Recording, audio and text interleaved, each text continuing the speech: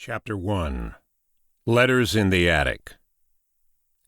She found the love letters stuffed inside a cardboard box in the attic, like finding a scorpion under the pillow. He hadn't hidden the box very well. It was nestled between the vinyl records and antiquated VHS movie collection, a dagger's throw from her wedding dress. She hadn't recognized the box, its grime-free top marking it as recently placed amid so much dust, so she took off the top and removed a newspaper, and there lay the notes underneath. "I won't cry." Yet she did. Angrily swiping the tears onto her shirt sleeve, she stuffed the newspaper back into the box and shut the lid. The wedding dress hung and swayed, looking old and tattered. Old and tattered like Marissa. Somewhere a horn honked and pulled her out of her haze. She recalled hearing Tristan stomp around in the attic 3 nights ago. She'd wondered why he was up there after she'd gone to sleep when he'd last been on the couch, one eye on the news and the other impatiently watching the staircase. Waiting for her to fall asleep so he could creep up the stairs and hide the letters? Did he think she was stupid, that he could conceal them 1 floor above their bed? Before Tristan, when she was young, she'd viewed romance as a temporary oeuvre, a piece of art to quickly consume before the colors faded. If only she'd remained true to her original intuition. Tristan was the most sensual man she'd ever known, chiseled physique matched by a youthful face that never seemed to age. Upon first meeting him at Brown, she thought he looked like a Hollywood actor, then decided his dark eyes and erotically sullen disposition reminded her more of a rock star.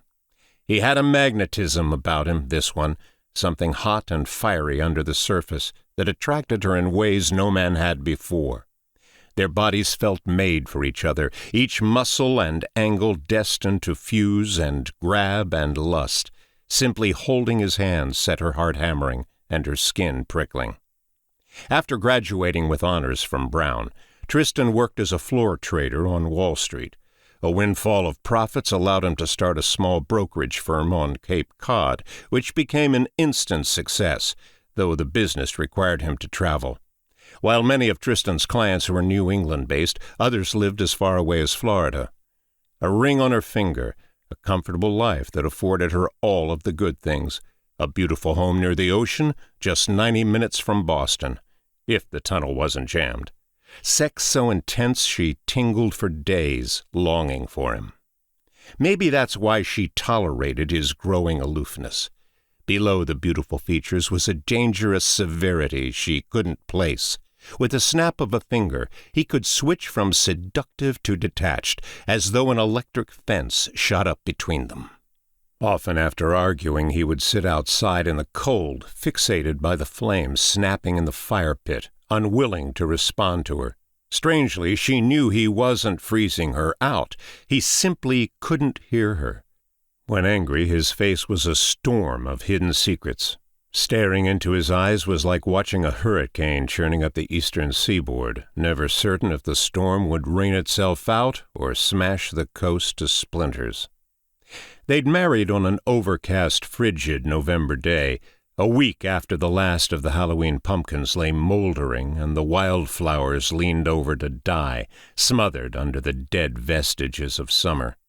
Marissa never once considered leaving Tristan, figuring she could save him from himself. Yet she couldn't change him. Instead, he became increasingly distant, prone to drive off to who knows where in the middle of the night to clear his head.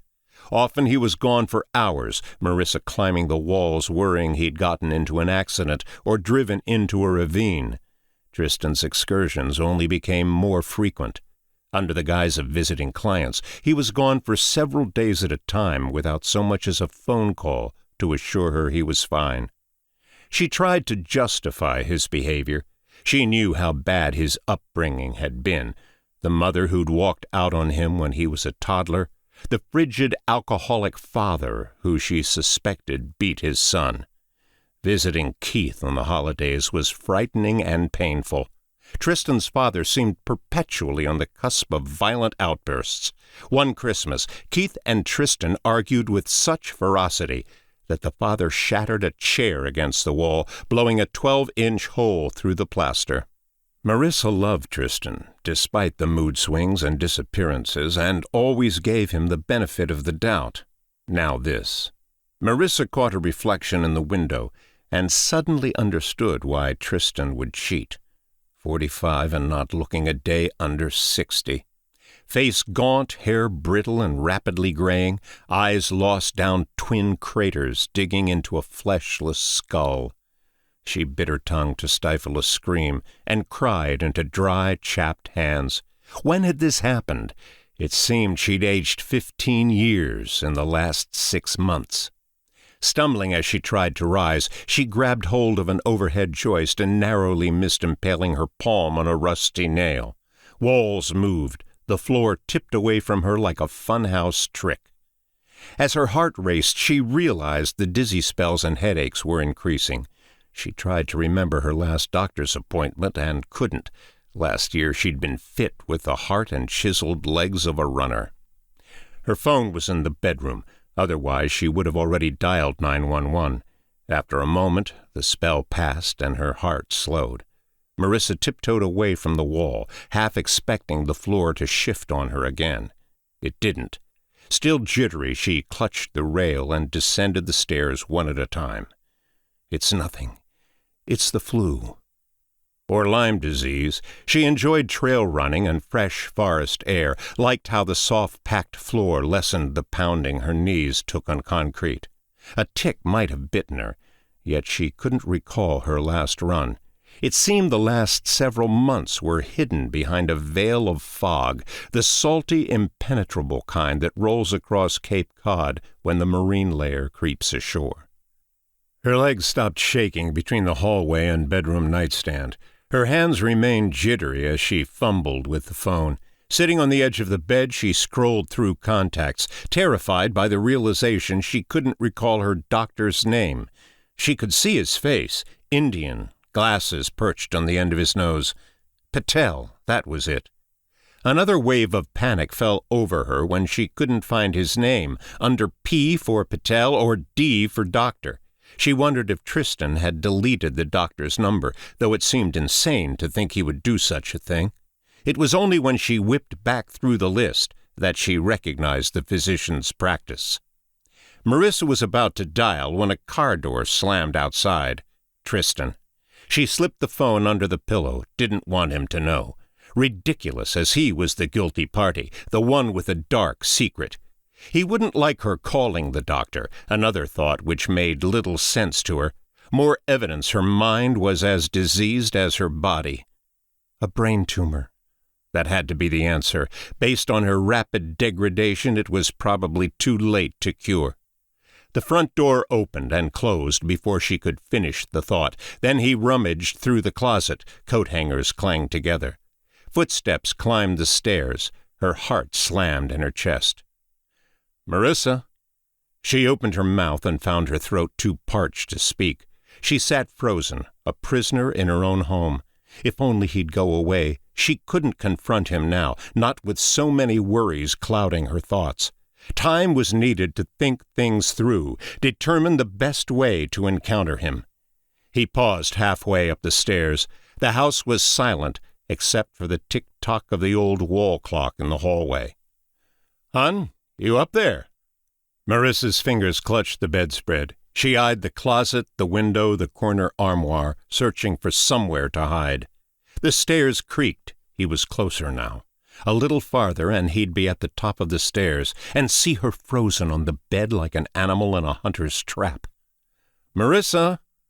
A momentary pause, then he stomped back down the stairs and crossed the lower floor toward the kitchen. A cupboard door shut, then the clink of wrench against pipe and the sound of water running. Another door opened. He was doing something under the sink, probably cursing at the slow, persistent leak from the under-the-sink water filter.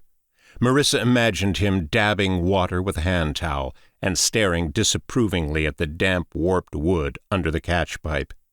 Now was the time to hide. She crept off the bed. hitching her breath when the floor squeaked under her weight. Silence followed from below. He'd heard her. The empty hallway ended with risers to the attic. If she moved fast... Too late. Footsteps thudded from the kitchen to the staircase. "Marissa, that you?" Quickly she tousled her hair and lay back on the bed, careful the springs didn't groan. If he came upstairs, she'd feign waking up and complain of a headache. The latter wouldn't be a lie. Her temples throbbed and pulsed as though something black and spindly nested inside her skull. A cool breeze blew up the staircase as he opened the front door. Then it shut, and the whole house was dead quiet again. On trembling legs, she padded to the bathroom and ran a brush through her hair. Clumps fell out and dirtied the sink. She caught a glimpse of the skull face in the mirror and nearly screamed. Yes, she was dying. Most likely cancer, as she'd theorized, or some other insidious, incurable disease eating away at her. I hope he chokes on tears at my funeral.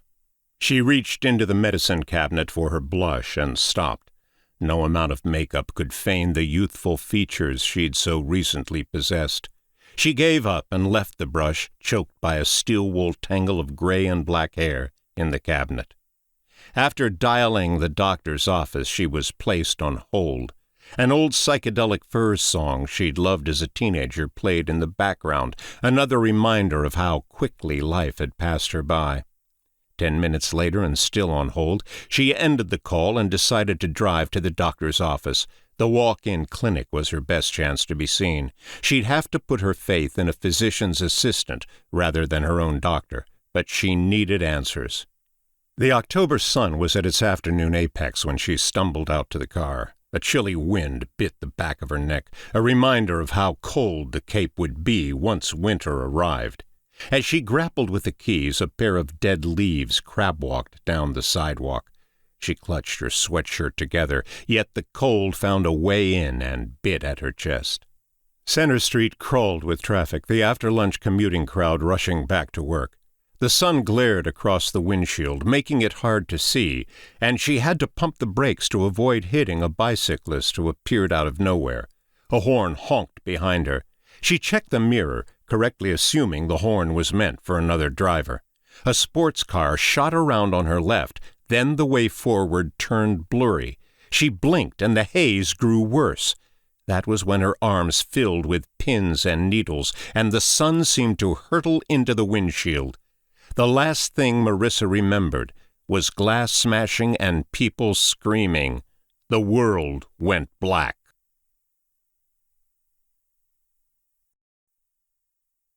Chapter 2. The Crash. "Mrs. Carrington?" The voice sounded far away and muffled, as though it came from the other side of a padded wall. Black and interspersed blasts of colorful light clouded her vision. She blinked twice, and the reds and blues swept across her eyes, forming and reforming like watercolors lit from below. "Can you hear me?" A dark shape hunched over her, too blurry to make out. More shapes appeared to sweep in on her. "Mrs. Carrington?" "Yes," she said. "Where am I?" Her throat was dry, head throbbed, arms stinging as though covered by Texas fire ants. Odd, she thought, that sweet spring-like scents filled her nostrils amid so much confusion. She started to sit up, and a hand gently pressed back against her chest. She could see his face now and make out the police badge affixed to his cap. He was young, with probably no more than a few years on the force. His name tag read Stevens. His eyes surveyed Marissa and the confused scene with the intensity of a rookie in over his head. An ambulance blared its siren once to scatter a growing number of onlookers and pull to the curb. "It's best you don't move until the paramedics check you over." "Paramedics?" Sensing her anxiety, he said, "Just a precaution. You have minor abrasions and a bruise down the side of your face, probably where the airbag hit you." "Oh, my God. Are you saying I was in a car accident?" He looked more concerned now, his brow furrowed as he studied her eyes. "You don't remember driving across the median? You drove through a plate-glass window, ma'am." Marissa's stomach lurched. At this time of day, shoppers crowded Center Street's sidewalks, families with children. "Mrs. Carrington, do you remember feeling sick?" "I've been sick for as long as I can remember," she wanted to say. That didn't seem right either. She'd run the Boston Marathon last year, or was it 2 years ago? Everything seemed so muddled together. In less than 3.5 hours, a faster pace than she'd run in her 20s. "I haven't been feeling well," she said. "Sit still. Everything is fine and nobody was hurt. Your husband is on the way." "My husband?" "Tristan Carrington is your husband, correct?"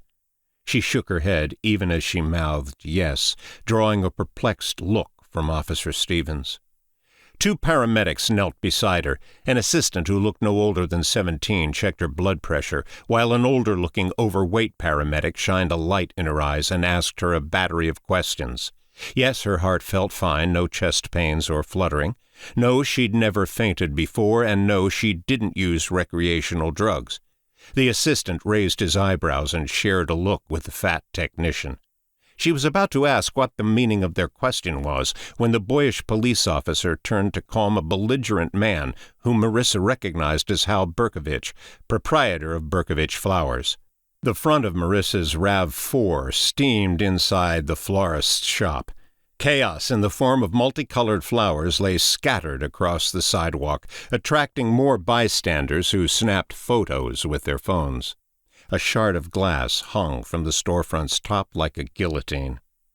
Despite her protests, they loaded her onto a gurney under the watchful glares of people she recognized. There was Yvonne Kimball peering over the crowd with a mix of fright and alarming curiosity on her face. The gossiper regarded her as though Marissa were a derelict let out of a meth lab in handcuffs. News of the car crash would be known throughout town before dinner time. She felt grateful when the gurney slid fully into the ambulance out of Yvonne's view. The paramedic sat down beside her as a shadow passed across the interior. "This is the husband," she heard Officer Stevens say as Tristan climbed into the back of the ambulance. The vehicle shook with his weight. Tristan's was the last face Marissa wanted to see, but he was here now, bending to kiss her forehead and hold her hand. "You okay, hun? You gave me a hell of a scare." She saw no sign of cold distance in his eyes, which held the warmth of afternoon trysts at Brown. The love letters were still on her mind, yet all she saw was the man she'd been infatuated with for over 2 decades. Perhaps the letters were some kind of mistake, some misinterpretation on her part. "Talk to me," he said. "I'm here now." The ambulance started to move, backing away from the curb with another blast of siren. Then they were in forward motion with the macadam rumbling underneath. "I don't know what's happening to me," she said, choking on each word. "Nothing is happening to you. You got into an accident nothing insurance won't pay for, and we have 3 vehicles. It's not the money I'm worried about. I'm sick, Tristan. Something is seriously wrong, and I don't know what it is." The overweight paramedic checked her pulse and said, "Breathe normally, Mrs. Carrington. We'll be at County General in 10 minutes. You're doing fine." "Do I look fine?" she asked. "I put my car through a plate glass window and don't remember a damn thing." Tristan brushed the hair from her eyes and cleared a tear with his thumb. "You look beautiful," he said, "like the day I met you." "You know that's not true," she said. "You don't think I see the face in the mirror? I'm dying." "We're going to need to calm her down," the paramedic said as he reached behind him for a medical supply kit. "Don't you dare," she said. The way she spat the words caused the paramedic to glare at his assistant. "I think it would be for the best if—" "No medicine," Tristan said. "Leave her be." The paramedics wheeled Marissa into County General. It was busier than normal. Another stretcher raced past her, driven by 3 orderlies in green scrubs and masks. She couldn't see who was on the other gurney, only a woman's arm riddled with veins, liver spots, and wrinkles, hanging like a dead snake. Marissa lay in a small room behind a drawn curtain. Tristan sat by her side and stroked her hand. Every time his phone buzzed, she wondered if the other woman was messaging Tristan, asking him when he could slip away. "Soon, when I stop breathing." Stop it. She waited nearly an hour before a doctor saw her. Another half-hour passed before the next doctor arrived. Then more waiting and more doctors. No one seemed to have an answer. After enduring 4 hours of seclusion and an MRI which revealed no tumor, aneurysm, no critical malady, she was finally allowed to leave when the blood test came back. That they declared her healthy made Marissa worry about things like malpractice and incompetence. She knew how sick she felt, how cloudy her thoughts were. The doctors were missing something important. It was the last doctor she saw, a middle-aged, tall man with kind eyes and a strong chin, who concerned her with his line of questioning. "And you're telling me the absolute truth," he said. "You don't take recreational drugs." "I smoked a little weed in college, if that's what you were implying." He sighed. The doubt was plain on his face. He started to protest and stopped. "My wife doesn't put that garbage in her body," Tristan said, rising to challenge him. Tristan met him eye to eye. The doctor's forced smile slipped off his face like dripping oil.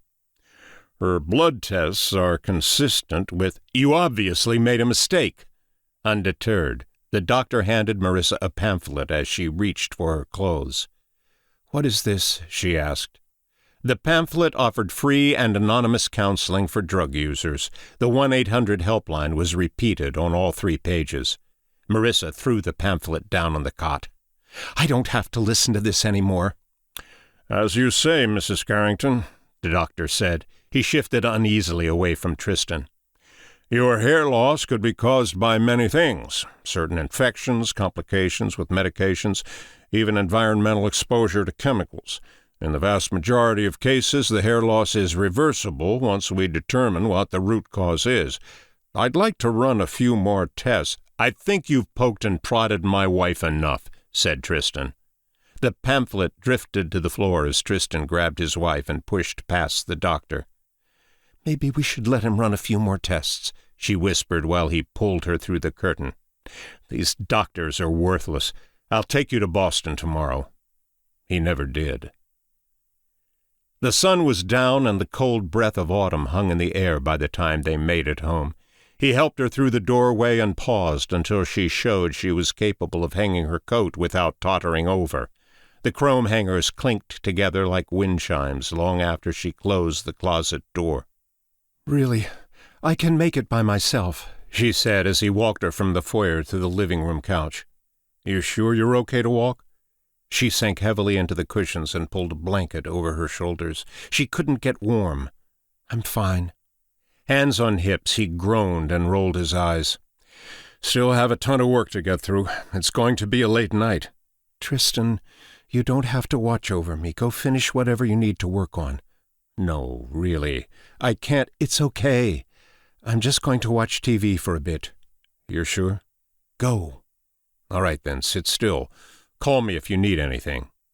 She heard him sit down in his office, then the wheels of the rolling chair moving across the floor. Turning on the television, Marissa thumbed the remote with disinterest. Between her swimming head and racing mind, she couldn't concentrate. She didn't hear him typing anymore. The upstairs was silent. She worried about love letters and secret conversations.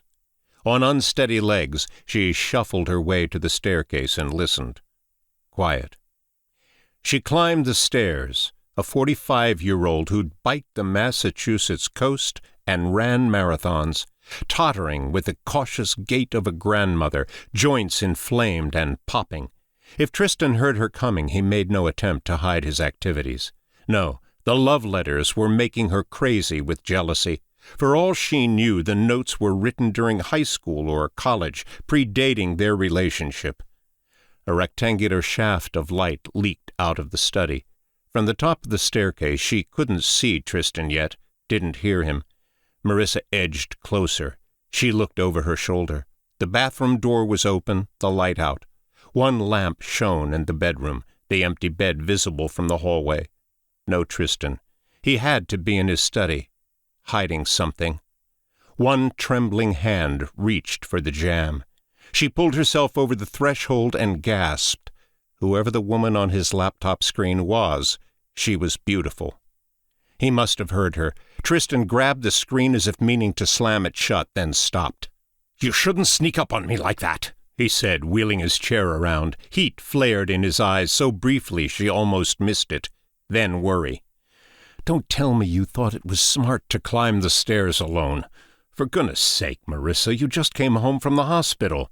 Her mouth hung open. It was perplexing that he made no attempt to hide his activities, didn't swivel the chair to shield the screen from her. The woman was even prettier than Marissa had first noticed. High cheekbones, dark curls tumbling past her shoulders. Marissa saw another picture on the screen, a second woman, younger, possibly a teenager. Though the second photograph was much smaller, Marissa noticed how similar the two women looked. Mother and daughter, perhaps.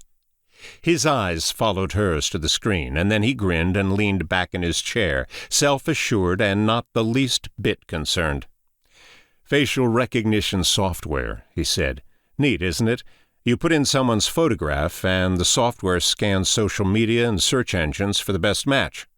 Marissa stepped closer, one hand on the wall. Had she not been so sick and blurry-eyed, she could have seen the screen clearly.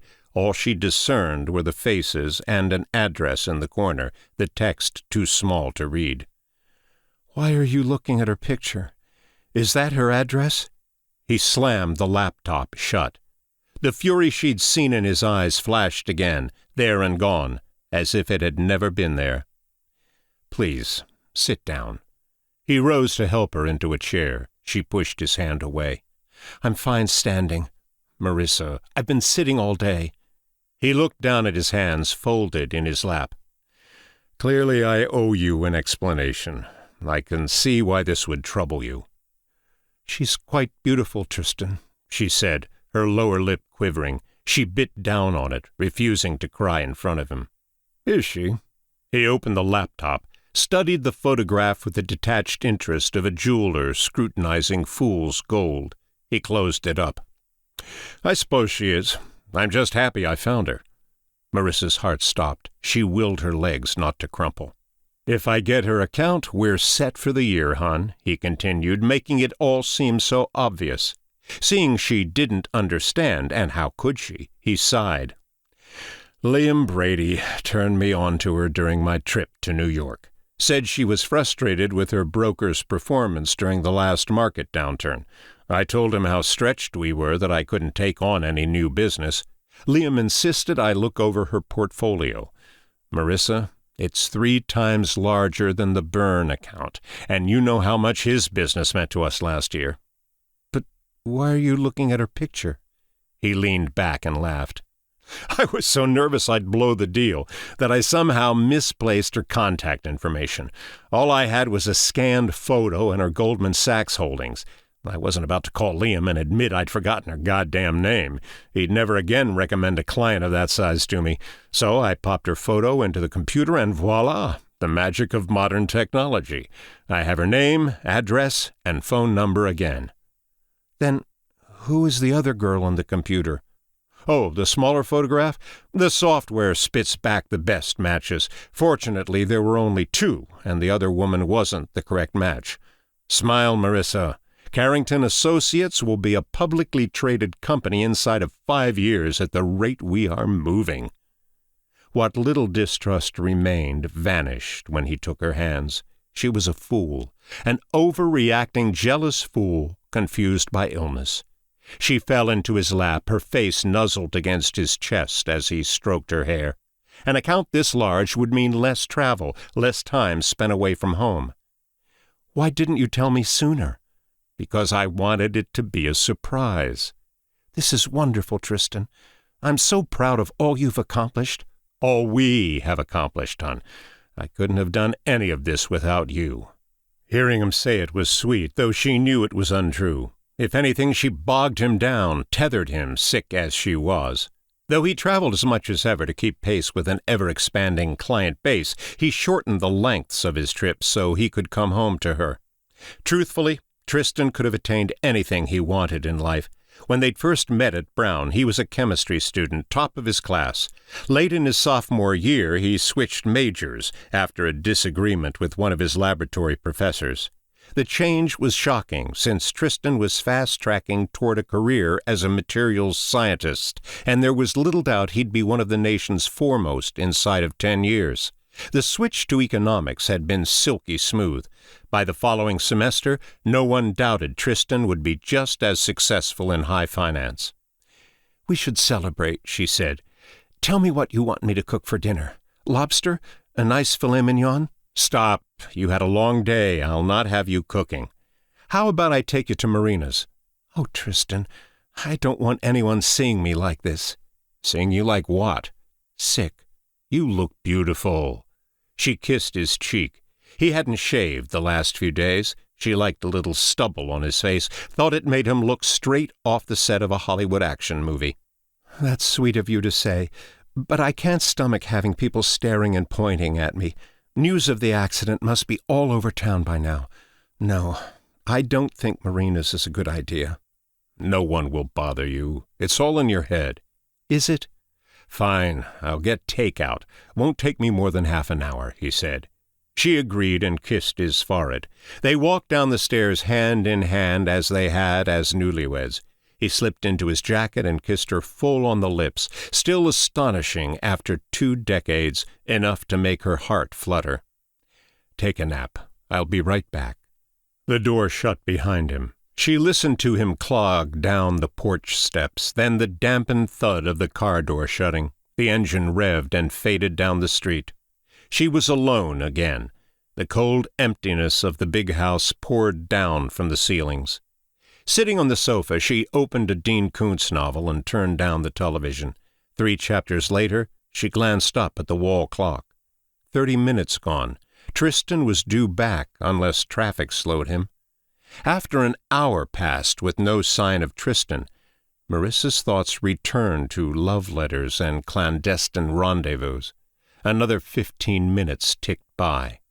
It was after 9. She paced the downstairs, then returned to the couch with a glass of Chardonnay.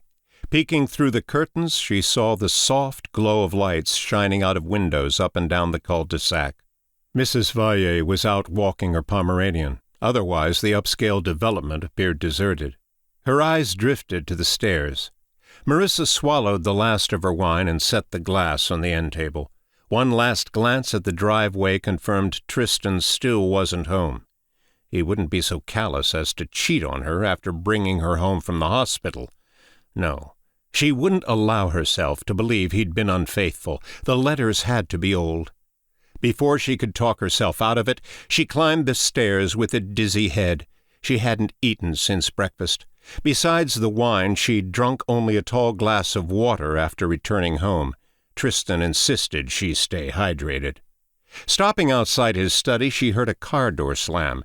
If it was Tristan, she should have heard his car approach. The engine of his restored vintage Camaro was unmistakable. What if he really was having an affair and caught her sifting through his letters? She froze on the riser, one hand clutching the banister. An owl hooted outside. She waited to hear Tristan pounding up the porch steps. Nothing, not a sound. Maybe it was smarter to wait until tomorrow while Tristan was at work to read the letters. She needed to know, needed to understand. Marissa peeked into the study. The laptop was open. An orange, bird-like creature ascending out of flames was on the screen. The mythological scene tickled her memory. Her vision went blurry again as she plodded up to the attic. The doorknob was frigid in her hand. Nothing prepared her for the chill that swept down the risers when she pulled open the walk-in attic door. Cupping her elbows with her hands, she lowered her head and struggled up the stairs. Pulling a string, turned on one overhead light. The corners were dark. Everything smelled of dust and wood. She pushed aside a box and climbed over another. The wedding gown danced and swayed like a ghost as the coming winter pushed through the soffit vents. Marissa stopped short of her wedding gown. So much darkness. She expected a hand to shoot out from the gloom and grab her. The cold was into her bones now. When she tried to push past the gown, the fabric wrapped around her face like a spider web. Crying out, she threw it aside and saw the box. Dropping to her knees, she tore off the top as footsteps scuffed outside. From the driveway, the wind gusted and screamed over the roof. Marissa ripped away the newspaper as the sounds drew closer to the house. She saw the notes. Terror crawled on spiders' legs down her back. "No," she said, sobbing. She ripped open the first note and threw it away with a shriek, thinking something had to be wrong. The next note nearly made her faint. She'd torn every last note from the box before falling to the cold, dirty floor with tears streaming down her face. "It can't be. What's happening to me?" The letters weren't written by a lover.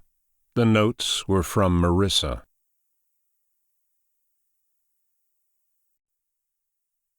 Chapter 3. Takeout. Marissa lay huddled under the bedcovers with knees drawn to chest. While the October cold bled into the house, the last bit of evidence that she'd lost her mind collected dust 8 feet above her head. Seeing the long-lost notes brought forth a flood of memories. She'd written those notes at Brown, placing one under Tristan's pillow, hiding another 2 in his coat pocket and over his Camaro's visor, slipping a letter into his chemistry notebook before he left for class. Perhaps it was juvenile. Before then she hadn't written a love note since the 8th grade, but she loved to please and surprise him, hungered for the passionate side of Tristan to emerge and take her to bed with him. She recalled writing one letter on a warm September afternoon after their first date. Still another she'd penned in the university quad, seated in the grass wearing cut-off jean shorts and a crop top, reveling in the comfortable shade of an old oak tree the morning after they'd first had sex. He'd always said they were destined to be together, acted as though they were long-lost lovers finally reunited.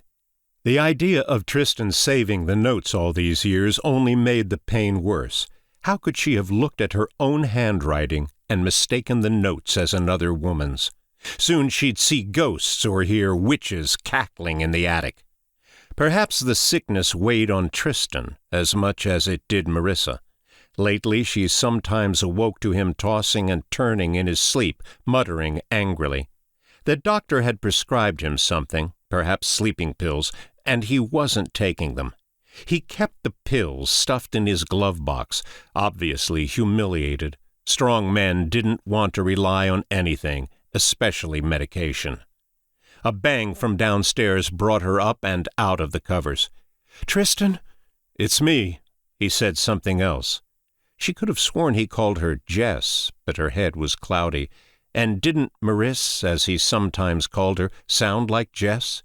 She exhaled and checked the clock. He'd been gone nearly 2 hours. She heard him cross the floor into the kitchen. Water ran in the sink. Then he walked back to the stairway. "I started to worry something had happened to you." She couldn't see him yet. The stairway was all shadows and darkness. She heard him climbing the steps, coming closer. The dark congregated outside the doorway, barely held at bay by the bedside lamp. His shoes were heavy on the stairs. The planks squealed near the top. She could see him now, a beast's shadow cast against the black. He flicked on the hallway light. She squinted her eyes from the glare.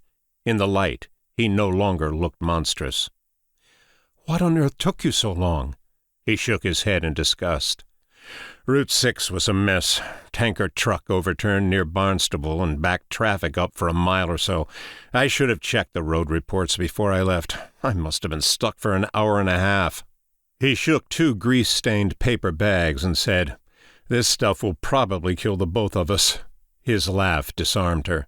The bed springs protested when he sat beside her, the mattress tipping toward him. "Thank God you weren't caught in the accident," she said, feeling guilty for thinking he'd cheated on her tonight. "Sometimes I worry that you're hurt or lost when you're on the road for so long." The bag he handed her smelled of shrimp egg rolls, fries, and teriyaki chicken. "Well, don't." "Why didn't you call me at least? You have your phone." He pulled a cloth placemat from his coat pocket and laid it in front of her as she propped herself up on her pillows to comfort an aching back. "I tried," he said. Damn network was down again, and you know how lousy coverage is on that road. Maybe it was better that you rest." "You know I can't rest when you're out on the road so much. I worry about you." Fishing his hand into one of the bags, he removed 2 French fries. He put one in his mouth and slipped the other into hers. It tasted salty and wet and altogether wonderful. "Good, isn't it? But first," he said, handing her a big glass of water, "drink up. No more food until you're hydrated." "Tristan." "Do it." She gulped half the glass before coming up for air. The water flooded down her parched throat. "Finish all of it." "Yes, boss." When she was done, he placed the glass on the bedstand and opened the take-out bags. The comfort food filled Marissa too quickly and left a dead weight at the bottom of her stomach. Half the bag remained when she pushed it away. "I can't handle the smell any longer," she said. "Take it away, would you?" "What's the problem?" His hands were soft and warm as he brushed the hair from her eyes. She desired him, would have wished for him to sweep the food off the bed and climb atop her had the fatigue coursing through her body not ensured she'd fall asleep under him. Then what would he think of her? "I want you to rest," he said, easing Marissa to her back and pulling the covers up to meet her chin. "Sleep in tomorrow." "I don't want to sleep. That's all I ever do anymore is sleep." Her voice sounded distant and lost. A small part of her hoped all she needed to wake strong and vibrant again was sleep. Another part wished she wouldn't wake at all. "Where are you going?" she asked, her voice barely a whisper now. Marissa was aware of his footfalls leaving the room. The table lamp painted deep orange across her closed eyelids. Something scuffed in the room, and she forced herself up from impending slumber. He placed a box fan at the foot of the bed and turned it on, aiming it away from her. "The noise always helps you sleep," he said. She'd become accustomed to white noise at Brown, using a big box fan to drown out her dormitory neighbors talking in the halls at night. "Thank you," she whispered. Her eyes were cemented shut when he kissed her forehead and turned off the lamp. The room was dark, and the fan a gentle lullaby. Then he was gone from the room. She thought she heard the front door ease open and close before she fell asleep.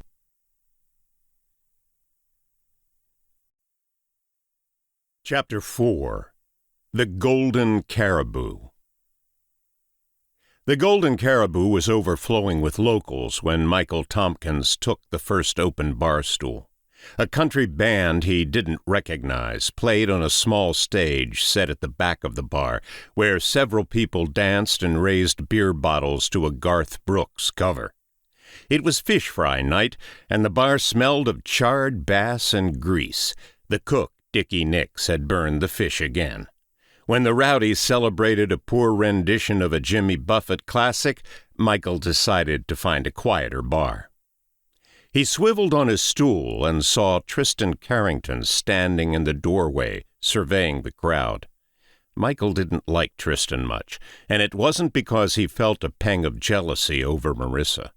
His own wife, Beth Ann, died of a stroke in her 30s, almost 10 years ago, Michael realized, watching couples dance as though life was endless. Now it was just Michael and his 13-year-old daughter, Jennifer. Though Michael still loved his wife, Marissa was one of those rare women who drew men like a magnet, or at least she had before she turned so sickly. In truth, Michael felt even more attracted by her vulnerability, and it seemed to Michael that Tristan was too tied up in his business activities to look after his wife. "Howdy, Michael. What can I get you?" Michael looked up, surprised. Renee Gardner had a harried look on her face as she filled foaming mugs and passed them down the bar. Her father, Bill, owner of the Golden Caribou, ran the business like Ebenezer Scrooge. Damned if Renee needed 2 or 3 people helping her behind the bar. The books needed to stay in the black. "Sam Adams," he said. "You got it." Michael fixed things. It's what he'd always done best. As a child, he fixed his friends' bicycles, oiled the chains, changed the brakes, and kept the gears shifting like oil on a hot pan. Later, with his father's guidance, he expanded his skills to servicing and repairing lawnmowers, trimmers, any motorized yard equipment that began to belch smoke or refuse to start. By his 18th birthday, Michael earned enough money from neighborhood plumbing repairs and painting jobs to buy himself a car, a rusty Chevrolet Celebrity with over 150,000 hard miles on it. That led him down the road to automobile repair, and somehow he kept that Celebrity purring through trade school before the car finally gave up the ghost. But he couldn't fix Marissa any more than he could have fixed Beth Ann, and didn't even know where to begin troubleshooting. It didn't make sense. A woman in outstanding physical condition and barely into her middle years, suddenly falling ill and looking 20 years older. All the worrisome specters visited him when his mind wandered. Cancer, Lou Gehrig's disease, an early onset of Alzheimer's. Her doctors should have identified those diseases, yet they had no answers. Alcoholism, drug addiction? The latter worried Michael the most, though he couldn't say why. No, Marissa would never poison her body with drugs. She took pride in her conditioning, and until 6 months ago it showed. Michael had never met a woman her age with such strength, vibrancy, and natural beauty. She was slowly wasting away, perhaps dying, and the bastard in the Golden Caribou doorway didn't give a shit. "Here you go." Renee put the beer down and cocked an eyebrow. "What's up with you tonight?" "Huh? You seem distracted. Everything okay?" "Just a long day on top of a long week. If I get one more plumbing job that requires me to rip out the floor and repipe, I'm going to turn into Jack Torrance." "All work and no play." "Yes, makes Michael a dull boy." He glanced back to the doorway. Tristan was gone. Good, he didn't want to talk to that piece of shit anyhow. Michael slapped a generous tip for Renee on the bar and took the bottle with him. Ducking behind the crowd, he weaved his way toward the exit. The band was all bass and drums. His ears started to ring. It was after 10. A homeless man in torn jeans and a flannel jacket curled on a bench, trembling each time the wind ratcheted up. That was the problem with the weather on the Cape, Michael thought. The wind always blew. In the summertime, when the air was hot and the humidity swamp-like, the wind was a godsend. But as winter approached, each gust from Mother Nature doused you with ice water. By December, the locals would wish the wind never blew again. Michael dug a 5 out of his pants pocket and handed it to the man. As Michael braced against the cold and started down the street, the man recited gospel. Nobody else was out tonight. The shops were closed. Michael passed the Pink Dolphin, a touristy shop with Patriots and Red Sox beach towels hanging in the window. The shop was closed until tourism picked up in May. The seafood buffet across the street was shut down for the season.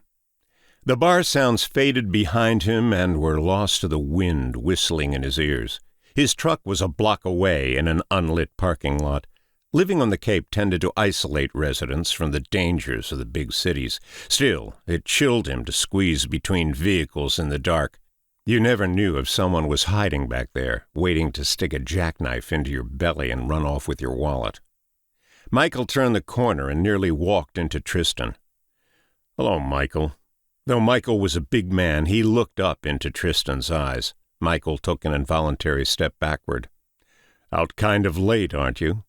Michael lifted the bottle of Sam Adams. "Just grabbing a drink before I call it a day." "I saw you in the Golden Caribou. A sane man would have finished his drink inside, and yet here you are in the cold." Laughing nervously, Michael tried to edge his way around Tristan, but found himself blocked in. "Yeah, it sure got cold early this year. I should really get back to my daughter." "Yes, Jennifer," Tristan said. Michael saw hate deep down in Tristan's eyes, for what he couldn't imagine. "I need to go. I'll see you around the neighborhood, yeah?" Michael tried to walk around Tristan. Tristan stepped over to block him. They thumped chests, and Michael nearly fell backward. "I see the way you look at her." "I have no idea what you're talking—" "Don't fuck with me. You think I don't know what the two of you are up to? What's the end game if you turn her against me? Jess has a tendency to wander, as I recall." "Jess?" Looking confused, Tristan stepped back and rubbed his head. His eyes were unfocused. He had to be drunk, though Michael didn't smell alcohol. Jess, Whatever it is you think I did, you're mistaken. Tristan touched his jacket. Michael heard pills rattle around. Are you all right, Tristan? No, Tristan said, looking as if Michael splashed him awake with ice water. He shook the cobwebs from his head and checked his watch. I'm sorry. It's been a long day and I need to get back on the road. On the road tonight? Maybe you should rest a while before you drive. Let me call you a cab. I said I'm fine. Tristan walked away. He shot glances over his shoulders as if shadows followed him. Michael took one last swig from the bottle and tossed the remains into a trash can. Jess? Fading back into the shadows of a shop's entryway, Michael watched him go. Tristan stopped at the corner and called someone on his cell phone. Tristan was too far away for Michael to hear, but he kept turning in circles and looking behind him, nervous someone might overhear his conversation. The call ended. Tristan stuffed the phone into his pocket and disappeared around the corner, heading back toward the closed shops and restaurants. Yet Michael couldn't shake the feeling that Tristan had tricked him and was waiting in the shadows. Leaning against a cold brick wall, Michael breathed and waited. When he was sure Tristan was gone, Michael hurried out of the entryway and crossed the lot to his truck.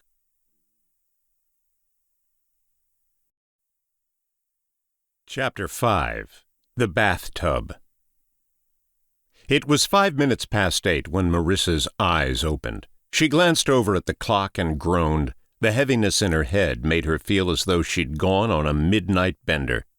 She couldn't recall the last time she'd slept so soundly. Her bladder was full to the point of hurting, thanks to the glass of water Tristan made her drink before bedtime. She yanked open the blinds. Sunshine seared the window pane and flooded the room. Something was different. She felt alert, awake. Swinging her legs off the bed didn't provoke the battery of joint aches she'd come to expect. As she carried the glass to the bathroom, her hand didn't tremble and her legs felt steady. Her heart beat with new urgency, felt like it wanted to leap out and run. It was as if a long-lost power switch had been thrown. The strong, vibrant Marissa was down in the depths and swimming to the surface. She shuffled from the bedroom to the bathroom and relieved herself. Checking the mirror, she saw too much gray crawling out among the black strands like weeds. Her skin was dry and pale, but the circles under her eyes had lightened. Yes, this was different.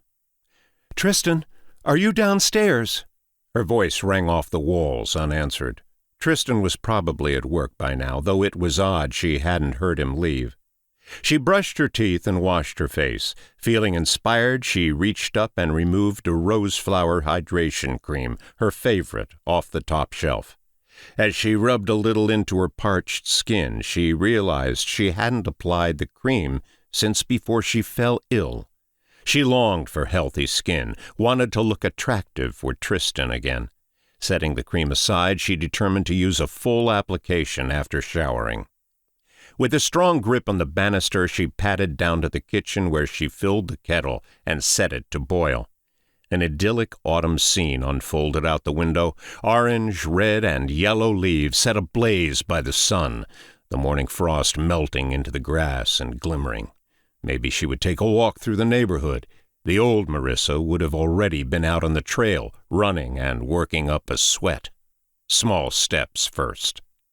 As she ate a poached egg with a slice of wheat toast, she checked the weather forecast on her phone. Breakfast settled peacefully. Her fingertips tingled.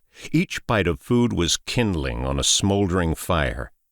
After her tea was ready, she sipped from the cup and read the note Tristan left her on the kitchen table. "In the office all day. Be back before dinner. I love you, Tristan." Something about the tea tasted acrid. She loved pure green tea, unsullied by sugars and flavorings. Marissa could recognize the taste of organic green tea, and this wasn't it. Perhaps being sick for so long had altered her sense of taste. She sniffed at the tea. It smelled fine. Plugging her nose, she swallowed the last of the tea and cleaned the dishes. Afterward, she brought a small load of laundry down to the basement, then climbed the stairs with a hint of a hop in her step. Marissa couldn't remember the last time she'd felt so clear-headed. Damn her doctors. If they couldn't help her, she'd nurse herself back to health. If you wanted anything done right, you had to do it yourself. The phone rang as she finished putting away the dishes. "Marissa?" It was Michael Tompkins, her home repairman and neighbor from the far end of the cul-de-sac. "Hey, Michael. How's Jennifer?" "Doing well. Beginning to discover boys, I fear. I suppose she's reached that age. Anyhow, I apologize if you think I'm prying, but I heard about the accident yesterday. You weren't hurt, were you?" Marissa sank into the chair. Small-town rumors spread quickly. "Just my pride. I'm rather embarrassed over the ordeal." "I heard it was a blackout." "Yes, I suppose it was." "What did the doctors find?" "Nothing, which scared me a little. Then I got to thinking about it and realized it was good news. At least they ruled out anything serious." "Well, thank God for that. But, Marissa—" She could hear him wrestling for the right words. "Listen, I don't want this to come across as forward, and you've always been so good to my daughter, but if you ever need someone to check on you or drive you into town, you only need to pick up the phone." "Well, that's very sweet of you, Michael. I really shouldn't impose—" "You wouldn't be imposing. I'm serious about this, Marissa. There are plenty of neighbors who care about you and want to help. You shouldn't have to shoulder this alone." "I'm not alone. Tristan takes care of me." He went quiet for a second, then, "Well, of course he does. But I bet he wouldn't mind if some of us looked in on you while he was away. Maybe he wouldn't have to know, just a quick phone call or a knock on the door." Tristan wouldn't like it. The offer would make him look weak and be taken as a personal affront. "For what it's worth, I think you're doing plenty already." "How's that?" "You're checking in on me now, and that's an awfully kind thing to do. But I don't want to burden you. You have your daughter to look after, and with all those boys who will be knocking on your door soon—" "Ha, you got me there. Anyway, it wouldn't be a burden. I'm back and forth on this street several times a day. It wouldn't be anything to knock on the door and see how you're feeling." "Well, since you brought it up," Marissa said, smiling, "I feel great this morning. Better than I have in weeks." "Well, that's wonderful news. Maybe you're finally kicking this." The phone beeped. "Uh-oh, that's the Kensingtons calling me about their water heater again. I better take this call. Feel better, okay?" Smiling to herself after the call ended, Marissa tousled her hair in the window's reflection, then tied it in a ponytail. Better. She stepped into the shower and left the bathroom door cracked open for ventilation. The cascade of water was warm against her back. A fine mist grew and clung to the ceiling as she relaxed. A moment later, her legs gave out and she slammed head first against the porcelain.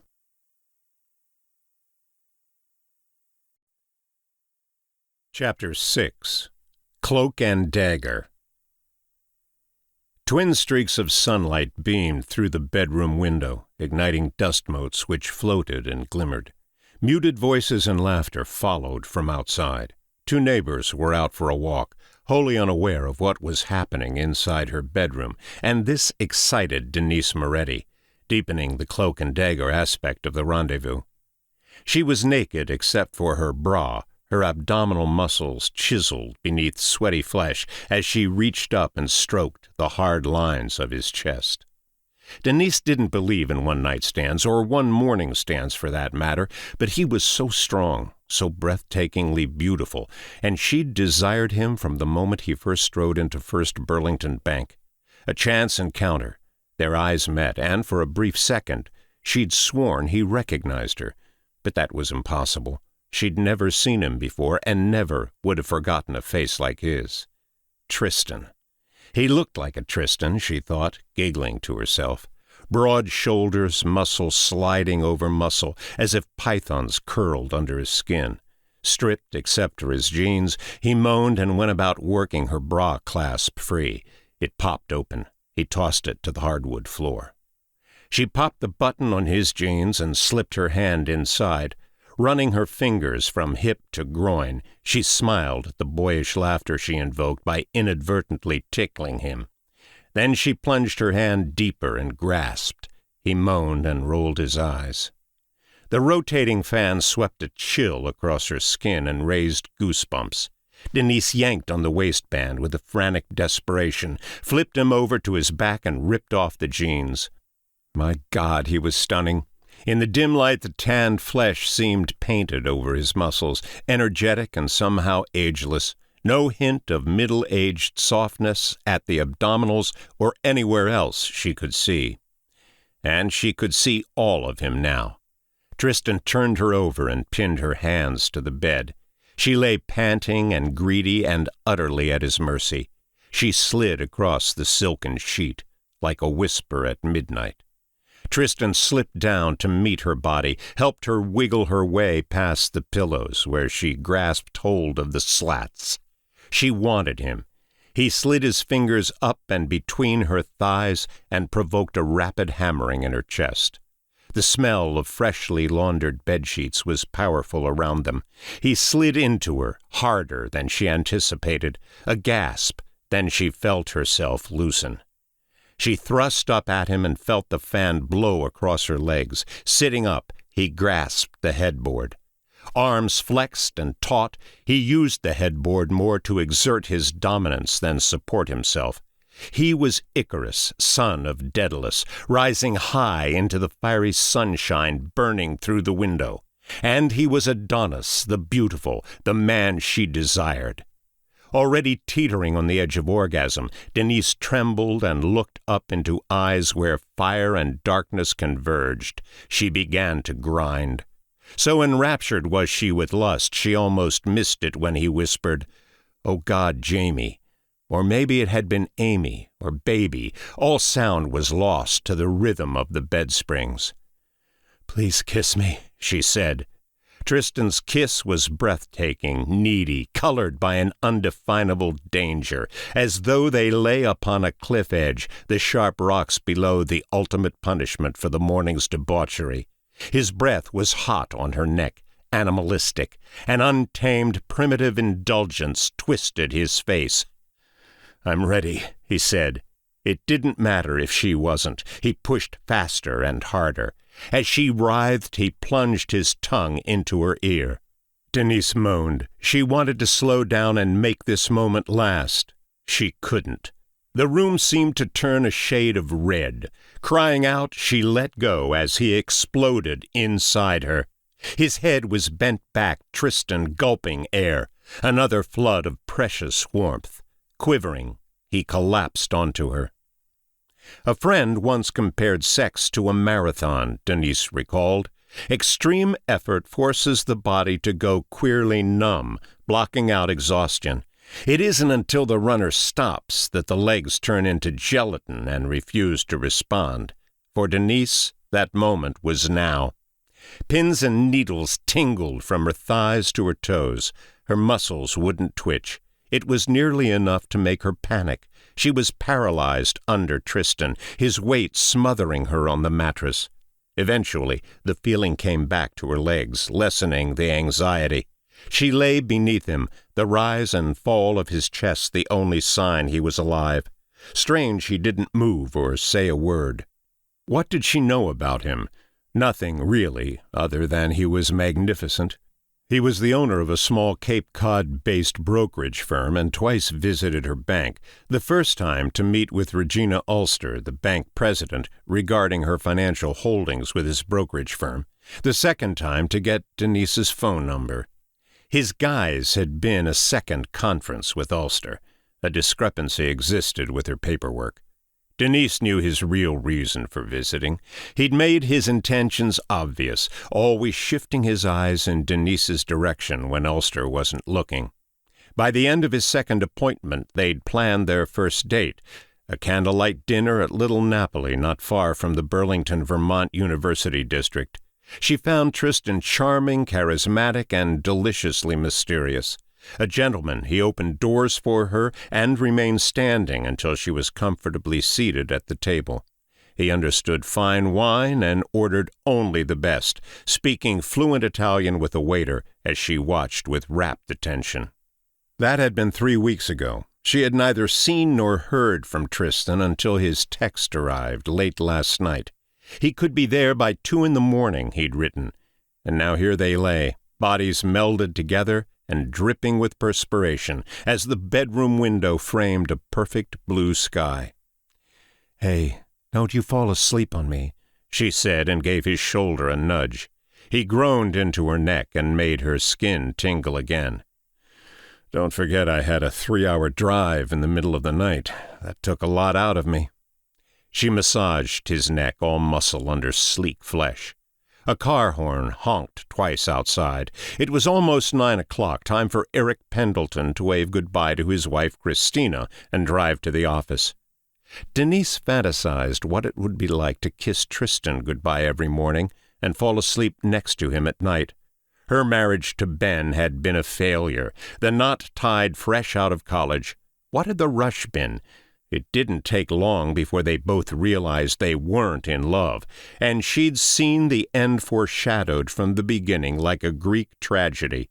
Now her ex was married again and happy and planning a family, and she was alone. Alone in this perfect colonial home Ben had left her in the divorce settlement, with its Norman Rockwell barn in the back. Alone with nothing to do except work and cook and sleep. Maybe Tristan was married. It was possible. He didn't wear a ring, but that didn't matter. Guys removed their wedding rings all the time to pick up women.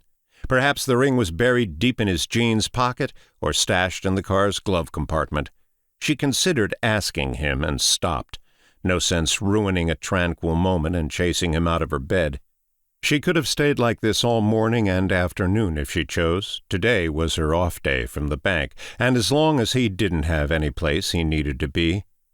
He raised up in a push-up position and smiled pearly whites down at her. "When can I see you again?" "You aren't leaving already, are you?" "I've got to be in Boston by 1, then back to the Cape this afternoon." "Sure, I bet that's when you told your wife you'd get home," she thought.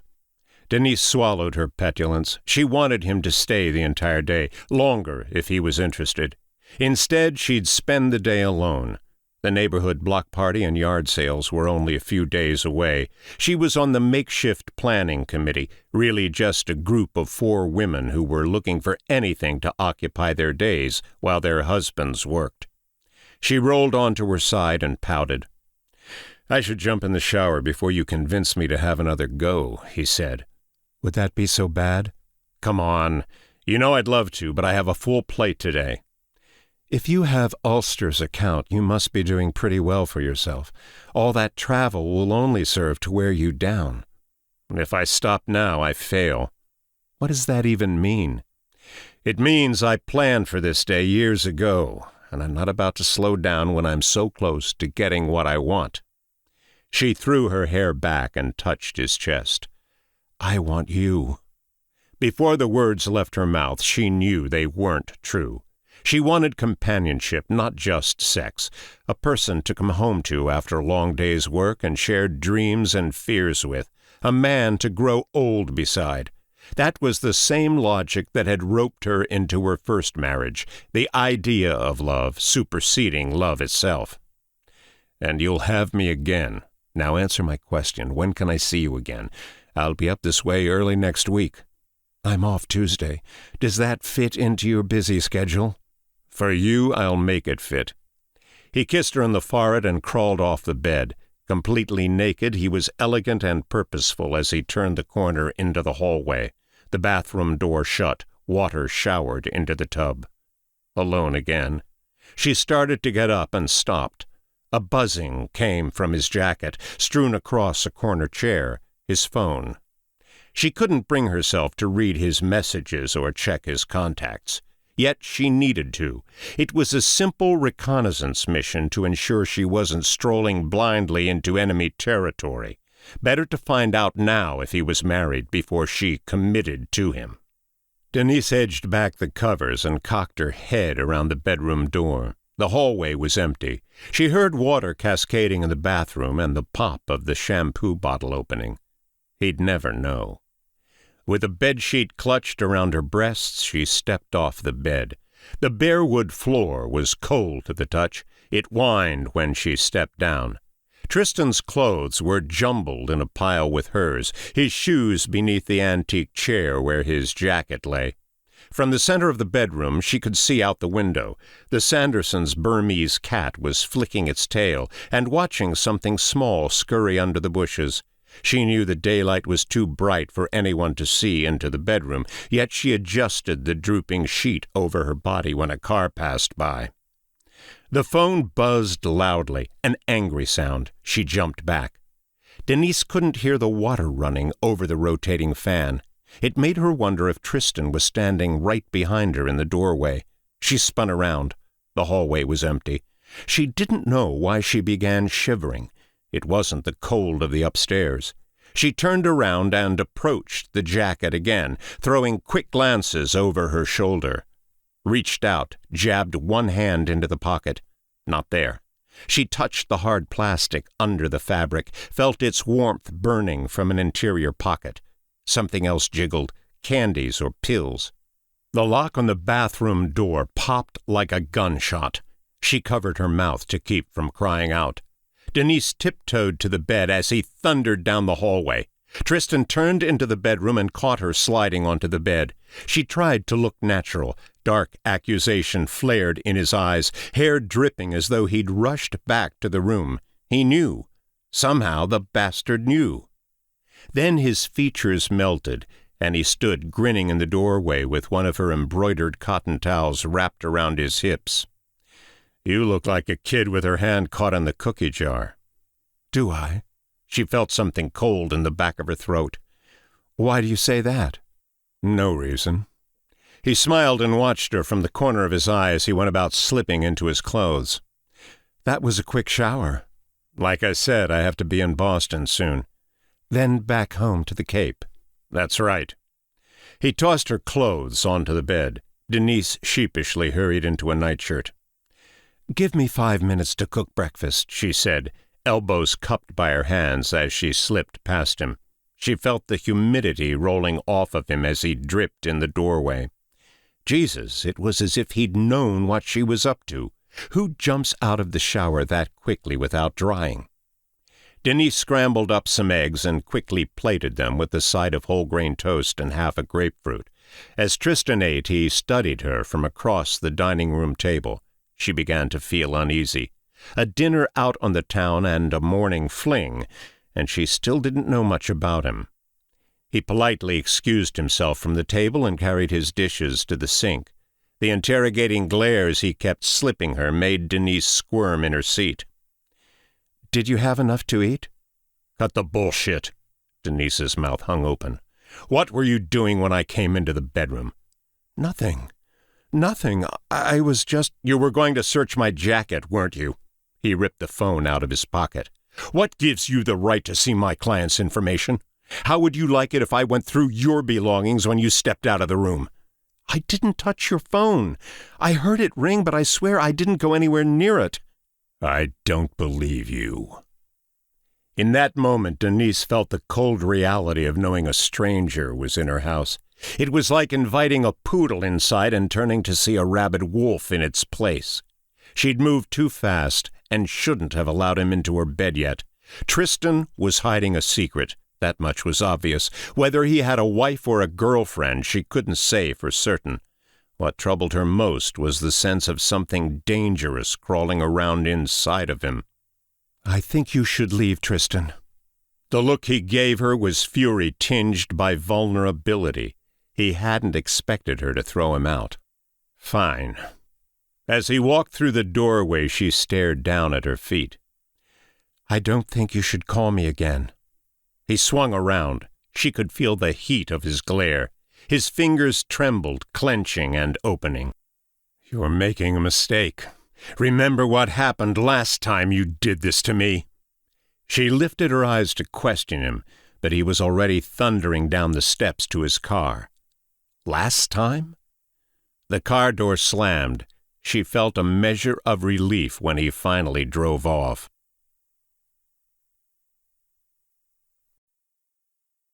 Chapter 7. The Basement. "What happened? Cold. My head. Everything wet. Marissa awoke to the cold spray of water against her legs. Her skin was pruned and goosebumped, a topographic map of welts. Above her the bathroom ceiling warped and spun, and her head felt locked in a vice. Crying as she turned off the shower, she struggled to rise.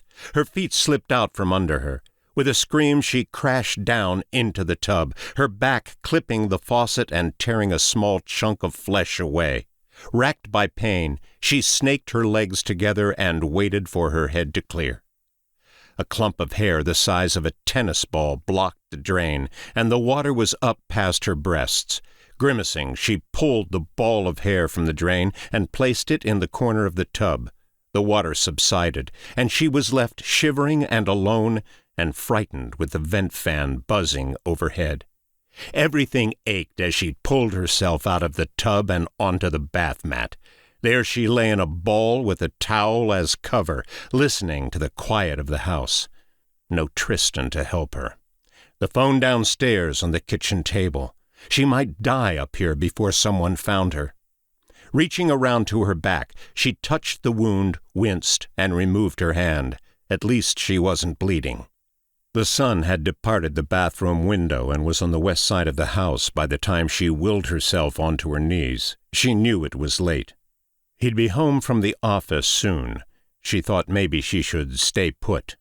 Marissa stopped in the doorway when the walls tilted in on her. Nausea clutched at her stomach before she could crawl back to the toilet, and she vomited breakfast onto the hardwood landing above the staircase.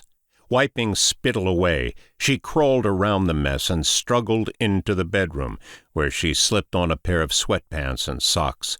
In the drawer, she grabbed the first T-shirt she saw and pulled it over her head with the pained efforts of an arthritic senior.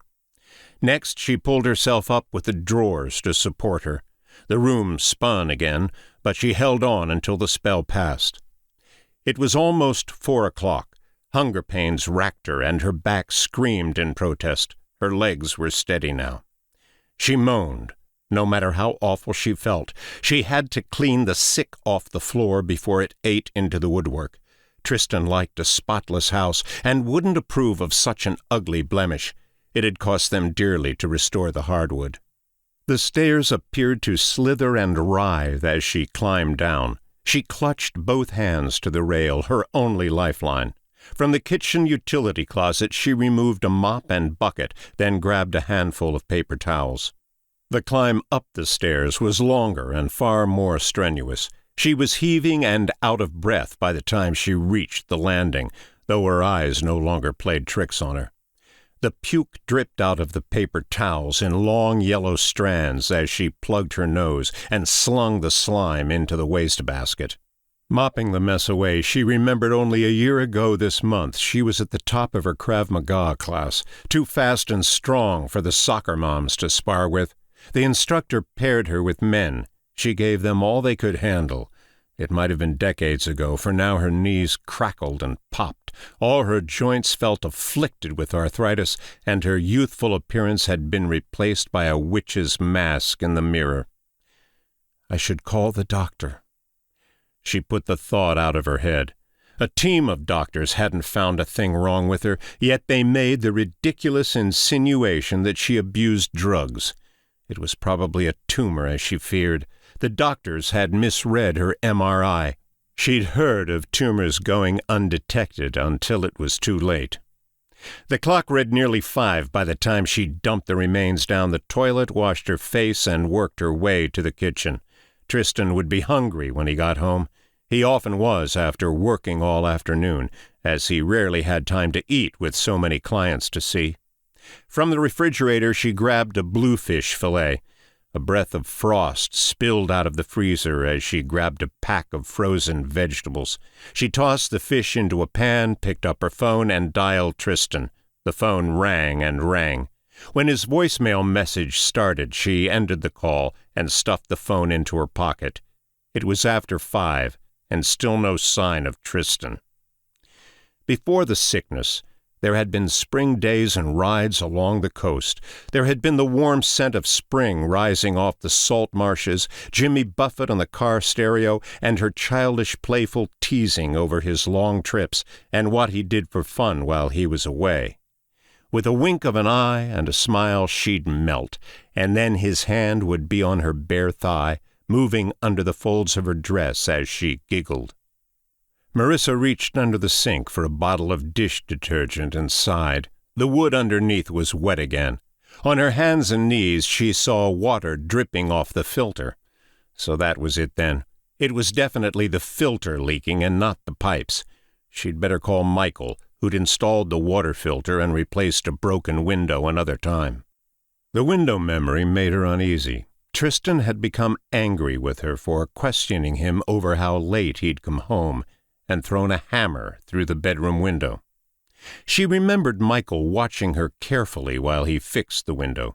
He'd broached the subject, accepting Marissa's assertion that she'd stumbled and put the hammer through the window herself during a failed attempt to hang a picture frame. Dangerous with a hammer and ladder, she joked. For a while, Michael seemed to buy it as he laughed along, yet she noticed flashes of concern in his eyes whenever Tristan's name was mentioned. Before she could forget, she dialed Michael's number. He picked up on the second ring. "Look, I'm finishing a bathroom remodel at the Sandersons tomorrow," he said. "I could swing by your place when I'm done, say between 4 and 5. "Thank you, Michael. That sounds fine. Tristan should arrive home around that time." It was uncomfortably silent before he spoke again. "Everything else okay, Marissa? You sound different from this morning." Marissa glanced at the stove. The burner flames flared under the pan. Clamping the phone between her ear and shoulder, she turned down the heat and dug under the fish with a spatula. "No, it's just this leak. I'm worried I'll come into the kitchen and find a swimming pool." That's not so likely. You know how to turn the water off if the leak gets bad?" She did. After the fish finished cooking, Marissa plated the meal and threw in a load of laundry. Cobwebs hung in the corner of the finished basement. Once the washer started to fill with water and slosh the clothes around, she turned to head upstairs. Back by the sofa, which faced a wall-mounted 60-inch HD television, something looked out of place. She stood staring at the room, wondering what had changed. The recliner was where it was supposed to be. The ornate table they'd unearthed at a nearby antique shop appeared to be where she'd last seen it. The sofa. It was askew, if only slightly. The indentations from where the legs originally stood were barely visible on the carpet. When she started to shove the couch back into place, her heart froze. A folded note stuck out from underneath. Dropping to her knees, she peered under the couch. There lay the notes from his secret lover.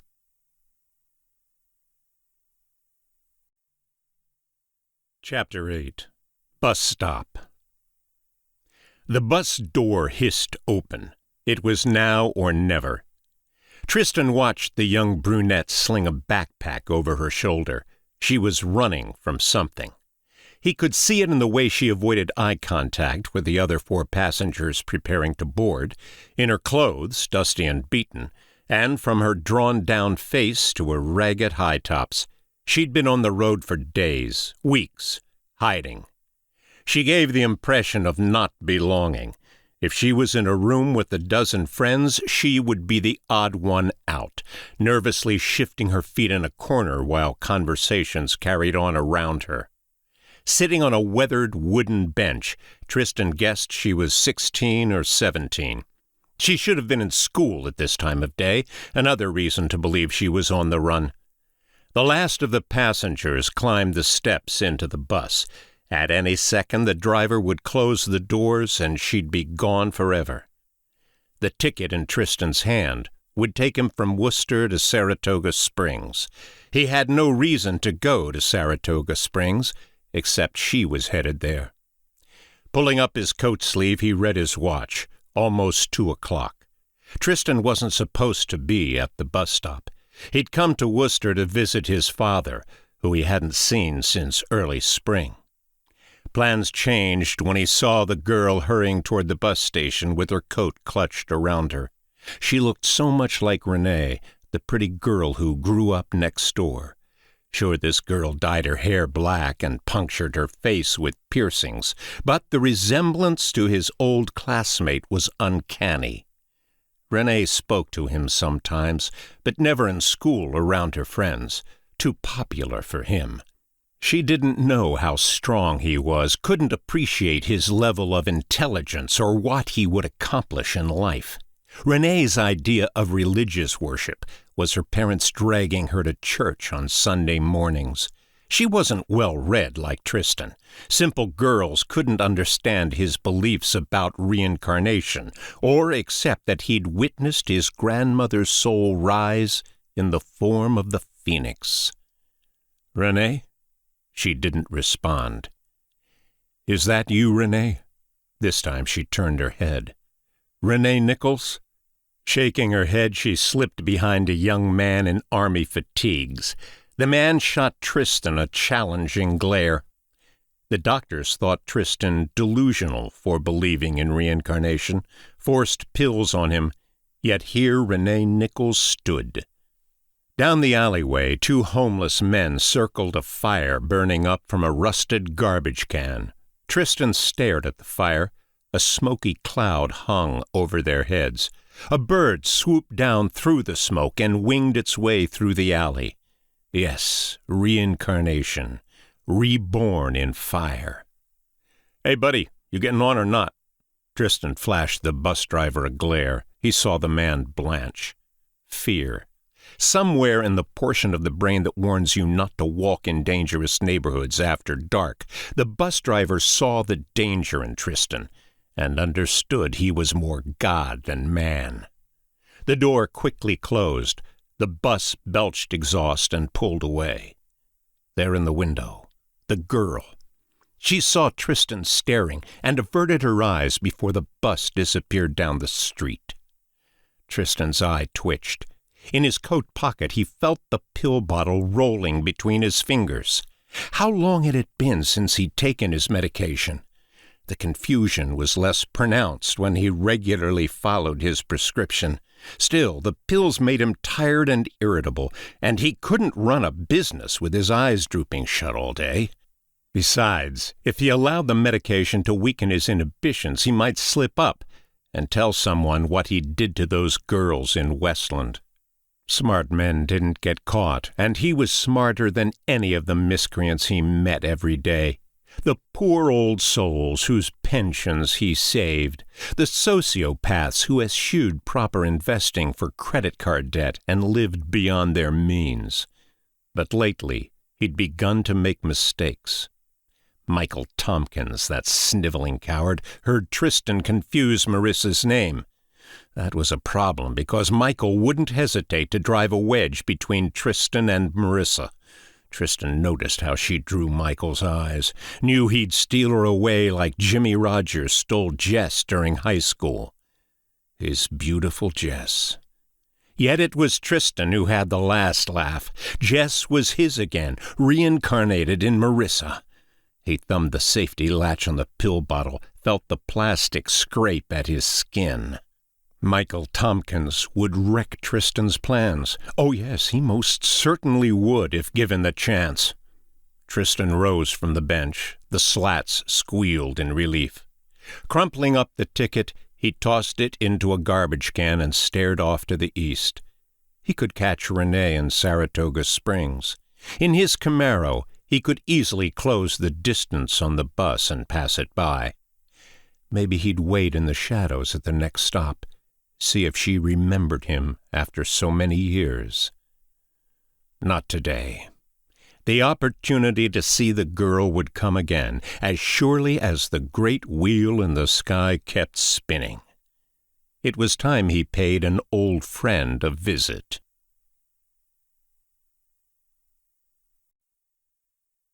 Chapter 9.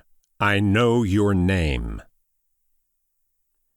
Blurred by tears, it was hard for Marissa to see the notes, let alone read them. The wash cycle had long since ended, and she sat shivering on the cold floor with her arms wrapped around her knees, crying into the crook of her arm. The sun was gone from the windows, darkness pressed against the panes. Minutes passed before she bit back tears. She was angry. Sorting through the scattered notes, she pulled one from the pile and opened it. The envelope was addressed to Tristan. The woman had the gall to mail it directly to their house, though there was no return address in the corner. Strangely, the letter lacked postage. She braced herself and read the note. They'd known each other since high school, stayed in touch for decades while planning this affair. Marissa stopped reading when she reached the part where the woman began to describe in detail what she would do to Tristan behind closed doors. The bottom of the note was signed Alicia M. Whoever she was, the whore had terrible handwriting. The thought struck Marissa as funny. She was a mix of tears and ironic laughter in the seclusion of the basement. Alicia M. might have been sexier than Marissa, but her penmanship was ghastly. A car drove past the house, probably Alicia M. She reached for another letter lacking a stamp or return address, tore it open, and read this one from start to finish. She imagined Alicia slipping a letter into their mailbox under Marissa's nose. How brazen. Marissa froze at the letter's end. Alicia had signed her full name and included her address. Alicia Morgan, Medford, Massachusetts. Marissa knew Medford, but didn't recognize the street. Odd the woman included her surname and address. Perhaps she'd moved recently and wished Tristan to know. Another 24 notes covered the carpet. Marissa wasn't sure if she should burn them or throw the notes in Tristan's face. Neither. More than ever, she wanted to know who Alicia Morgan was. She wanted to catch them in the act. Obviously, Tristan knew she'd found the letters and tried to cover his tracks by hiding them elsewhere and filling the box in the attic with Marissa's own notes. He was playing on her fragility and confusion. If Marissa encountered him, Tristan would switch the notes again and claim she was losing her grip on reality. Bastard. Alicia spoke of Tristan as if she knew him intimately, knew his secrets and everything about his past. In the stifling silence, she heard the clock ticking from the upstairs hallway. Leaves crawled toward the window and scratched at the glass. The pungent bluefish hung in the air, their dinner certainly cold now. She couldn't stomach the thought of food, and he could starve for all she cared. She resolved to open one more envelope before concealing them under the sofa. Let Tristan think he'd fooled her, that she wasn't onto him and Alicia Morgan. Tearing open the letter, she noticed this one was printed, whereas the others had been written in cursive. The handwriting was still terrible. It wasn't until she reached the bottom that Marissa realized this note was from a different lover. Son of a bitch! Krista Steiner, Binghamton, New York. The remaining envelopes became confetti as Marissa tore through them with desperation and growing dread. 2 more women. The basement lurched toward her and spun on an imaginary axis. The fight had gone out of her. She leaned back against the couch, sucking broken glass breaths into her lungs, listening to the empty house. She was aware of 2 children laughing from a few yards away and someone dragging recycling bins to the curb. Then she fell unconscious. Marissa remembers when she dreams. The breath is harsh in her lungs. When she is at the gym for Krav Maga, she knows only one speed. The man who circles in on her is young and strong. His face holds a vague hint of contempt. He refuses to accept a woman can put him down. Class rules state only soft contact is allowed during sparring, yet he takes liberties. An attempt at a leg sweep clips her shin hard, and he doesn't pull back on the jab which whistles past her head. His scowl grows to one of derision. She can hear 2 men, friends of his, snicker as they watch him circle in and close on the tough girl, cutting off the mat. A roundhouse kick screams over her head. If he connects, he'll knock her unconscious. The instructor is somewhere across the mat and unaware of his brutality. She backs herself into another sparring couple. A jab flicks out and catches her ear. Stinging pain and more laughter. Nowhere to go now. As she counterpunches to back him off and give herself room, he flicks aside her extended arm and grins jagged, yellow teeth back at her.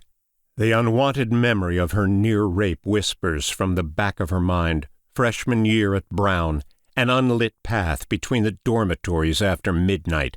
A dark shape lunging out of the bushes and catching hold of her jacket. The fabric tears, the only thing that saves her from being pulled into the shadows. Her scream brings forth shouts of alarm as window lights flicker on and other students run to help. The rapist is gone. Dumb luck and a cheap coat are the only reasons she is safe. A gloved hand clips her earlobe and shocks her back to the fight. A hook kick backs the man off of her. He's surprised by her flexibility, yet he doubts her strength, questions her willingness to fight back once he hits her hard. He's confident. He's a dead man. The young man lunges forward and grabs her shoulder. She brings her elbow down hard onto the bend in his arm. As he falters, her free arm snakes under his. He gasps as she twists his arm and forces his face into the mat. Before she can lock the arm, he rolls free and bounces back to his feet. A sane man would respect her by now. He doesn't. The young man is too angry to think. His defenses are down. He wants only to hurt and humiliate. He throws a hook punch intended to take her head off. She blocks it with one arm, knocks him backward with a front kick to the chest.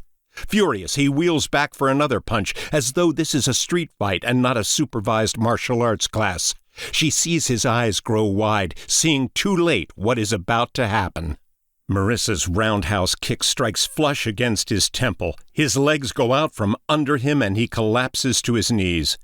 Realizing their match has gotten out of hand, the more experienced class members rush to separate the young man from Marissa. He feigns at going after her, but she can tell he's letting the others hold him back. She'll kill him if he charges. Marissa's eyes popped open.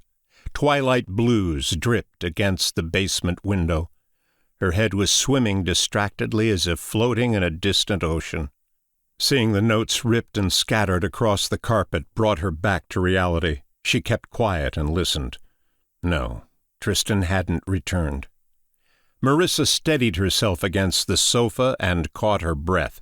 Wanting to keep up the appearance of normalcy, she moved the wet clothes into the dryer and set them spinning. Nothing to see here, Tristan. Just your loving wife making sure your clothes are clean and the house spotless.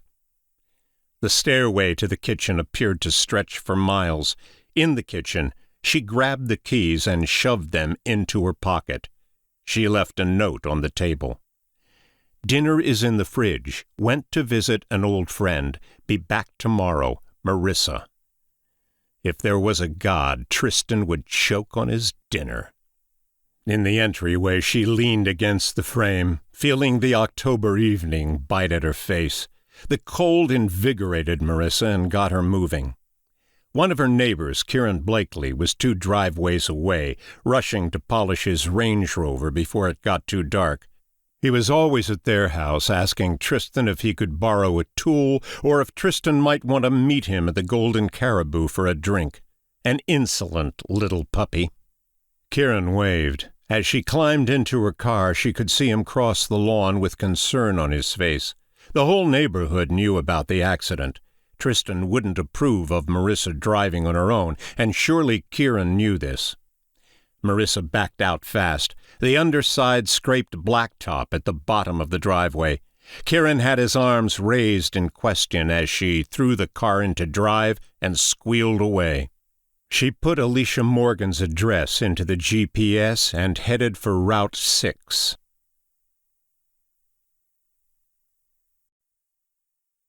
Chapter 10. Alicia Morgan. The moon was out and the stars bright when Marissa left the Cape.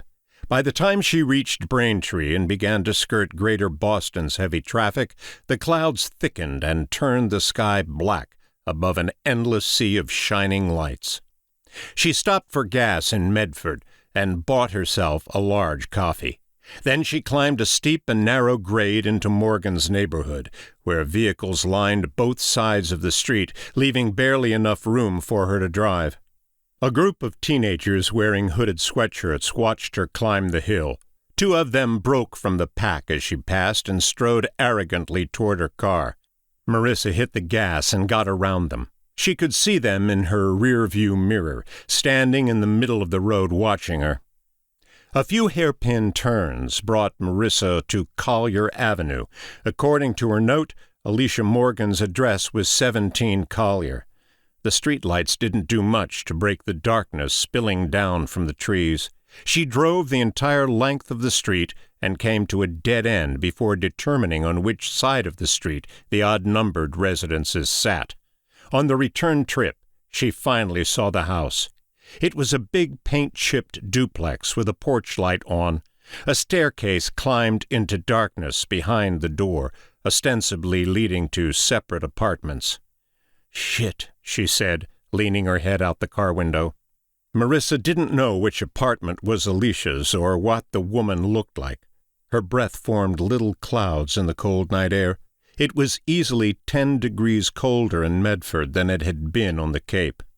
She started to get out of the car and thought better of it when another group of teenagers came walking down the sidewalk. The street was too dark to make them out. Closer now, heading straight for her. She gripped the steering wheel, knuckles white, heart hammering to a dangerously fast beat. She was ready to turn the key in the ignition just as they broke out of the gloom. They crossed through a mottled pool of light below a street lamp. False alarm. The 4 teenagers turned out to be 2 couples. The boy and girl in front draped their arms over each other's shoulders. The 2 in back walked a few paces behind, whispering to one another and giggling. Marissa slunk down in her seat so they wouldn't see her. From this position she stared up into a tangle of tree branches and power lines. They were close now. Voices and the scrape of shoe soles against pavement traveled from just outside the car. The sounds trailed away. Motors gunned from a few blocks in the distance. Shifting winds pulled the echo of the occasional car horn from the city center. Hiding beneath the steering wheel stirred her paranoia. The dashboard clock read midnight. A dark thought gripped her. What if she saw Tristan staring at her through the window? Impossible? Not if he'd come to Medford to visit Alicia Morgan and found his wife's car outside the apartment. Yet the street was quiet and empty. Her nervous laughter was loud inside the car. Marissa sipped at the gas station coffee, bitter but warm. The duplex lights were on upstairs and downstairs. The second-floor window was too tall to see into unless someone looked down at her. She couldn't see anything through the translucent curtain covering the downstairs window. Now and again a shadow passed over the glass. She could see a television glowing inside. Sitting low in her seat so as not to attract attention, she drank her coffee and watched. A little after 1 in the morning, the front door opened. She hid beneath the wheel as a middle-aged man in a hat and winter jacket hurried down the stairs and into a pickup truck. The motor growled. The red eyes of his brake lights flared at her. The truck pulled away and grew smaller as it disappeared down Collier Avenue. Marissa wondered if the man knew Alicia. Maybe he was another one of her lovers or her husband. The cold crept into the car. She could see her breath again. The windows started to fog up. No amount of patient waiting could force Alicia Morgan to appear. For all Marissa knew, Morgan was curled under the covers and sound asleep. Marissa yawned. She hadn't stayed up late in months. A few minutes later, her eyes began to droop. Finding Alicia could wait until tomorrow. She found a Hampton Inn a few miles outside of Medford. Though she expected a slew of messages from Tristan demanding to know where she was and who she was visiting, no messages waited on her phone. After locking the door and throwing the bolt, she peered out through the peephole. The hallway was empty. 2 potted plants framed the elevator doors. The scent of carpet cleaner was cloying. The room was clean and the bed soft. She collapsed onto the bed without removing her clothes and stared at the ceiling's rough contours, following their lines the way a child imagines pathways in the sky. She cleared her throat and coughed. She'd overdone it tonight, pushing her weakened body beyond its limits. She lay awake, wondering what to do about Tristan. He was anathema to her, a poison she needed to expel. 2 decades of her life wasted. Yet she had to know why. Knowing why began with learning more about Alicia Morgan.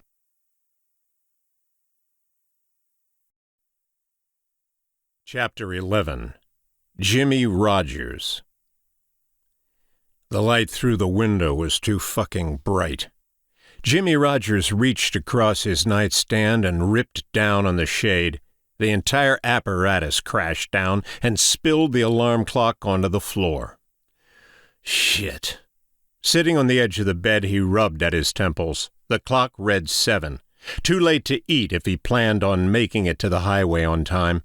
His crew was repaving one of the westbound lanes on I-90 outside of Worcester today, and the foreman would kick his ass to the curb if he was late again. From the drawer he pulled a half-full bottle of whiskey. He removed the cap and took a whiff, the liquor strong enough to bring tears to his eyes. The prospect of a hangover while tractor-trailers thundered past at 70 miles per hour made his head hurt worse. He needed something to take the edge off, but the last thing he needed was to show up at the repaving site baked and smelling of reefer. He'd had the dream again last night. Fire spreading up the barn walls, the door locked from the outside, an explosion along the roof, then the boards caving in as the inferno's roar drowned out their screaming. It didn't make sense that he should see the barn burning in his dreams, as he hadn't seen the fire, only arrived when the last charred embers were put out by the fire crew. No survivors. Jess. He started to cry and whipped the whiskey bottle across the room. Glass shattered. Another hole in the plaster he'd need to fix. 20 years. 20 goddamn years, and the dream wouldn't leave him the hell alone. To make matters worse, someone had called him in the middle of the night. No voice on the other line, same as it had been twice last week. Kids, probably. Jimmy staggered into the shower and ran the spray long enough to wash away the stink of last night's drinking. On his way out the door, he snatched a granola bar, one of those rice, nut, and oat concoctions that was supposedly good for you, but tasted like cardboard sprinkled with bee pollen. His Ford pickup, pocked by rust blotches, its back bumper sagging like a broken jaw, was one of the only vehicles on the road. Westland, Massachusetts had always been a dingy offshoot from the healthy roots of Worcester, rarely able to attract industry or keep it for long. The vacant shells of departed plants and factories sagged to either side of the road. Here was where the old Smith Corona typewriter plant once stood, and a few blocks ahead loomed the deserted IBM facility where his father had worked, gone 20 years and still empty. Battling the sun and a 5-alarm migraine, he checked the mirrors and saw a car a few blocks behind him. No big deal, except he swore the same car had followed him out of the trailer park. The glare prevented him from making out the driver or the vehicle, but it appeared to be a sports car, slung low and effortlessly hugging corners. The brights flashed twice. He turned at Main Street and passed the Blue Dragon Tavern. Hair of the dog that bit me, he thought, eyeing the beer bottle rolling around on the floor. The road was empty behind him now, not unusual for early morning in Westland. Running late, he pressed the gas pedal and bent the city speed limit between downtown and the interstate. As he crept the car past the toll booths and accelerated onto I-90, he glanced up and saw the sports car behind him again. No question it was the same car from Westland. He watched it weaving around traffic as though the driver meant to keep Jimmy in his sights, but always staying far enough back that he couldn't get a good look. The car flashed its high beams. Jimmy's stomach dropped. An unwelcome memory returned to him. His old buddy Tristan, showing up in the dead of night and blaring the high beams into Jimmy's bedroom window, the boy incessantly flashing the headlights at a car that cut him off, following the driver as Jimmy begged him not to do anything crazy. But Jimmy hadn't seen Tristan since the barn fire stole Jess away from him, along with 4 of their friends. No. It couldn't be Tristan. The boy had moved on to an Ivy League school and never returned to Westland, except to visit his bastard father on holidays. Good riddance. Jimmy remembered Tristan skipping the funeral and community memorial services, and that never sat right with Jimmy. Last Jimmy heard, Tristan was into stocks or something and living down the Cape. Jimmy's work site was only 5 miles up the road. He pushed the truck to 75 miles per hour and watched the sports car lurch ahead to keep pace. He cut in front of a slow train of vehicles, then zigzagged into the speeding lane. A horn accosted him. A man in a BMW shot his middle finger out the window. Another hair-raising cut through congestion brought forth more horns and flashing headlights. He was nearly hyperventilating as he accelerated out of the traffic glut at 85 miles per hour. The sports car was gone again. Spotting a state trooper in the median a half-mile up the road, he tapped the brakes. He knew the stench of alcohol was still on his breath, and doubted he'd pass the breathalyzer test 6 hours after his bender. If not for the prospect of another DUI, he wouldn't have minded the trooper pulling him over, especially with someone following him. As he pulled into the work site, the black sports car slowed along the concrete barriers before disappearing down the interstate.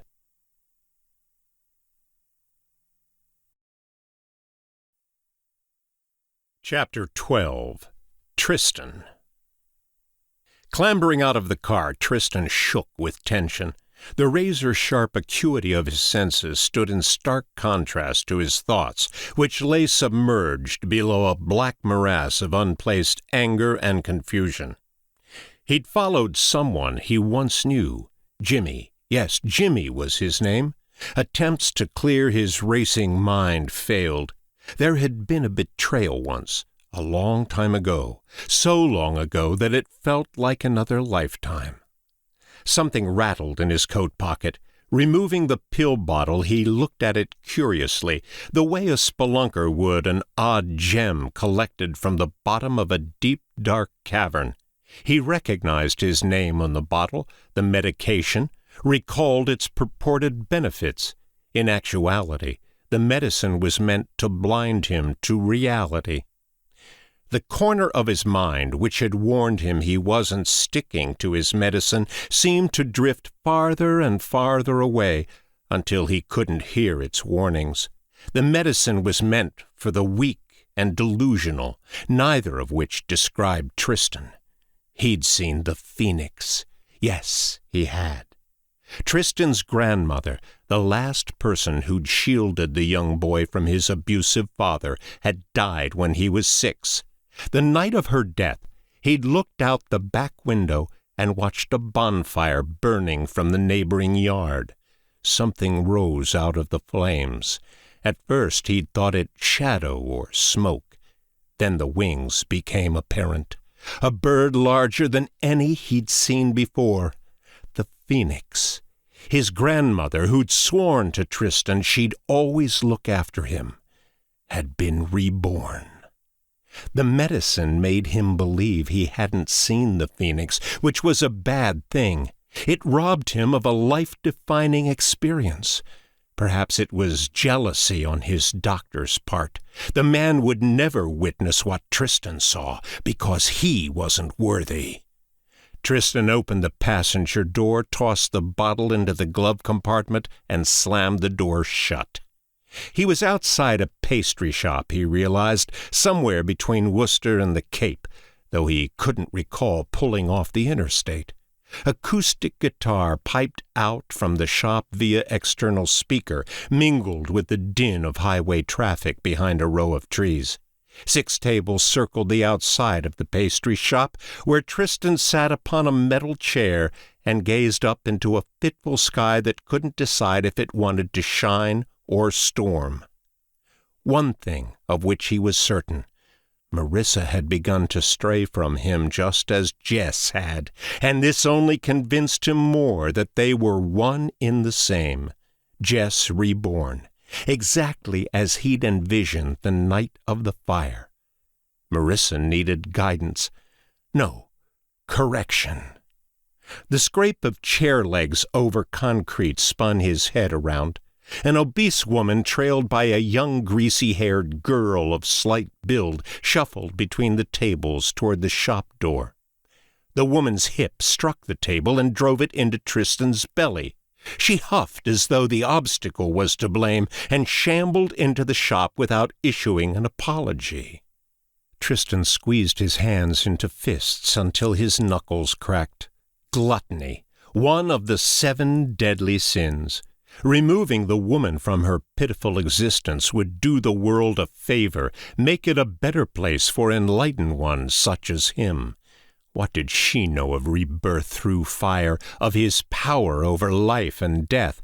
If she knew, she would quake in his presence and offer the deference he deserved.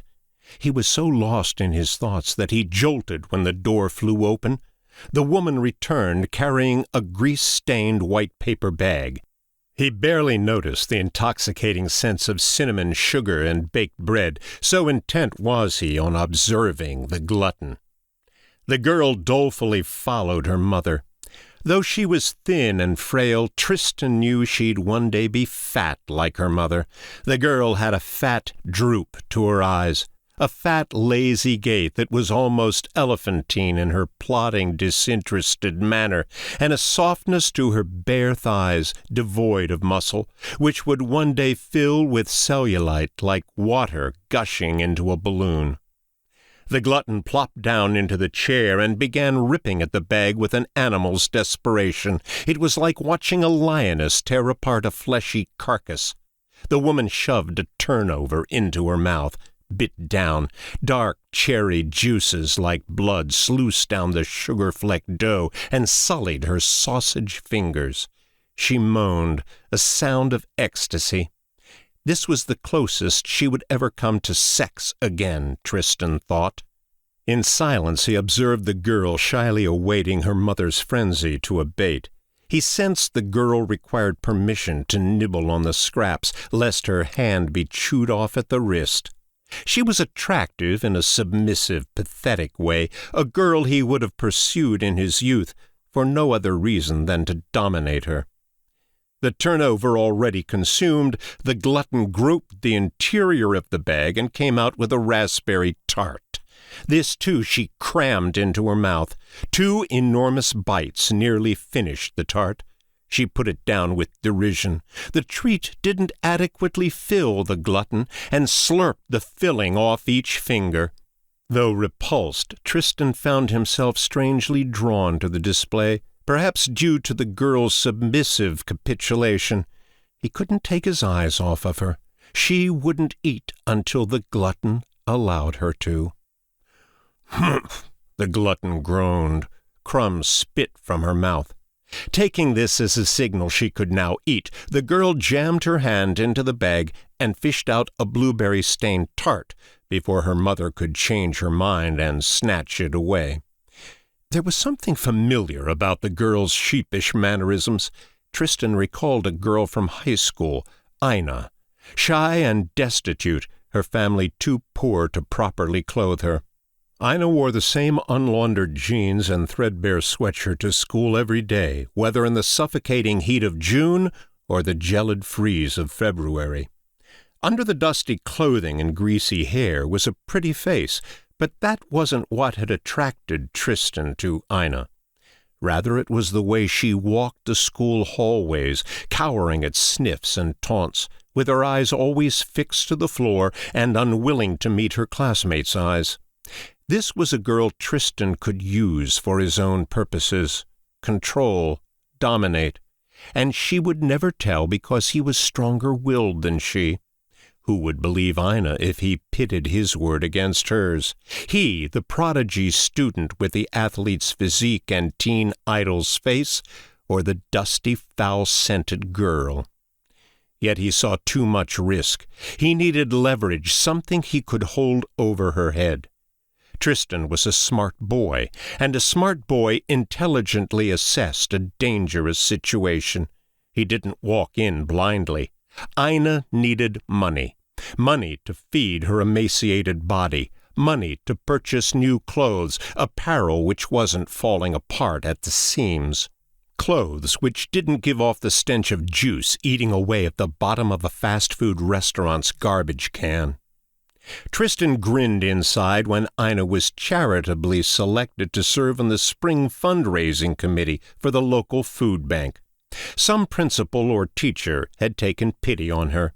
Of the 10-student committee, mainly comprised of the popular and entitled, Ina was the only student deemed desperate enough to pilfer the money. Patiently concealing himself inside his locker, the door open just a crack so the lock wouldn't engage, Tristan waited until the school cleared out after 6 o'clock. Except for a lone janitor mopping the corridor around the corner, no one was present to see Tristan slip into Mrs. Tonelli's room, where the funds lay hidden in an envelope inside the desk. She routinely locked her desk, but Tristan had stolen the key off the ring before lunch hour, raced downtown to duplicate the lock at Morgan's Hardware, and replaced the key before Tonelli noticed, and removed the contents of the envelope. He was tempted to whistle. Over $300 was concealed in the envelope. The next day would bring frenetic accusation and an administration-led witch hunt, and Tristan would be the first to come forward with information implicating Ina if she didn't obey his every wish. So it was during his sophomore year that Tristan followed Ina out of school on a warm May afternoon. He'd watched her for weeks, knew the route she took home, the field she cut across behind the abandoned corset factory. She'd been easy to persuade when he came from the opposite direction and met her in front of the building. Tristan put it succinctly so even a dullard like Ina would understand. He would plant the key in her locker and tell the principal he'd watched Ina sneak into Tonelli's room after school. But if she kept her mouth shut, if she went willingly to the abandoned warehouse with him, Tristan, the beloved student, would keep Ina's name out of the investigation. In fact, he promised her, he'd point the finger at Wendell Reiser. Pretentious little prick. Tristan even claimed he would let her keep the money, a vow he had no intention of keeping. The first day in the warehouse carried strange and powerful magic. Sharp strands of sunlight cut through breaks in the walls and open windows. Sparkling dust particles stirred with their presence. The smells were a combination of dry, baking wood planks and the sweet meadow scents hustled inside by the spring breeze, and something dark and decaying under the floorboards. He tied her legs together and roped them against the leg of a chair he'd found.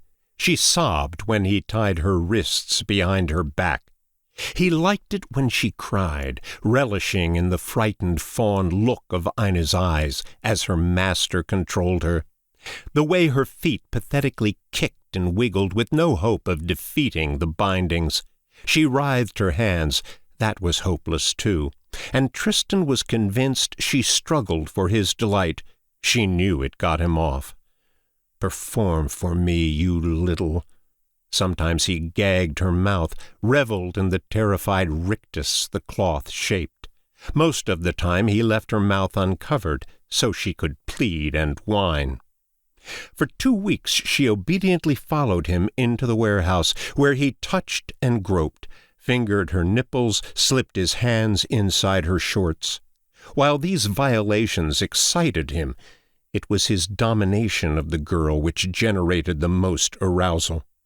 When he felt so hard he might burst, he retreated to the shadowed corner and slid his hand into his pants. Afterward he always felt dirty, a bit disgusted with himself, not for what he'd done, but whom he'd done it to. Yet the memory of Ina and the warehouse would stick with him for decades, invading his dreams, stoking the flames of his innermost fantasies. Oh, to have violated Jess in this fashion. Or Marissa.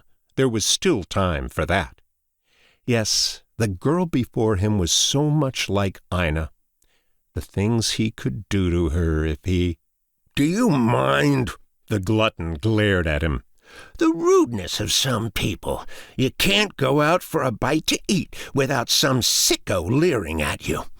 You're lucky I don't call my husband. Keep staring, and I'll see that he thrashes you." The contemptuous flair of her words temporarily set Tristan on his heels. Then he recovered, grinned at her the way a wolf does a legless rabbit. "You want me to give you a show?" She slipped one enormous leg out from under the table, pulled up on her skirts, revealing a blue-veined leg that was more relief map than flesh. "Like what you see, sicko? There's more where that came from, but it takes a real man to win that prize. Get out of here before I sick my husband on you." Tristan smiled at the woman, then shifted his focus to the girl squirming in her seat, so much like Ina. "Are you deaf and dumb?" Jelly dribbled off the fat woman's lip. She trembled with rage. He wondered if she might explode, spraying the walls with cellulite intestines and confectionery powder. The girl's eyes had gone wide. She sensed in Tristan what her mother was blind to, the power he commanded over life and death, the fire burning inside him. The girl pressed back against the chair as he rose to his feet. He took his time, locking eyes with the fat woman until she flinched. Tristan was more than a man. He was a god, capable of dealing death and restoring life. He'd seen the phoenix, unlocked the secrets of reincarnation. Now the glutton was pressed back along the rail dividing the parking lot from the tables. Her eyes were twin moons of fear. How easy it would be to take her life. One swift swipe of the blade in his jacket pocket, then grab the girl and drag her into the car. Find an abandoned building and have his way with her. "A good day to you, madame. Remember to feed your kin first, lest they wither away to nothing." He gracefully bowed without losing eye contact. As the woman stared in slack-jawed horror, he walked past their table, back to the car. Time to correct Marissa.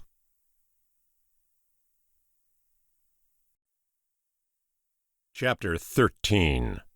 Ghosts. It was nearly 8 when Marissa's eyes popped open.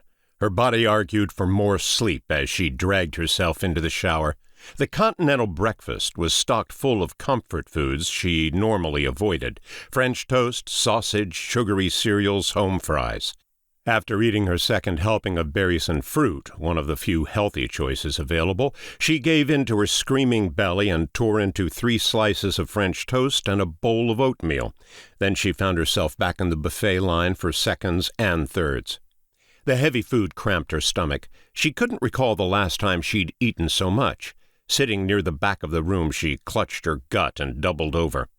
An elderly couple noticed, and the man asked if she needed help. The cramping subsided, and she waved that she was fine. Marissa checked out and climbed into the car with a big cup of coffee. She kicked the vehicle into drive and felt the car lurch forward. Slamming the brakes before she drove into a parked car, she came to a stop. Her strength was coming back. For the last several months, every mundane task had been a struggle.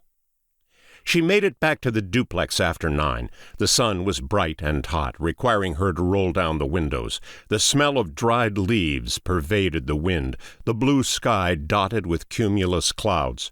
Halloween decorations adorned houses up and down the street, which looked far less nefarious in the light of day. Mountains of raked leaves blocked most of her parking options, but she found a good spot a few doors down from Morgan's house that gave her full view of the front door. Cars came and went without anyone giving her a second glance. A woman trailed by a small child on a big wheel walked past. Morgan's residence was quiet. Maybe Tristan's lover was at work, or screwing Tristan in her bed. Regardless, Morgan needed to come home eventually. Marissa had all day and night to wait. After 10, Marissa stepped from the car and stretched her legs. Tristan still hadn't called or messaged her. Obviously, he didn't care where she was, or if she lay alone and dying on the side of the road. He had to know she'd discovered the notes. With any luck, the son of a bitch would pack his bags and leave before she returned. No, he wouldn't. The house was his, paid for with his money, and maintained by Marissa to his exact specifications. All aspects of her life revolved around Tristan. He planned vacations where his clients resided, often leaving her alone for several hours so he could fit an important investor into his daily plans. 2 summers ago, she'd spent the day sunning herself on a St. Augustine beach, while he was supposedly meeting with a client, then ate dinner by herself at a food shack overlooking the ocean, sipping wine alone as other couples held each other close and watched the tide slide out into the Atlantic. The possibility that Tristan had been in bed all day with a client made her wonder how she hadn't seen signs of his infidelity. She weaved between leaf piles and strode toward the house. A black metal mailbox was affixed beside the door. A quick look would tell her which apartment Morgan occupied. If the woman was home, Marissa had a bevy of questions for her. She looked behind her to make sure no one was watching. Then she cut hard up the concrete pathway and climbed the steps. As quiet as she tried to be, the old steps squeaked and gave her away. After looking behind her one more time, she bent over in front of the mailbox and read the names. No Alicia Morgan. She bit her tongue in anger. Not ready to give up, she pulled out her phone and photographed the mailbox. One of the names was scratched out. It was hard to make out, but it definitely wasn't Alicia Morgan. It appeared to read Marie Emerson. Enlarging the photograph in the computer would tell her for sure. "Hey!" She jumped. "What do you think you're doing?" A figure rounded the house and cut across the lawn. He wore a leather jacket that had seen better days. His face was unshaven, his jeans muddied to the cuffs and torn at the knees. She recognized him as the man who'd driven off in the truck last night. He looked angry. Marissa stammered. "You better answer before I call the police. You're trespassing." He gripped the phone as he climbed the steps. "Well?" "I'm looking for an old friend," she said. "Bullshit. It looks like you're canvassing the house. I recognize you, you know. Saw your car out here last night and watched you pull up a half hour ago. Maybe I should phone the cops right now and let you explain to them why you've been watching my house. Not that I believe you, but who exactly are you looking for?" "A woman named Alicia Morgan. We went to high school together." "Now I know you're bullshitting me." He grinned through brown-stained teeth. The stench of his breath made her flinch. "There's no one here named Alicia Morgan. You want to try another name, or should I start dialing?" "It's been a long time." Marissa felt her skin prickle with heat as he pressed closer. Sweat ran down her back. "She probably married. Her last name might be different." "As far as I'm concerned, you don't have the right to know the names of my tenants, present or past. But there isn't anyone here named Alicia. And before you change your story, I've owned this house for 17 years, and nobody named Alicia ever rented from me." He stepped toward her. She inched back and immediately felt ashamed for allowing the man to intimidate her. "But this was the address I was given." "Even if someone gave you bad information, it doesn't explain why you were watching the house in the middle of the night. You may think I'm an asshole, lady, but I'm protecting my property the way anyone else would do. How would you react if you saw someone parked outside your residence at 2 in the morning and watching your windows? I bet you'd call the police. Lucky for you, I'm feeling charitable this morning. Now here's the deal. Get in your car and drive back to your precious mansion, and I'll forget I ever saw you. Don't come back, or the next time I won't be so forgiving."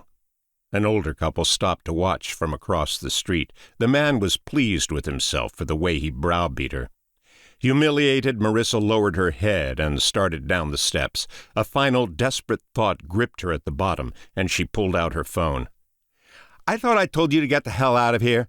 "Just give me 1 second, please." Quickly scrolling through old photographs, she found a vacation picture of her and Tristan from a few years ago. "You're still on my property," the man said. "Just look at this picture," she said, climbing up the steps. "I'm not interested in looking at your pictures. Please, it will only take a second," he sighed. "Make it quick." "The man in the photograph." "What about him?" "I think he's visited your house over the last several years."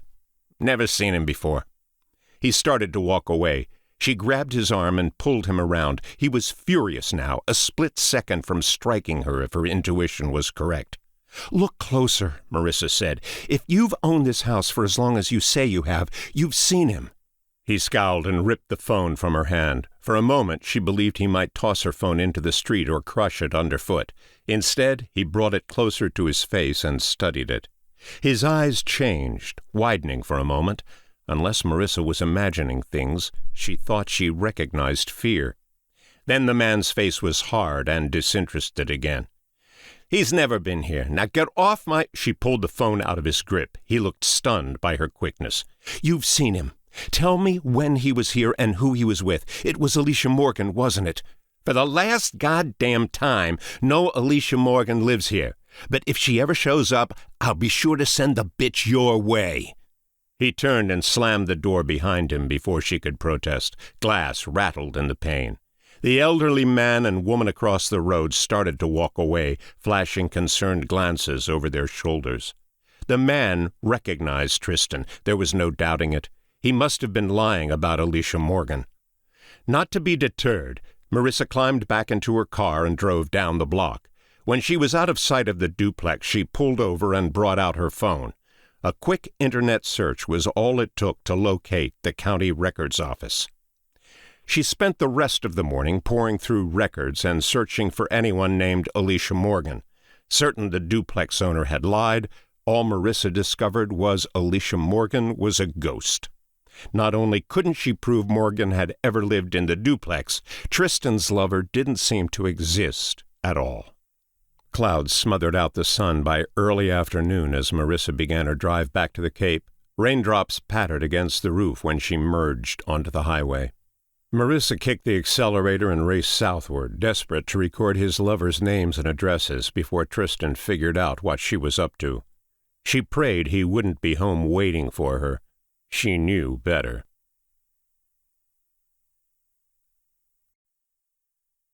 Chapter 14. I Don't Believe You. Storm clouds over Medford trailed her back to the Cape. Rain slapped against the car like a cold ocean spray. On a normal day, Tristan would be home by now, yet his jet-black Camaro wasn't in the driveway when Marissa pulled into her neighborhood at 4 o'clock. Her legs trembled as she half ran, half stumbled from the car to the front door. The mailbox was jammed with magazines and bills. Wrestling the key into the lock, Marissa shot a look across the lawn. No sign of Kieran Blakely watching for her. Life would be so much calmer, she thought, if Michael lived next door instead of Kieran. She rushed inside and shut the door as rain lashed at the windows. Only 2 hours remained until sunset. Already the living room appeared dark and threatening. Although his car was nowhere to be seen, Marissa wasn't taking any chances. She called out to Tristan. The clock ticked from the dining room. She spared a glance into the kitchen and saw the floor glistening next to the sink. The leak from the filter was getting worse. Rushing down the basement stairway, she almost tripped and tumbled forward. That would be ironic, she thought, to break her neck trying to escape. She shoved aside the couch. Thunder shook the walls and rolled toward the sea. The notes were torn and splayed out as she'd left them. Even with the light switch thrown, Marissa could barely see what she was doing as she knelt down and shoveled the notes into a shopping bag. Every time the wind gusted, it sounded as if someone opened the front door. She struggled up the stairs, grabbed hold of the threshold, and stood panting in the kitchen. Remembering the cold bluefish, she opened the refrigerator and stared.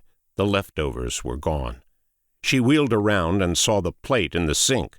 Her note was missing from the kitchen table. Tristan had come home last night. Marissa grabbed an apple off the counter and stuffed it into the bag. Lightning lit the windows as she turned to leave. She saw him in the doorway and screamed. It was Tristan, but it didn't look like him at all. Pale, disheveled, danger in his eyes. "Where have you been?" Marissa's throat went dry. He stalked into the kitchen, a dark silhouette in the deepening gloom. She'd never thought him dangerous before, not until now. Another burst of lightning flashed into the kitchen. "Answer me, Marissa. I want to know where you were last night." His shoes dragged over the linoleum. Even in the dark, she could see how tired he looked. His face was unshaven, black spiraled around his eyes. "I told you in my note," she said, her voice barely more than a whisper. She took an involuntary step backward as he loomed closer.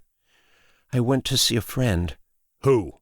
She paused and spit out the first name that popped into her head. "Carrie." "Carrie? As in Carrie Sherman? From Brown?" "My old roommate." She saw in his eyes that he didn't believe her. "You haven't spoken with her in 25 years, I'd say. What made you reconnect after so many years?" "We ran into each other on Facebook. It turns out she lives nearby." "How wonderful." His grin showed plenty of teeth. "All the better to eat you with, my dear." "All this time you lived so close," he said. "It's almost tragic you didn't know." Yes, it is." He pressed the light switch. She suddenly felt exposed in the brightness. Her eyes squinted, temples pounded. "Carrie was always such a pretty woman. I can't imagine her unmarried." "Divorced." "Such a shame." "Yes." "Children?" "Excuse me?" "Does Carrie have children? Divorce is such an ugly thing, especially for the kids." "No, I don't believe so." "But you'd know, wouldn't you? You would have seen them running around the house, no?" "I don't know, Tristan." His grin widened. He had her now. She backed into the counter, trapped. The bag hung off her hand. If he looked down, he'd recognize the notes. She moved it behind her. "So where is the mysterious Carrie Sherman keeping herself these days?" "Near Boston."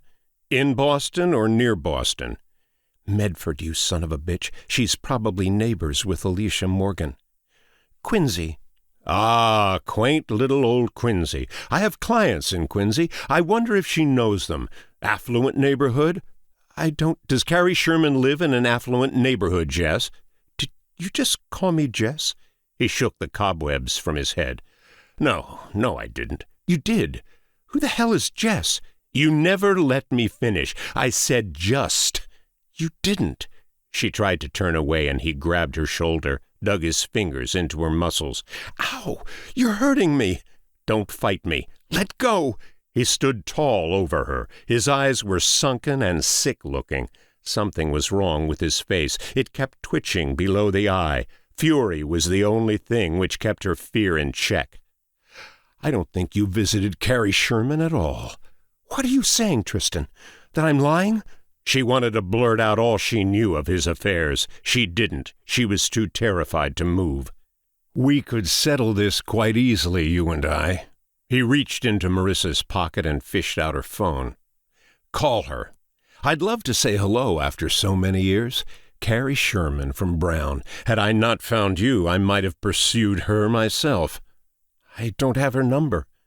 "You drove all the way to Quincy in a sickened state and didn't even have her phone number? What if you got lost or fell ill?" "We messaged each other. Like I said, on Facebook. Yes, I remember." He started to open her messages. She snatched the phone back from him. "That's enough. You can't bully me into showing you my messages. Do I badger you for details when you were away for days meeting with strangers?" Anger burned momentarily in his eyes and was gone. "I'm not bullying you," he said. "I was awake all night, worried sick over whether you were safe." "Why didn't you call me if you were so concerned?" "You know you shouldn't be driving in your condition," he said, continuing as if she hadn't spoken. "What if you fainted and got into another accident? What if it happened on the highway?" He touched her face. She shivered. "I couldn't live with myself if I lost you." She turned her face away. "Marissa, please." It was damn paradoxical what he was doing to her, accusing her of something. Did it matter what? She could have slapped him until he saw stars. Better to bide her time and discover the truth about his affairs. She leaned woodenly against him and stared off at the window so he couldn't see her face. He stroked her hair. "I love you," he whispered. "You were always the only one for me. Always and forever. You know that." Oh, the things she could have screamed in that moment. "I love you too." The words tasted acrid. "You act as though you don't want to touch me." It took effort to move her hands along his back. She might have caressed a centipede. The bag of love letters dangled from her hand, swaying and brushing the backs of his legs. How long he held her, she didn't know. A few minutes in his arms felt like hours. "The storm's letting up," he said. "What?" "The rain ended." The kitchen was brighter, even though the sun was almost down. Streaks of water blurred her view out the window. "Please don't run off again without telling me," he said. Gently he turned her face toward his. "If you need to see a friend, if you just need to get out of the house and get fresh air, tell me. I will take you." "You don't need to do that, Tristan." "Don't I? You could have been killed the other day. Have you forgotten the accident already? You were lucky. We both were." Tristan almost looked himself again. It was difficult for Marissa not to lose herself in his eyes. This was the beautiful man she'd fallen in love with so many years ago. "The time away did me good, Tristan. I'm starting to feel a lot better. Maybe I needed to get out of the house and see what I've been missing." He studied her face. His eyes interrogated hers. Almost with desperation, she thought, as if the improvement in her health raised his anxiety. "You do look better. Oh, hon, this is what I've wished and prayed for all these months." "I'm going to be fine. Thank you for taking care of me." That was a laugh. All those days she lay in bed wasting away and slowly dying for all she knew, and Tristan was nowhere to be found. "This is wonderful. We should celebrate tonight, just the two of us." "Yes, that would be nice." "My goodness, you are beautiful." He kissed her forehead. "But if you don't mind me saying so," he said, reaching into the cupboard for a glass, "you're dehydrated again. I can see it in your face, and your skin is dry." As he reached for the faucet, she grabbed his arm. "No, don't. You have to drink. The leak, Tristan. It's gotten worse. I wouldn't use that faucet if I were you." "Nonsense, hon.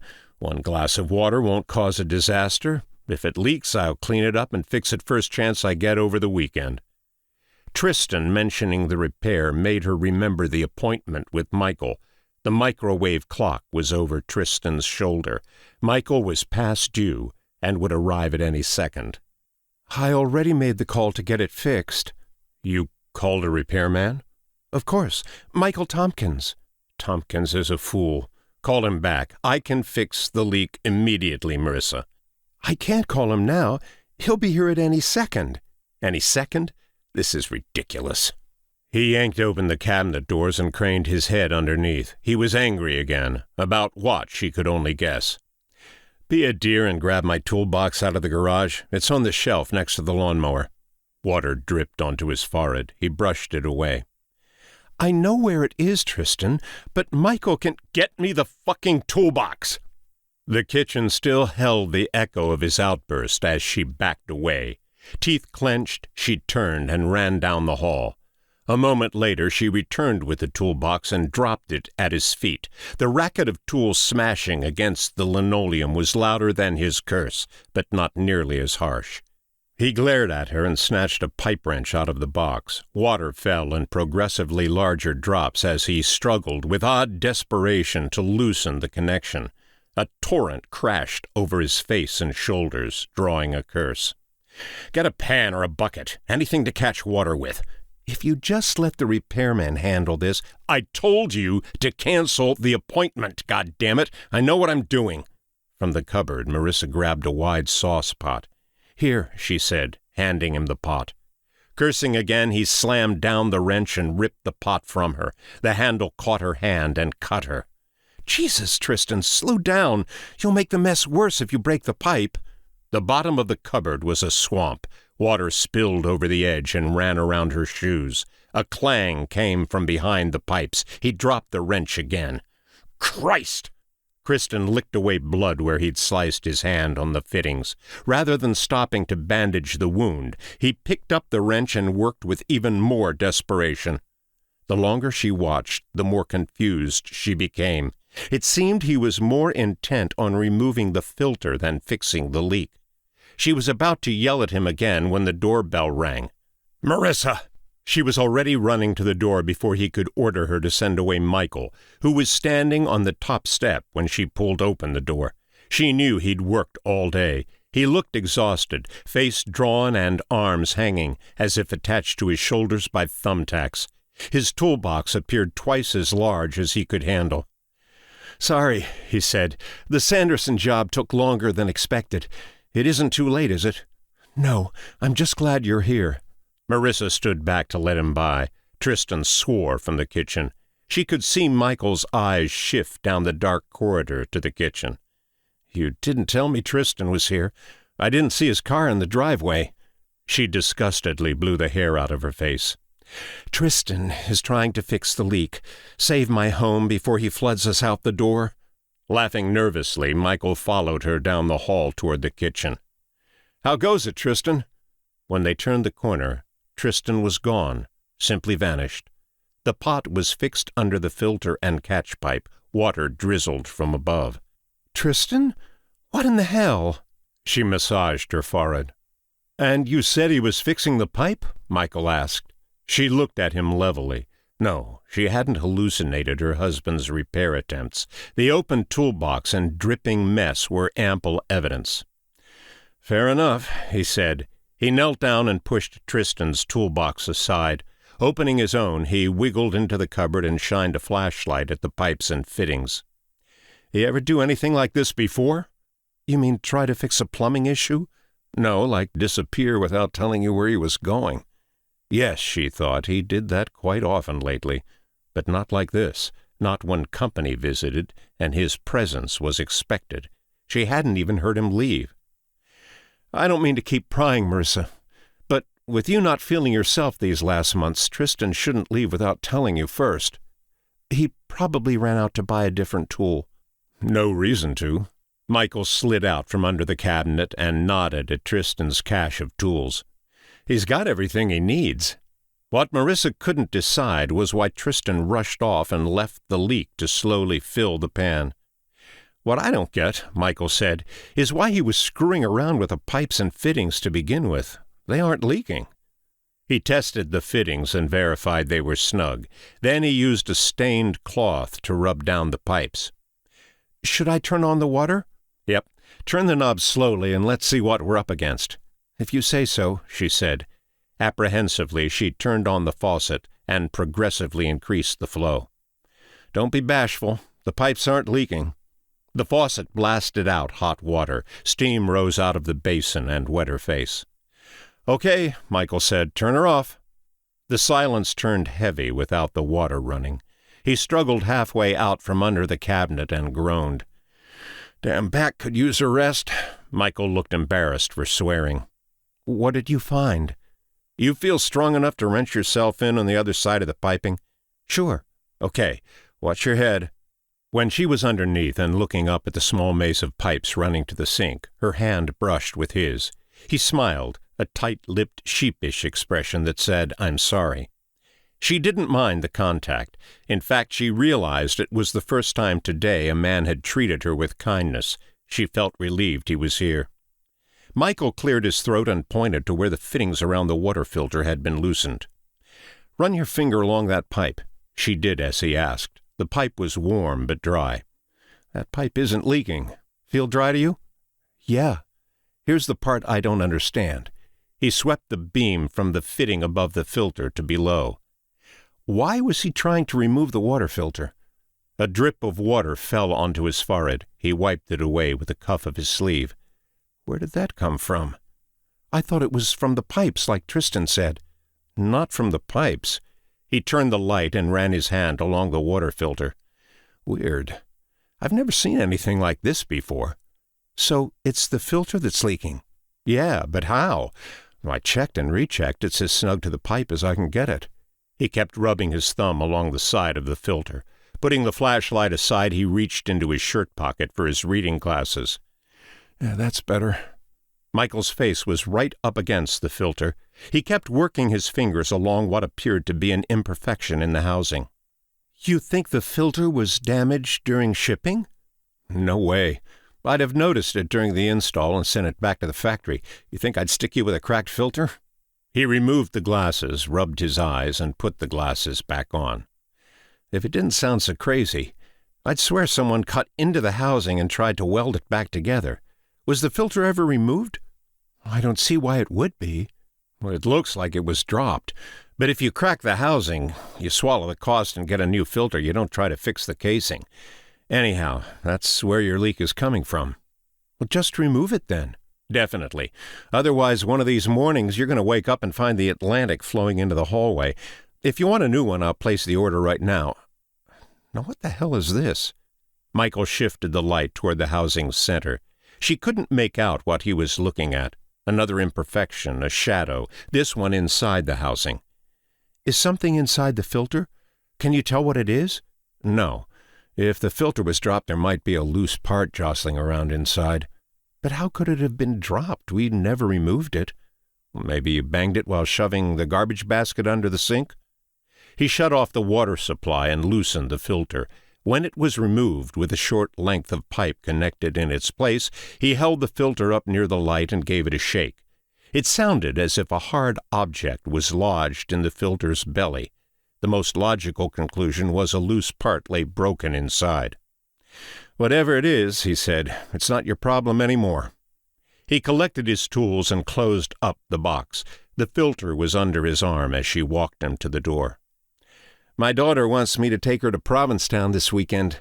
An ironic grin curled his lips. He shook his head. You can guess how much I love that place. So much for my Patriots tickets, but kids are worth it. When I get a chance, I want to get a better look at this filter and see what's going on inside. Don't worry about the filter. Order a replacement when you get the chance. Spend time with your daughter. You're a good father, Michael. Could have spent time together at the game.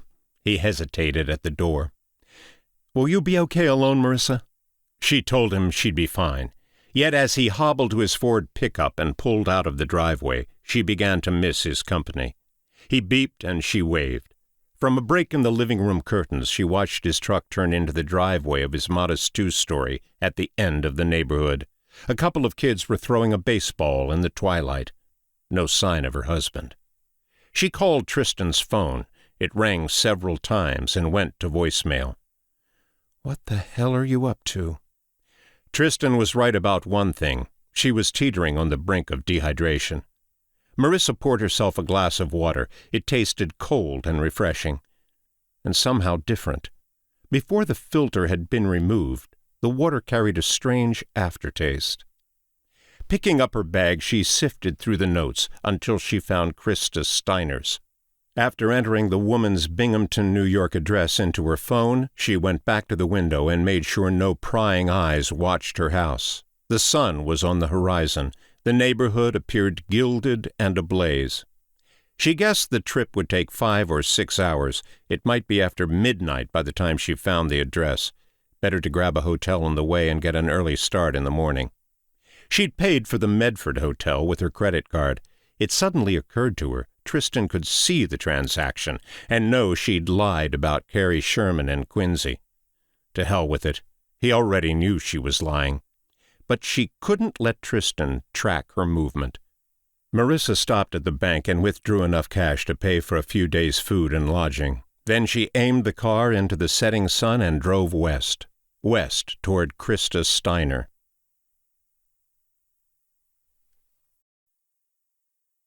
Chapter 15. Phoenix in the Woods. Bitch! Tristan slammed his fist against the seat back. Marissa had brought Michael into Tristan's home, an inexcusable betrayal. It was happening again, just as it had in Westland. First Jimmy stole Jess, then the college boy took Jamie away from him. Then the attack The humiliation. Tristan stripped of his clothes, displayed by the side of the road for the world's amusement. Tristan made them pay dearly, and he would again. Michael had the water filter. That was a problem. Tristan drummed his fingers on the steering wheel. He had to get the filter back. The little prick would get the police involved. He wasn't careful enough. He hadn't properly sealed the leak, and now the secret was out, and the filter was in enemy hands. Even worse, Marissa's health was improving. She'd stray just as Jess had. It was already starting again with Michael. Marissa was Jess, after all, prone to make similar mistakes, even though she didn't recall her past life or believe in reincarnation. Tristan knew, if given enough time, she would remember her past life. He simply needed to remind her, and that's why he wanted to keep her home. Making her sick was simply a means to an end. A way out of this mess existed. The Camaro sliced through the rain. He'd driven without stopping since late afternoon, and now the distant lights from Burlington blazed from the other side of the dark forest. The car cornered hairpin turns with slick precision. It wasn't safe to drive this fast through the woods. He didn't care. Tristan needed to see Denise again. Had to set things straight before he lost her. Denise was Jamie. He was certain. It had taken Tristan so long to find her. The facial recognition software never found a match for Jamie, despite months of arduous searches. Simple fate. A chance meeting at the bank in Burlington brought them together. Fate. He couldn't let Denise go. Not now. Tristan prayed she wasn't the same monster who'd humiliated him in Westland. He didn't want to kill her. Reborn in fire. If she forced his hand, if she wronged him as she had in high school, he'd burn her again. Make her see the error of her ways.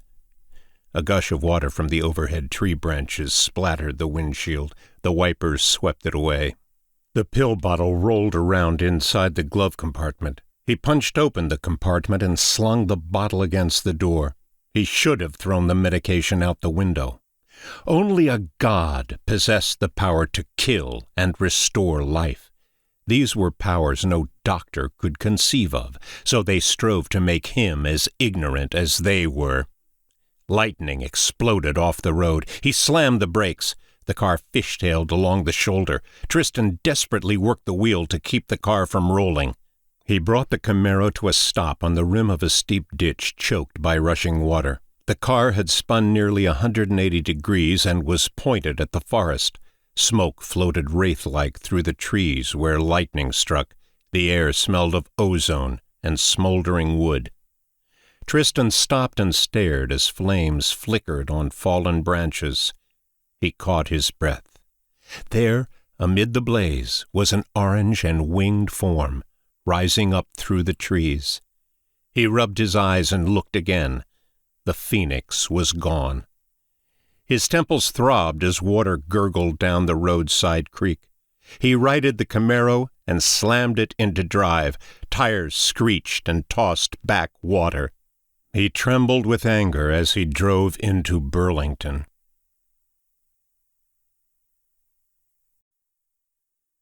Chapter 16. Cold Rain. Denise Moretti rushed from the car to the house, narrowly beating a gale-driven rainstorm that chased her home. The freezing spray whipped at the backs of her skirted legs as she fought with the door lock. Shutting it behind her, she leaned against the door and caught her breath. Warming scents from the crock pot wafted from the kitchen to the foyer. It was after 11, and she hadn't eaten since lunch. Tuesdays were always busy, with her hurrying from the bank to the children's hospital where she volunteered twice per week. She flicked on the entryway light and started toward the kitchen. One light over the stove shone weakly. The rest of the downstairs was cloaked in shadow. The feeling that someone was behind her had been with Denise the entire ride home, and now it followed her into the kitchen. As much as she valued her volunteer work and making a sick child smile, she hated driving home from the hospital this time of year, when it was always dark by the time she walked from the lobby to the car. Twice tonight she'd noticed a stranger watching her. The first time she saw him, he was at the end of the hall, a pedestrian where only hospital personnel were allowed. When she turned to get a good look at him, he disappeared through a pair of swinging double doors. The second time occurred on her way out of the children's ward. She turned the corner into the parking garage and heard a door echo shut above her. He was standing in the shadows, staring over the rail, always just beyond the light so she couldn't see who he was. The first encounter she might have brushed off. Maybe it was a lost visitor.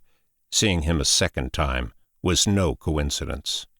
The drive home took Denise through 3 miles of winding forest land. Usually she was the only person on the county road after dark. Tonight she'd seen a pair of high beams trailing from a half-mile behind. The vehicle itself didn't faze her. Rather, it was the way the car kept lurching closer, only to fall back and disappear behind a bend whenever she checked the mirror. The ordeal recalled to Denise her junior year at Tufts. Her housemate Evelyn had been stalked for several months. Evelyn knew it was her old boyfriend from high school and reported him to the police, but she had no proof that he endangered her, and the cop's interrogation only served to make the boy more dangerous. Sometimes Denise came home at night to find an open window, the curtains swaying in and out. Items went missing from the house, including Evelyn's purse. The phone rang incessantly, often in the dead of night. There was never a voice on the other end, just the sound of someone breathing. Sometimes Denise wondered if the boy, now a man, was still following Evelyn. She'd never felt so relieved to break out of the forest into the well-lighted outskirts of Burlington's suburbs than tonight. As though the lights kept unseen demons at bay, the road behind her emptied, then filled with traffic along the main thoroughfare. Big box retailers and chain restaurants sprang from the ground like invasive plants. Repeated checks of the mirror showed no sign of the car following her. Now in the kitchen, Denise pulled a chair across the floor and stood on the seat, reaching for the bowls on the top shelf of the cupboard. She faltered, climbing down, and almost dropped the bowl. She found herself looking warily at the windows. The panes were a smear of rain and darkness. The man at the hospital left her spooked. She imagined turning off the lights and seeing his face at the window. A quick check confirmed that Pendleton's lights were on next door. Sometimes she wished she lived in the country, with several acres of land between her and the closest neighbor, and enough darkness to see the stars. Tonight, she thanked God for closely cramped houses, streetlights, and a police station only a few miles away. She sat down at the table and pulled off a chunk of baked bread to dunk in her chicken cacciatore. The wind kept rattling the panes. Somewhere, a loose shutter banged angrily with each gust. Soon it would be winter, and when winter came to Vermont, it stayed until April, sometimes longer. Half a year of monster nor'easters and below-zero wind chills made her wish she'd booked a vacation someplace warm for a few weeks this winter. Denise finished her meal alone, mechanically washed her dishes, and listened to the building storm. Somewhere on the west side of Burlington, her ex was putting his children to sleep and going to bed with the woman he loved. Her stomach clenched with jealousy, not for the man she lost, but what he gained. She caught her reflection in the mirror, a youthful-looking 35, still as pretty as she'd been through her college years. She pulled the curly blonde locks off her shoulders and sighed. Just then something whacked against the pane. She backed away from the window, probably just a tree branch caught in the fury of the storm. The lights were off at the Pendletons now. She felt isolated, as though a black, craggy wall cut her off from the rest of the world. Denise nervously dried the dishes and put them away, giving the window a wide berth as she crossed the kitchen. A knock on the door made her flinch. Who would be out in this weather? Digging her phone out of her purse, she started to type 911. A more insistent pounding at the door got her heart racing. She approached the door, the phone in her hand. The closet door off the entryway was open a crack. It reminded her of a horror movie she'd watched as a teenager. A babysitter alone in an unfamiliar house heard a knock at the door in the middle of the night, but when she opened the door, the front steps were empty. It was a trick. The killer was already inside the house. Outside, the rain fell in sheets. Another pounding on the door, furious this time. She backed away and thought again about calling the police. "Who's there?" No answer. The lights were off in the den and living room. The shadowed lamp standing on the corner looked like a man holding a knife. So idiotic to let her imagination get the best of her. Her neighborhood was too populated to worry about a killer breaking down the front door. In fact, the person at the door was probably one of her neighbors. Maybe someone had lost power or couldn't start the car. A fist slammed hard against the door, again. "I'm calling the police. Who's at the door?" "It's me. Open the goddamn door." The man's voice sounded familiar, but it was too difficult to hear over the storm. "Who the hell is me?" "Damn it, Denise, it's Tristan." Tristan? What was he doing at her house this late? She unbolted the door and threw it open. A waterfall of rain poured off the porch roof behind him. He was soaked to the bone, shivering in the doorway like an abandoned dog. She reached to unlock the storm door and stopped. His face was pallid, eyes bloodshot and sunk deep into his head. Tristan might have crawled out of a crypt, he looked so sickly. Something else about his eyes, unfocused and darting from side to side, as if he expected an attack to come from the shadows, made her pause. "What do you want, Tristan? You can't show up at any hour of the night without telling me first." "I just wanted to see you again." His hair was matted to his forehead like black leaves. The overcoat poured water, as if he'd stood in the rain for hours. "Then you should have called or messaged me first." "Why should I have to call my girlfriend if I want to see her?" His words struck her. "Girlfriend? Tristan, we had 2 dates together. The way you left things the other morning, I didn't expect to ever see you again." "The way I left things? That's a laugh. You think I wanted to hurt you the way Jess hurt me? It's true what Jimmy said about you." He moved threateningly close to the storm door. His breath fogged the glass. "Jimmy, I don't know who you're talking about. This is starting to get too weird. I think you should leave." "You're fucking that college guy. Don't tell me you aren't." "You're scaring me." "Well, how the hell do you think I feel? Everyone's always looking at me and whispering into each other's ears about what a fool I am. If you think you can cross me and get away with it, you can't.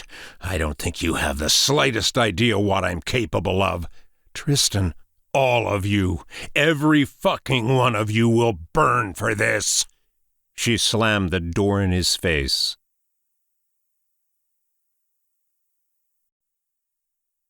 Chapter 17. The Death House. Marissa awoke before the break of dawn. The tiny motel about an hour outside of Binghamton along I-88 was cold and dingy, and the desk clerk hadn't asked any questions when she handed him cash and checked herself in as Carrie Sherman. Her phone was conspicuously quiet, no messages or missed calls from Tristan. She figured he would have tried to contact her by now, at the very least to explain why he ran off when Michael arrived. She grabbed bagels and coffee from the lobby and stepped out into the early morning darkness. Ice plated the car windows. It was too black to see into the meadow across the road. She smelled manure from a nearby farm. As she drove along I-88, the sun ascended from back near the Cape, where all she loved had turned out to be a lie. She wondered where Tristan was, if he was home or in another woman's bed. The prospect of finding him at Krista Steiner's house turned her skin clammy. Despite a night of fitful, truncated sleep, she didn't feel exhausted. If Marissa's imagination wasn't fooling her, the brittleness that made her fear all her hair would fly off in a stiff breeze seemed to be softening. It was like watching the dead old stalks of her perennials disappear into soil and be replaced by new growth after a long winter. Road construction brought her to a crawl a few miles outside of Binghamton. From the highway she could see the old city dormant, its old-world factories and smokestacks ugly blemishes against a somber gray sky. An angry horn brought her up from her thoughts. Traffic was moving again. She followed the train of vehicles to the first city exit and took the ramp. Canisteo Street was hidden inside a maze of side streets in the city's more upscale western end. Young, exhausted-looking children climbed into a school bus. "I know how you feel," she said to herself, and fought back a yawn. Parents in robes and winter coats hopped and shuffled, willing the children to hurry so they could get out of the cold. 27 Canisteo Street, Steiner's address, was a brown ranch with a cherry red door. The frigid morning kept the walkers inside. With any luck, she could watch the house without attracting attention. Marissa parked 2 houses away. As was the case with Alicia Morgan's neighborhood, Krista Steiner's was engulfed by leaf piles. Their scents were already drifting into the car. Steiner's driveway was empty. She imagined Tristan's car parked here, her husband following the winding path from the driveway to the porch. He'd ring the bell and she'd let him inside. Then sex, of course. Yet Marissa's instincts told her there was more to these visits than a cheap affair. So far to drive just to cheat on her. The ranch couldn't have been worth more than $100,000. A fine home, but not what she'd expect from a woman with a sizable brokerage account. Now that she thought about it, the Medford duplex didn't fit with Tristan's clientele. No, these women weren't wealthy investors. If not through his business, how did Tristan find them? The mirror caught movement. A police cruiser crawled between the leaf piles. She reached for the ignition and thought better of it. Fleeing would raise suspicion. The car closed the distance between them. It was close enough for her to see the officers, a heavy-set woman behind the wheel and a stocky man riding shotgun, scanning the street. The man raised a coffee cup to his lips. The woman had her eyes dead set on Marissa's car, the Massachusetts plates drawing too much attention. The cruiser slowed as it crept up on her. Shit. The lights flashed. With a brief scream of its siren, the police car came to a stop behind her. The lights lit up her mirrors. She saw them climb out of the car. Neither drew a weapon, but the man's hand was a few inches away from his holster. Marissa was so busy watching him round her car that she jumped when the woman knocked on the window. The female officer looked even bigger up close, blotting out Marissa's view. The woman made a turning signal with her hand. She wanted Marissa to roll down the window. Her hands shaking, Marissa motioned that she needed to turn on the ignition. She worried about misunderstandings and inadvertent shootings. The woman nodded and took a step back from the door, her eyes fixed on Marissa's every movement. The engine fired. Marissa rolled down her window. "Turn it off," the woman said. "Remove the keys from the ignition." The man stood back. She could see him in the mirrors, writing down her plate number. He brought a radio to his lips and spoke into it. "License and registration." Digging into her handbag for her wallet, Marissa moved slowly so as not to appear threatening. She touched her phone. The wallet wasn't there. Her heart raced as she imagined the wallet in the frozen mud outside the motel. 1,000 explanations the officers wouldn't find satisfactory flew at her. She laughed nervously as the woman officer's eyes bore holes into her. Then her hand closed over the leather wallet. She opened the wallet and displayed her license. "Ma'am, you need to remove the license from the wallet." Marissa pulled the license from its sleeve, fumbled it into her lap, and picked it up. As she handed the woman the license, it occurred to Marissa the picture was 3 years old, taken when Marissa looked 15 years younger than she did now. The woman kept comparing the license photo to Marissa's face. "Have you been sick, Mrs. Carrington?" "Yes." Taking the car registration from Marissa, the woman handed the 2 cards to the mail officer, who took them back to the police car. Marissa saw him talking into his radio again. "What's your business in Binghamton, Mrs. Carrington?" "The bitch in the ranch is sleeping with my husband. I'm canvassing her house." "My husband, Tristan, and I run a Massachusetts brokerage firm, Carrington Associates. Maybe you've heard of us. He's been on CNBC. The woman never blinked.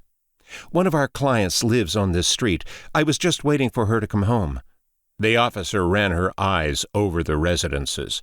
A few of the homes passed for upscale, but not Steiner's. Most of the neighborhood was middle class at best. "A neighbor saw you pull up a half-hour ago. Says you've been sitting in your car watching the house the whole time." Marissa's pulse beat faster. "That's not quite true, officer. Yes, I've been out here for about that long, I suppose. I rang my client's doorbell when I first arrived, but no one answered. We had an appointment. Since the drive back to Massachusetts is a long one, I thought I'd better give her time to arrive."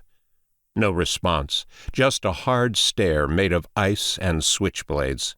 "You can ask her yourself, officer. Mrs. Krista Steiner. Just tell her Tristan Carrington's wife is waiting to discuss her situation." "Krista Steiner, did you say?" "Yes." The officer pointed at the ranch house. 27 Canasteo Street?" "Yes, officer. That's the address I have in file." The woman shared a look with her partner back in the car. He shook his head. "Nobody with the last name of Steiner lives in that house. Perhaps you have the wrong address." "No, I don't believe so. We receive regular correspondence from Mrs. Steiner. Her return address is 27 Canasteo in Binghamton, New York." There was that stare again. After a moment, the woman ordered Marissa to wait while she spoke with the male officer. Through the mirrors, Marissa watched them confer. They kept looking at her. When the woman returned, the other officer was by her side. She handed Marissa the license and registration. "Is there something wrong, officers?" "We confirmed your identity, Mrs. Carrington. Sorry for the confusion. We've had issues with reporters harassing the homeowner." "Reporters? Harassing Mrs. Steiner?" "That's the issue. Nobody by the name of Krista Steiner lives at 27 Canasteo Street. You're positive of the address?" Confusion swan-dived over Marissa. "Mrs. Carrington?" "She has to live here. This is the address my husband has on file. I've seen it myself." "We checked, Mrs. Carrington. We can't find anyone by the name of Krista Steiner in the city. There must be some mistake. Perhaps she lives in one of the satellite cities around here. Vestal, Endicott, Johnson City." The woman's voice trailed off. No laws had been broken, yet the stern glances from the two officers convinced Marissa to leave and never come back. The bag of notes lay on the passenger seat floor. If Marissa started driving now, by lunchtime she would reach Syracuse, where Monica Lee, another of Tristan's lovers, resided. There was no reason to rush. She already knew what she'd find. Another house with no record of anyone named Monica Lee ever having lived there. After the officers let her go, Marissa circled the block and parked at a gas station down the road. The tank had plenty of fuel, but she topped it off and waited until the police cruiser turned out of the neighborhood and headed downtown. Checking one last time to ensure the police were out of sight, she returned to Canasteo Street and parked behind a rusted pickup truck, large enough to hide her car from prying eyes. She stepped out of the vehicle and into the autumn cold, much too cold for a week before Halloween. A gusting wind bit her ears and made her nose run as she walked down the sidewalk. Clutching her coat around her, she wished she'd worn something warmer. Now and again the wind shifted and pulled city sounds into the neighborhood. All around her the air was redolent of wood stoves and leaf mold.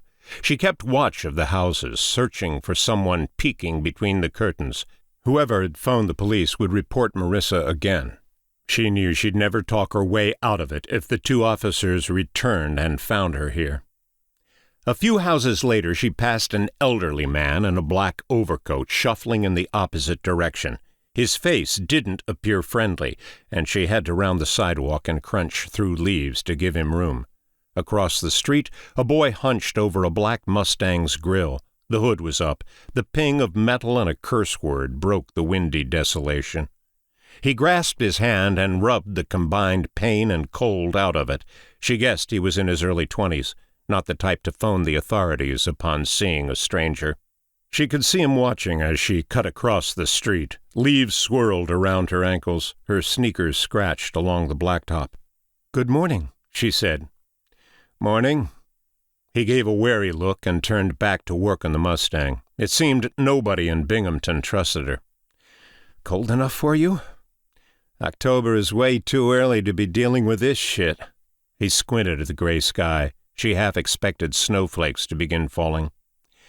"I was hoping you could solve a mystery for me," Marissa said. He was back under the hood, avoiding her, and working on an iron-wheeled corroded bolt with a socket wrench. "What paper?" "Huh? What newspaper do you write for?" "Oh, I'm not a reporter." "Uh-huh." The boy looked grim-faced and distracted. He exhaled and aimed an anti-corrosion spray at the offending bolt. As he waited for it to eat at the rust, he wiped his hands on an oily rag and leaned against the grill. "Then what's the name of your blog?" "I don't know what you're talking about. Why are you convinced I'm either a reporter or a blogger?" "Only two types of out-of-towners come into this neighborhood, reporters and looky-loos." "How do you know I'm an out-of-towner?" He nodded toward her car, nearly invisible behind the truck. "Massachusetts plates?" "You can't see my plates from here." "Saw you about an hour ago. You parked down near Annie Wallace's old place, left after the cops chased you out, and circled back after they took off." "You see a lot." He shrugged. "Not a whole hell of a lot happens around here." His eyes traveled to the dead end and stopped on the brown ranch where she'd expected to find Krista Steiner. "At least not usually. So who are you, really?" "Marissa Carrington." She wasn't sure why she offered her name so willingly. The boy seemed trustworthy, if overcautious. "Pat Bradley. I'd offer to shake your hand, but," he said, turning over greasy palms. "Nice to meet you, Pat. That's a nice Mustang. Are you a mechanic?" "What, me? No. I'm just trying to keep this baby on the road. Not having much luck lately. That's cool that you know your cars, Mrs. Carrington. So what brings you to Binghamton?" "My husband runs a brokerage firm in Massachusetts." "So he's like a banker? Stocks and options, mutual funds, retirement stuff." She was losing him again. He attacked the bolt and grinned when it finally popped free. Pat tossed the corroded battery cable aside, slipped a new cable into the car, and smiled to himself. "That ought to do it," he said. "Hold on a second." Opening the driver's side door, he turned the ignition. The motor turned over and growled. He cut the ignition and tapped the hood twice as he circled back to the front of the Mustang. There was a big grin on his face. "Sure you aren't a mechanic? You seem to know a lot about cars." "I'm just a car buff. Your husband is a stockbroker, huh? What's that have to do with the death house?" She stopped in mid-sentence and stared at him. "Did you just call it the death house?" "Yeah, that's the name people around here call it. Kind of stupid, right?" "Why in the world would you call it that?" He set down the wrench and wiped off his hands again. The boy banged the hood shut and pushed himself up to sit on it. "Nothing good happens here," he said. "That's why." "I'm not following." "When I was in grade school, the Marstons lived there. I used to race go-karts with Tommy. When Tommy was about 10, I guess, his dad died of a heart attack. Only 47, can you believe that? Of course, he smoked like a chimney and drank pretty hard, so maybe he stacked the cards against himself. Still, that's pretty young for a heart attack." "Well, it seems a little extreme to come up with a name like the Death House just because someone had a heart attack." "Now, there's more to the story than that. The Bartons moved in a few years ago, but they didn't stick around long.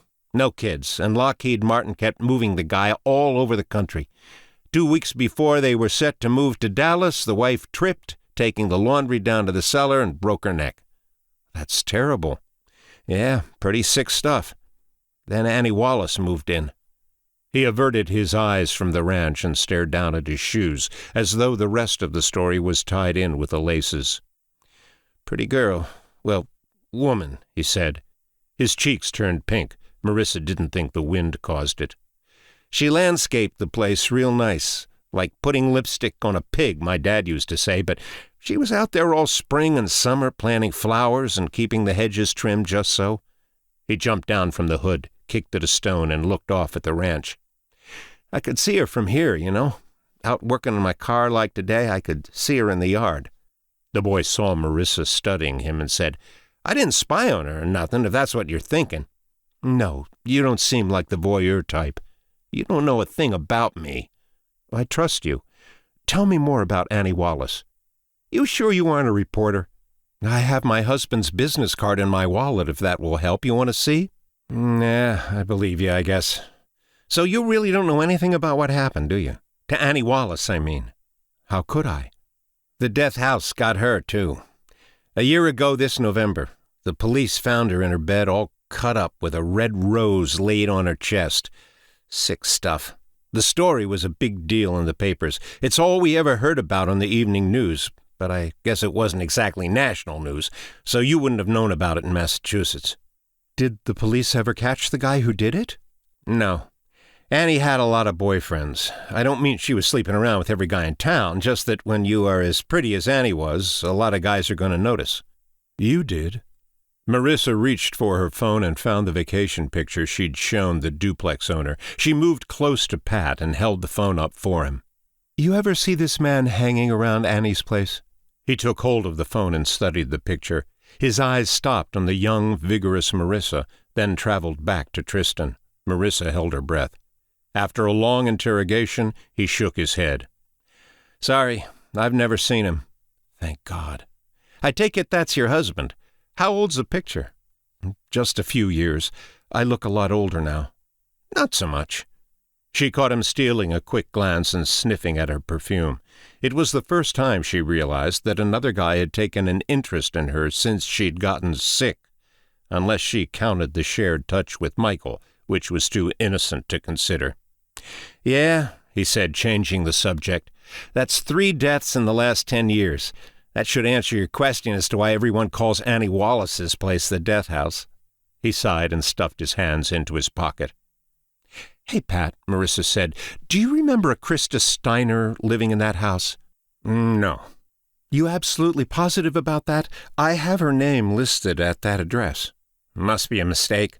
I've lived in this house since I was 5. Nobody with that name ever lived there." Marissa leaned closer to him. "Think real hard.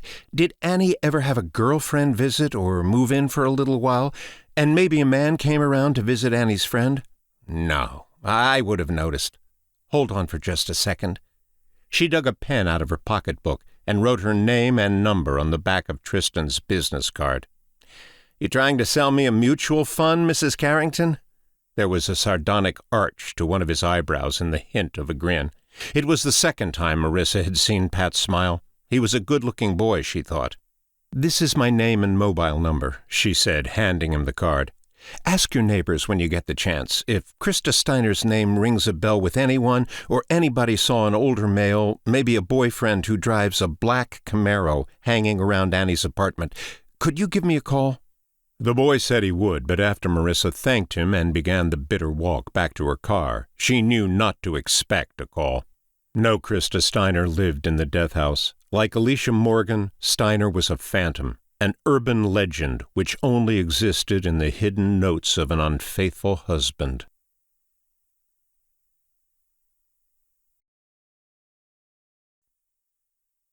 Chapter 18. Stranger in the Rain. Something pressed against the window. Marissa awoke, screaming. She was parked at a rest stop on a hill just south of Syracuse. It was late afternoon, with night closing in fast. The sky was a black veil draped over the hills. Dark claws of rain raked the valley below. Spinning in her seat, she looked out the windows. She'd dreamed someone was jiggling the handle and trying to break into the car. 2 tractor-trailers with out-of-state plates slept dormant near the back of the rest stop. Another vehicle was wedged between the 2 trucks, yet all she could see was the bottoms of 2 front tires. Rain kept lashing against the car, obscuring the service plaza. She'd slept for too long. Her back was cramped, her legs a prickling mess of pins and needles.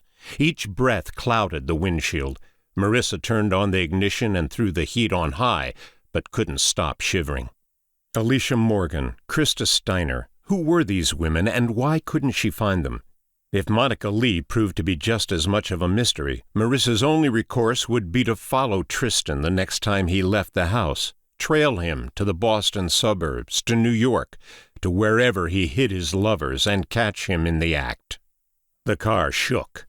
Marissa whipped around. It felt as if two strong hands had grabbed hold of the bumper and given it a shove. The windows were a blur of rain, the service plaza and the hills warped beyond recognition as the squall struck the car from all angles. When the wind briefly abated, she saw one of the tractor-trailer's doors push open. A pair of work boots descended from the cab, and then a graying middle-aged man climbed into the rain. He walked toward Marissa's car.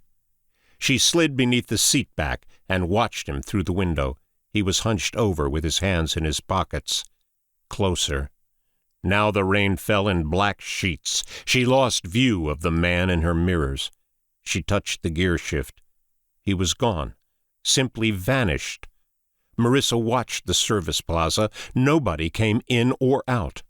She exhaled when the truck driver appeared walking out from the men's bathroom a few minutes later. He cut across the parking lot and ran headlong into a storm which kept trying to throw him backward. His sweatshirt and jeans were soggy and stained dark by the elements. Marissa found herself willing the man back to the truck. Finally, he climbed into the cab and slammed the door shut. The parking lot was empty and safe again, except for the other figure in the rain. He disappeared in the downpour and reappeared back by the trucks. She blinked and the shape was gone. Another glance over her shoulder confirmed no one was standing back near the trucks, at least no one she could see. The sky turned darker. It was after 6. Waiting any longer meant she'd be searching for Lee's address in the dead of night. Something scraped the door as she reached for the radio. She screamed. The storm screamed back at her. Marissa was frozen, her breath like razor blades through her lungs. Nothing in the mirrors, only an empty lot over her shoulder. Yet something was out there. She'd heard it. She leaned over the seat. If a man was crouched below the passenger window, she couldn't see him from here. Marissa yanked the car into drive and slammed hard on the gas. Something pounded against the door panel, hard and heavy. The back end fishtailed in the deluge. She turned the wheel and brought the car under control. All she saw was black rain. A pounding struck the car from behind. The tires caught blacktop and the car jumped forward. Marissa could have been driving straight at a guardrail or the service plaza and wouldn't have known. Then the ramp sprang out of the gloom. As she angled toward the exit, she heard footsteps racing at the car. She hit the on-ramp at 40 miles per hour and accelerated around the bend. She almost took the car over the embankment coming out of the curve. The lonely highway appeared in her windshield while she pushed the car up to 70. Her breath caught in her throat when she felt the tires hydroplane and saw the car sliding toward a rock wall, spinning. She saw the precipitous drop into the valley several hundred feet below. The guardrails weren't going to save her. The rock wall again, the chasm, back to the rock wall. The car began to tilt. Then the tires caught the blacktop and the frame bucked. Marissa gripped the wheel as the car skidded to a stop in the middle of the highway. Her chest heaved. Heart thundered. The storm crashed all around her. Only a few feet of blacktop lay visible before the rain swallowed everything. Anything could have been in the road, a stalled vehicle, a rock slide, the man who chased her from the rest area. Her hands trembled on the steering wheel as she got the car moving again. She wasn't even sure she was driving in the right direction until she barely discerned the speed limit sign off to the right. Melissa was still shaking as she took the exit and crept into the Syracuse suburbs. Outside, the storm had given way to a cold drizzle. Seeing people hustling to get out of the weather calmed her down. Still, she swung the car into the first busy parking lot she saw. The way things were going, she was more likely to get herself murdered than find Monica Lee. She glanced at her phone. A green light blinked, indicating a message had arrived. Her stomach rumbled. She'd forgotten to eat again. Clicking on her messages, she saw an unknown phone number. When she opened the message, she realized Pat, the young man from Binghamton, had written her. I did some asking around. A buddy from up the street said he didn't recognize anyone by the name of Krista Steiner, but he told me he used to see a black Camaro with mass plates in the driveway. It got me thinking about you showing me that picture of you and your husband, and wondering if I'd ever seen him over at Annie's place. I think I know what you are suggesting. If he drives a black Camaro, well, all I can say is I'm really sorry." The night closed in around her. She knew where this path led. Someone murdered Annie Wallace. Not Tristan. He was an adulterer, yes, but she couldn't accept he was a killer. Marissa couldn't deny how crazed Tristan had looked in the kitchen. How well do we truly know the ones we love? What black secrets lie under the surface, rooting and spreading tendrils under layers of dirt? The lights of the supermarket appeared to shine from a million miles away. Nothing but darkness lurked between the car and the entry doors. As Marissa climbed down from the car and hurried across the lot, she checked her voicemail and saw an hour-old recording from Michael. The warm blowers of the entryway thawed her and threw down scents of baked bread. Michael's voice was jittery, perhaps scared. "Hey, Marissa, it's Michael. Look, I really got to talk to you about the filter. I found something." His voice went quiet. She expected to hear a crowd of people talking and laughing in the background. There was only the polite silence of his workshop. Immediately, she knew Michael hadn't taken his daughter to Provincetown and felt terrible. "Truth is, I'm not sure what I found, but I think you should have somebody look at it. A doctor, maybe, or the police." Marissa's fingers went cold. "I don't want to talk about this in a damn voicemail. Sorry about the language again. When you get this message, you need to call me, okay?" The message seemed to end. As she removed the phone from her ear, he started talking again. "And one more thing. Christ, I don't know how to say this, Marissa. Until you get this thing looked at, I don't want you anywhere near Tristan. I know how crazy this sounds. I hope to hell I'm wrong. Just call me back as soon as you can. And don't tell anyone about what I said, especially Tristan. I gotta go." The message ended. She stood in the produce aisle with no memory of how she'd gotten there. An old woman impatiently pushed a shopping cart around Marissa, muttering to herself about young people and their goddamn phones as she stuffed lettuce into a plastic bag. Marissa's fingers trembled. Barely able to hold on, she stared at the phone. Then she felt her stomach give way and ran to the restroom, where her dry heaves echoed out to the store.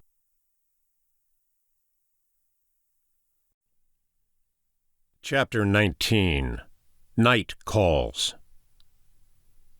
The phone wailed at 3 a.m. Jimmy Rogers fell out of bed and knocked over the nightstand trying to reach it, the bedroom as dark as a tomb. He'd missed the call. Rubbing the blur from his eyes, he saw the time and groaned. Wonderful. He had to be at work in 5 hours. An unlisted number perched at the top of his phone log, probably the same caller that had badgered him in the dead of night over the last few weeks. He struggled through the trailer, stumbling into the walls until he made it to the kitchenette. Though he wasn't particularly hungry, Jimmy couldn't stop himself from milling through the refrigerator and tearing off a slice of cold pizza. His stomach burned, something else he'd put off, calling the doctor. That was how the problems always started. You went to the doctor about indigestion, and the next thing you knew, you were hooked to a monitor with a tube blasting barium up your ass. He popped 2 antacids and limped back to the bedroom. Sitting on the edge of the bed, the tight fit between the walls making the bed space seem cave-like, he turned on the light and rubbed his eyes. On the floor lay a capped bottle of bourbon and a 12-step card stained by a beer ring. A bitter drop of irony. He fixed the nightstand and put the clock, bourbon, and AA card on top. Then he grabbed the bottle and swirled the golden contents. A drink would help him get back to sleep, but he'd pay for it when the alarm woke him for work. Not a good idea. Maybe he should call her. It was late. She might not like it if he called now. Then again, his sponsor told him to call whenever he needed to talk. Valerie, though she insisted he call her Val. She thought Valerie made her sound too much like somebody's great aunt. Val was a blonde with better legs than the girls he'd dated in high school, which was why he'd chosen her as his sponsor in the first place. So much for working the program or letting the program work for him. 2 months of meetings, and he hadn't made it through 3 days without drinking. He grabbed the card and turned it over to where she'd written, "This too shall pass," with her phone number right below. This too shall pass. Easier said. Tapping a finger on the card, he couldn't decide. She had a husband, a big guy with a military crew cut and muscles ripping out of his sleeves. Jimmy had seen him parked down the street, waiting for Valerie. Anonymity. What a crock of shit.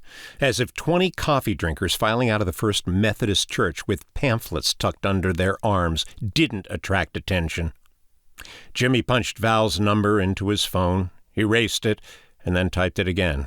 Now the hard part, hitting send. 3 a.m. She'd kill him. Or he'd kill him. Send. The phone rang too loudly in his ear. He willed it to be quieter, as if doing so would ensure she didn't answer. 2 rings. 3 rings. Still time to hang up. 4 rings. 5 rings. He prayed she turned her phone off at night so he wouldn't have to face the discomfort of talking with her. At least he could say he tried. 6 rings. She answered. Her voice was groggy, her head submerged in the bog of sleepiness. If he hung up now, she'd fall back to sleep, maybe forget his call. Except his number would be in her log. Jimmy was trapped. "Who is this?" "Hey, Val, it's Jimmy." "Jimmy?" It took a while for the wheels in her head to start turning. Christ, it was late. "Oh, hi, Jimmy. Hold on a second." He heard the mattress springs creak, then a door opened and softly closed. "Sorry about that," she said. "I didn't want to wake Danny." Danny? That was her husband's name? He looked more like a Rocky or Butch. "I shouldn't have called so late." No, you call me any time you want to talk, understand?" "Okay. Haven't seen you at the meetings lately." A lie tried to pry past his lips. He could have told her he'd been attending meetings across town. "Right. Work has been ridiculously easy, and I've got this thing going on with my family." "Stop, Jimmy. I can't go to your place and drag you to the church. That's up to you. Take responsibility." "I know. When you least want to attend is the time you most need a meeting. My own sponsor told me that 11 years ago when I was in your position." 11 years. Decent odds said he'd be dead in 11 years. How much of his remaining life did he want to devote to steps scrawled on a note card? "When did you have your last drink?" He almost said he hadn't. Val wouldn't have believed him. "About 6 hours ago." He braced himself for a scolding. It didn't come. "So, you are 6 hours sober." "What?" "One step at a time. Congratulations on 6 hours of sobriety." "You get one of those coins for 6 hours?" She giggled. At least she had a sense of humor. "No, but the next coffee is on me. You got booze in the house, Jimmy?" He glanced over at the bourbon. The way the light hit the bottle made the liquid look like honey. "Yeah. Let me hear you pouring it down the sink." "Come on, Val." "Do it," Val said. "It's like ripping off a bandage. You'll hate me every second of the way, but once those bottles are empty, you'll feel better." Doubtful. "Jimmy?" Okay. Jimmy grabbed the bourbon and walked it to the kitchen sink, where he poured it down the drain. Each glug-glug tempted him to open his mouth under the flow. He half considered pouring water down the sink. She would have known. Valerie could read his mind. Or maybe she'd seen every trick in the 11 years she'd worked the program. When he finished, she told him to scour the refrigerator of beer and check the cupboards. "It's all gone," he said, lying and feeling horrible about it. "You only had 1 bottle of booze in the house?" "Yeah, bourbon. I do most of my drinking at the Blue Dragon." "I see." Her skepticism was a knife in his belly. "You're having the dreams again." It wasn't a question. "Almost every night this week." "God, Jimmy, have you talked to anybody about them?" By anybody, she meant a shrink. No way he was going to lie on a couch and pour his heart out to a stranger. "No," Jimmy said. "It doesn't have to be a psychologist. Ever thought of telling your physician about the dreams?" "No pills." Another golden nugget of irony. He didn't trust prescriptions, but he happily poured any liquid down his throat if it made the dreams stop. I never mentioned pills. A good doctor respects the value of nutrition and exercise. Look, Jimmy, I can't do it all for you. Get yourself to tonight's meeting. A lot of the weight you carry around will come off once you learn to let go. Jimmy didn't realize he was crying until he heard himself echoed in the receiver. Jess, his beautiful Jess and their friends, gone forever. A tragedy he could have prevented. Since the fire, the scent of anything burning made his mind rush back to the rescue team, pawing through the still burning embers, Jimmy knowing no one could have survived the fire, the police pulling him away from the wreckage as he screamed for Jess. He needed to talk to someone about what happened, not a shrink, but maybe Val. If he didn't, the memory would consume him. "I'll come tonight." "Promise me," said Val. "Yeah, I promise." Ending the call made him feel alone. It was too quiet in the trailer. The half-eaten slice of pizza lay on the counter. After a moment of consideration, he bit into the food with mechanical indifference. Food was food. All he needed was a little energy to make it through what was shaping up to be a very long day. The last bit of pizza swished around inside his mouth when the phone rang again. Thinking it was Val calling him back, he answered. Quiet. Then the dark susurrus of breathing. "Whoever the fuck this is, you're starting to piss me off." No reply. "I got a cousin who works at the FBI. That's the Federal Bureau of I'm gonna kick your ass. One call, and he'll trace your number, hotshot." The bastard kept breathing into his ear. He thought he heard a car engine in the background. Jimmy hung up and threw the phone on the counter just as a car motor rumbled down the street. Enough of this shit. After work he'd change his phone number. God, he needed a drink. As he turned toward the back of the trailer, the phone blared again. He stood staring at the phone. On the third ring, he snatched up the phone and screamed at the caller. The man on the other end, he strongly sensed it was a man, didn't reply.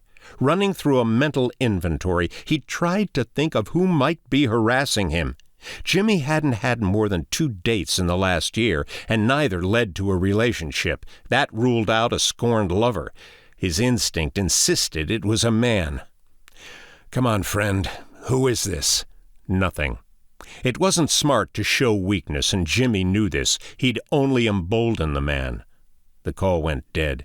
He glanced at the clock. It was almost 4. The floor was freezing beneath his bare feet. He walked slowly to the front window and looked between the blinds. The other trailer windows were dark, while one light burned from a porch up the road.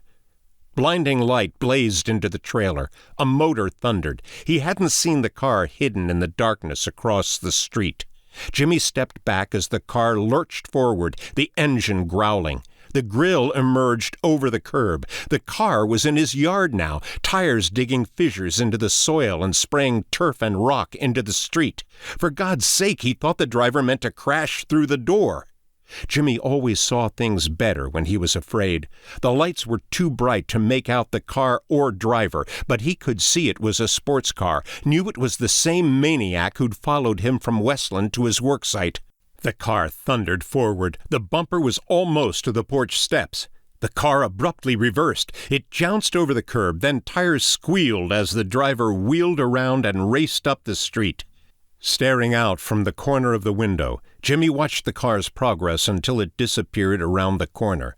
He heard the engine as the car raced toward the town's center. Then it was gone. Twin gorges were dug into the yard. The smell of burning rubber came into the trailer. Jimmy slumped down against the wall. The sins of his past had finally caught up to him.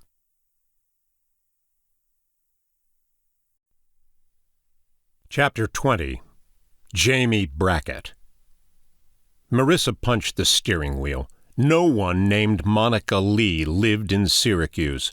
Her body was stiff and trembling with cold after sleeping in her car. Now she sat with black circles under her eyes, staring at the pile of love letters on the floor. Pulling out the bag of notes, she sifted through the letters and found the one she sought. Jamie Brackett, Burlington, Vermont. It was a 3-hour trip down the thruway and up I-87 to Burlington. Marissa crumpled up the note and threw it down, knowing she couldn't go home until she spoke with Michael. A thinly veiled sun crawled out of the horizon behind an overcast sky as Marissa resumed driving. Halfway to the interstate, she felt herself nodding off. She swung the car into a parking space in front of a defunct cinema, where a torn poster for Wolf Creek hung in the window. The trash can in front of the theater emitted a spoiled meat scent. After sleeping for an hour, Marissa left Syracuse at 8. Along the way to Vermont, she perceived more changes inside of her. She felt ravenous.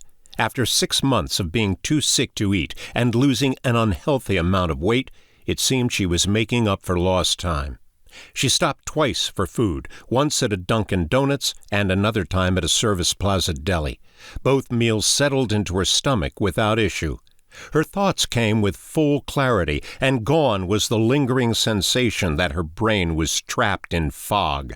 Her body felt anxious, as if pent-up energy was building toward an explosion. What she saw in the mirror shocked her. Not the dead gray strands of hair lying across her shoulders, but how dark the roots were underneath.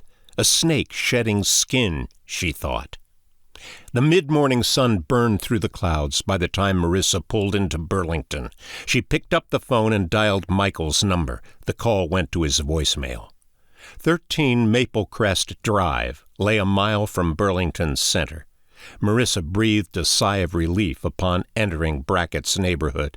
The yards were large and well-manicured, the homes a rustic mix of colonial, Greek Revival, and Victorian, a far cry from the black darkness of Monica Lee's apartment.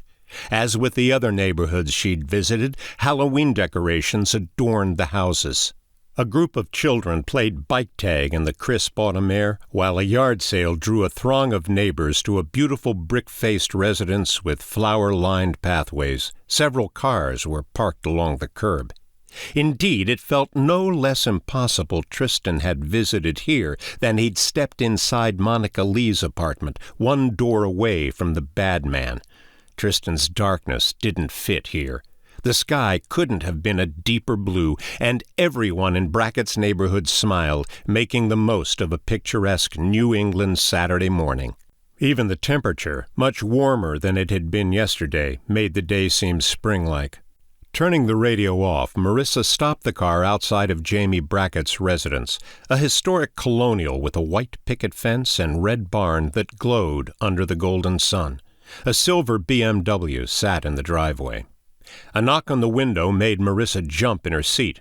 A beautiful woman with curly blonde hair falling out from under a sunbonnet smiled through the window. "Here for the yard sale?" the woman asked after Marissa rolled down her window. "Of course, the yard sale," Marissa said. "The sign says no parking, but don't pay it any mind. It's not like the police are going to ticket anyone. Hey, are you sure everything is all right?" "Yes. For a moment, I couldn't remember if I'd forgotten my wallet, but it's right here." Marissa smiled and patted her handbag. "Good. You don't want to be caught short on cash at the annual Maple Crest Tag Sale and Wine Soiree." "I guess I wouldn't." A golden locket of 2 dolphins kissing, similar to a necklace Marissa wore as a child, slipped out of the woman's shirt as she bent forward. "Denise Moretti," she said, offering her hand through the window. Marissa Carrington." Again, Marissa was surprised when she gave her name to a complete stranger. She trusted this woman on some deep intrinsic level, the way she had Pat from Krista Steiner's neighborhood, though she couldn't say why. Marissa caught Denise eyeing her neck. She glanced in the mirror and saw a purple bruise had formed where Tristan grabbed her. "How'd that happen?" she asked. "What?" "Your neck. Did somebody hurt you?" By somebody, Marissa knew Denise meant her husband. A cross between a stern parent and concerned friend, Denise studied Marissa's eyes for a truthful answer. "Yes, somebody did, but he's not a part of my life anymore." Denise nodded, satisfied. Marissa felt happy to finally say something truthful. "Good for you." A Subaru packed with a man, woman, and 3 young children parked in front of them.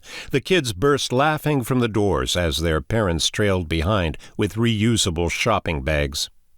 "Come on, before the vultures pick the place clean," said Denise. Marissa climbed from the car and followed the woman, watching her locks, doused orange by the morning light, swing from shoulder to shoulder.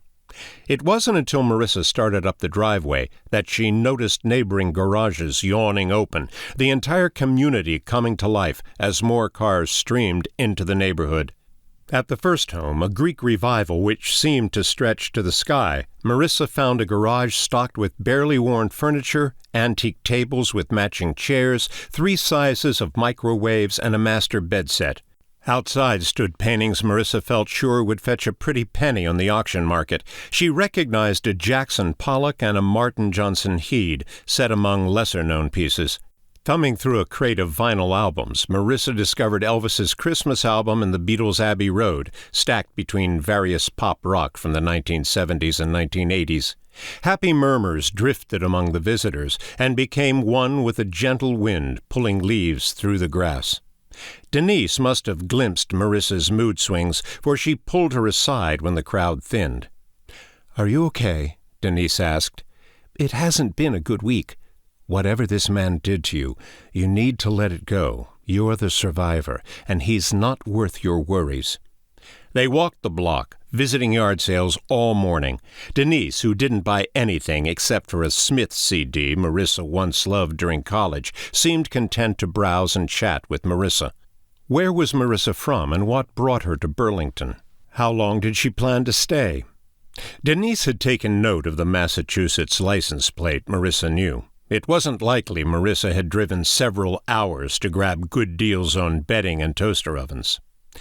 "A friend of mine from high school is a professor at the University of Vermont," said Marissa, feeling guilty for having to lie again.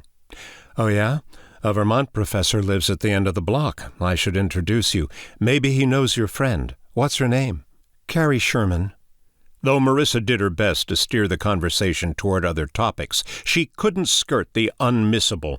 Even if Denise bought Marissa's story about visiting a friend, and something told Marissa she didn't, how did she know about the yard sales? Finally, Marissa rolled the dice. "Actually, Carrie told me one of her good friends lives nearby. I think this is the neighborhood." "Oh, do you remember her name? I'll introduce you if I know her." "Jamie Brackett."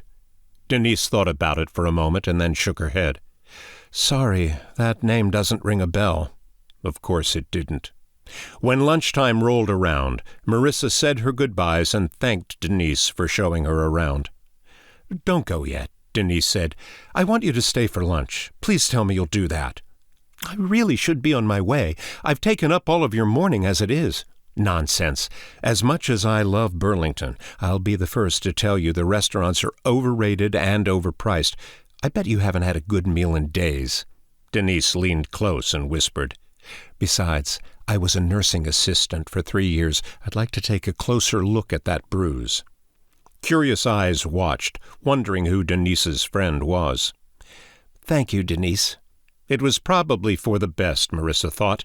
Jamie Brackett's name had proven to be another dead end, despite the address on Tristan's note, and Marissa didn't relish the long drive back to the Cape.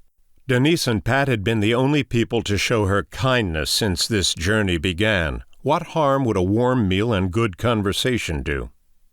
They walked in the direction of Marissa's car, boxed in by a jam of curbside vehicles, some of which blocked driveways as shoppers tried to find space to squeeze into. The disco beat of Earth, Wind, and Fire pounded from a garage up the street. "How far down is your house?" Marissa asked. "Right here." "The Colonial with the red barn. Jamie Brackett's house." Marissa stopped at the curb. "Something wrong?" "No," Marissa said. "Nothing." "You look like you just woke up from a nightmare." A million questions swarmed inside Marissa's head. Denise must know Tristan's lover. The coincidence was too strong for happenstance. Maybe this was a mistake. Before she could decide, Denise opened the door and walked Marissa in. After being out in the sun, the inside of Denise's home felt cool and looked shadowed. A black and ivory area rug lay at the entryway. An archway to the left framed the living room, and to the right stood a den with a computer desk. Shelves held framed degrees and photographs of Denise with friends and an older couple, probably her parents. "Make yourself at home. Coffee? Please, that would be nice." The curtains were drawn and the room shadowed. Denise pulled open the curtains to let the light in before disappearing around the corner. Marissa sat on the living room couch. From the kitchen came sounds of cupboards opening and closing, then water percolating. Additional pictures of Denise and her parents were scattered throughout the living room, on walls and on tables. A picture of a younger Denise hugging a big German shepherd with a lolling tongue made Marissa smile. But no pictures of kids or a husband. It started to make sense, didn't it? Denise was beautiful, vibrant, and apparently single, the perfect woman for Tristan to have an affair with. Marissa didn't want to believe it. She already liked Denise a great deal. But this was 13 Maple Crest Drive, the address from the love note. "Cream or sugar?" Marissa jumped. She hadn't seen Denise poke her head around the corner. "What? Do you want cream or sugar in your coffee?" Marissa shook her head. Denise gave her a concerned look. "I'm happy to look at your bruise, but if you don't trust me, there's a good walk-in clinic just up the road." "I trust you. It's not that bad, is it?" "It's not good." Denise stood considering and put her hands on her hips. "Okay, then. If I can't convince you to see a doctor, I'll see what I can do." "That's very kind of you." The mug smelled wonderful.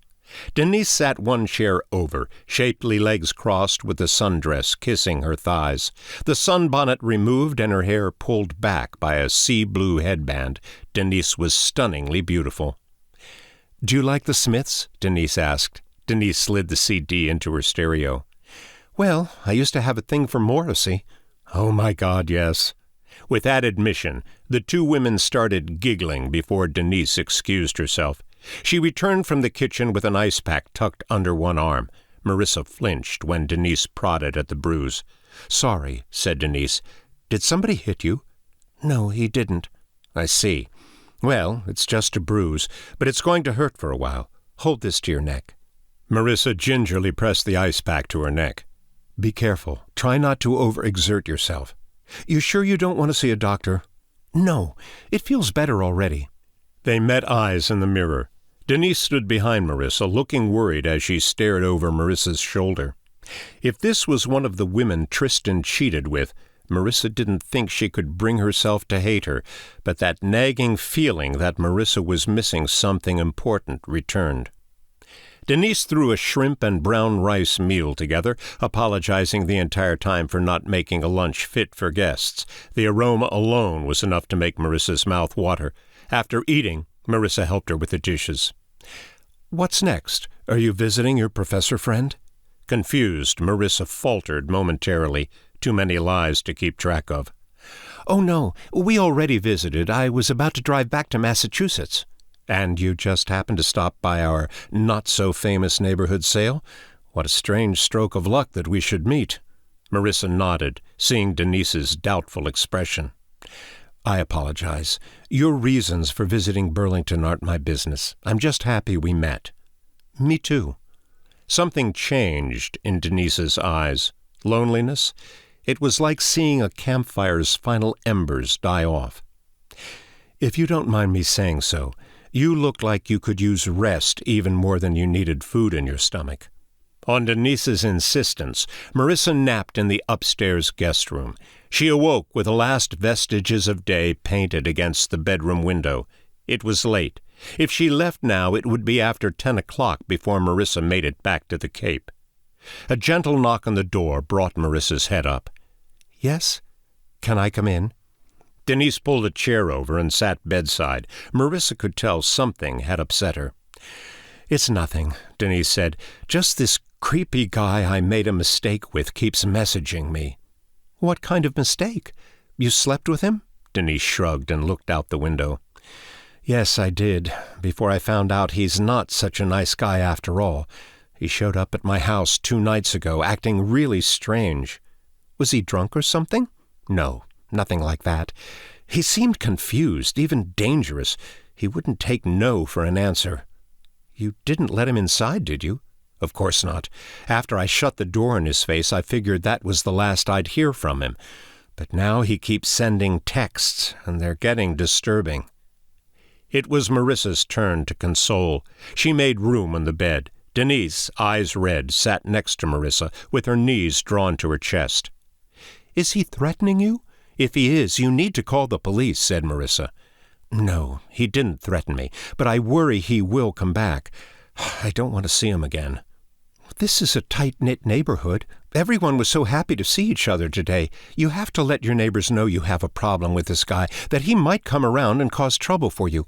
Ask someone you trust to keep an eye on the house and check on you if a strange vehicle shows up in the driveway." Denise grabbed the tissue off the nightstand and dabbed her eyes. "It's so humiliating. First my failed marriage, and now the first guy I meet turns out to be some kind of stalker." "Don't look at things that way. Your friends won't judge you. If this guy causes you any problems, promise me you'll call the police." Denise nodded resignedly. Marissa draped an arm around her shoulder. "And I want you to call or text me any time, day or night. You don't have to do this alone." Denise broke down and cried on Marissa's shoulder. When they'd first met, Denise seemed so strong and confident. Marissa knew everyone had a bogeyman hiding in the closet. "I don't want you driving after dark," said Denise. "I'd like you to stay the night, maybe a little longer if I can convince you." Though she barely knew this woman, Marissa felt a warm comfort whenever Denise was near. The two might have been sisters in a second life, Marissa thought, perhaps long-lost friends, and she wouldn't abandon a sister in need. "I'm imposing. Really, you've done enough already. What if I said I wanted the company? Would you stay then?" There was that despairing look Marissa had seen from Denise earlier. Marissa agreed to stay.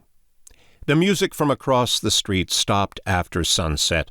The sales were over and the last of the visitors drove off.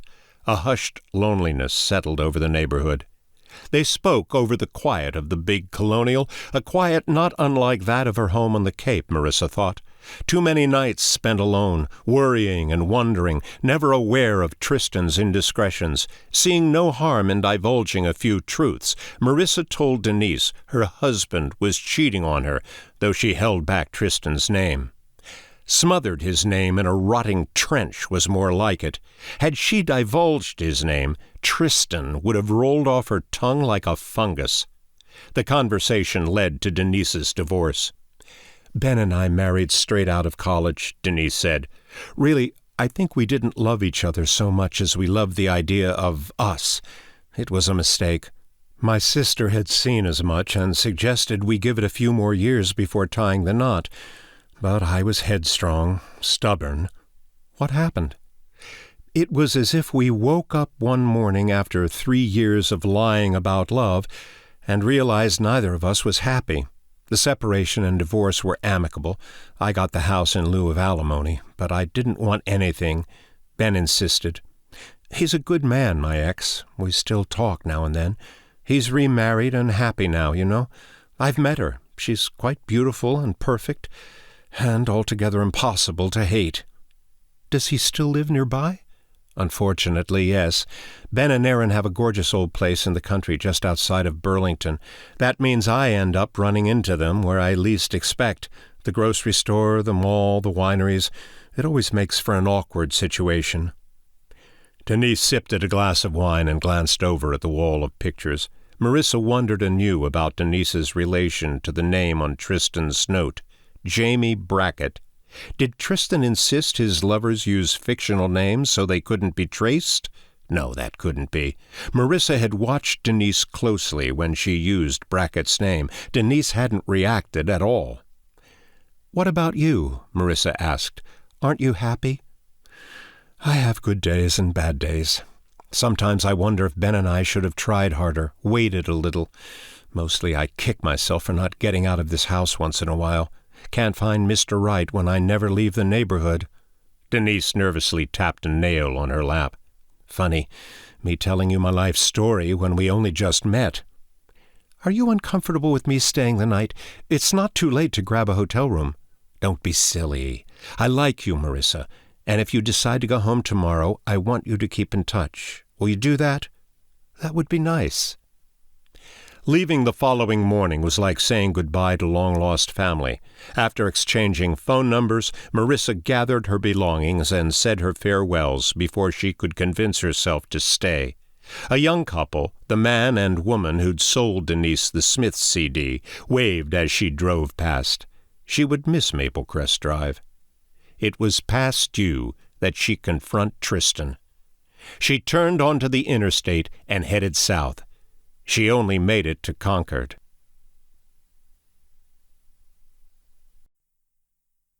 Chapter 21. Malice. The sun was a glare against the windshield, the cars on the highway a confusing assemblage of colors cutting her off and shooting by. Marissa was 10 miles north of Concord when the phone rang. Michael. She swallowed hard and answered. Michael, I was just about to call you. Where are you, Marissa? Returning home after visiting a friend in Burlington. He was quiet for too long. She didn't like it. Are you stopped? No, I'm on the highway. I think you should pull over before you hear me out. Marissa's heart thundered as she took the next exit. Palms sweaty, she drove around the back of a McDonald's and pulled into a parking space. That moment would forever be ingrained in her memory. The greasy scents, a female teen employee rushing a bag of food out to a car 2 spaces away, poplar trees bending in the wind. An elderly woman in the next car kept looking over at her.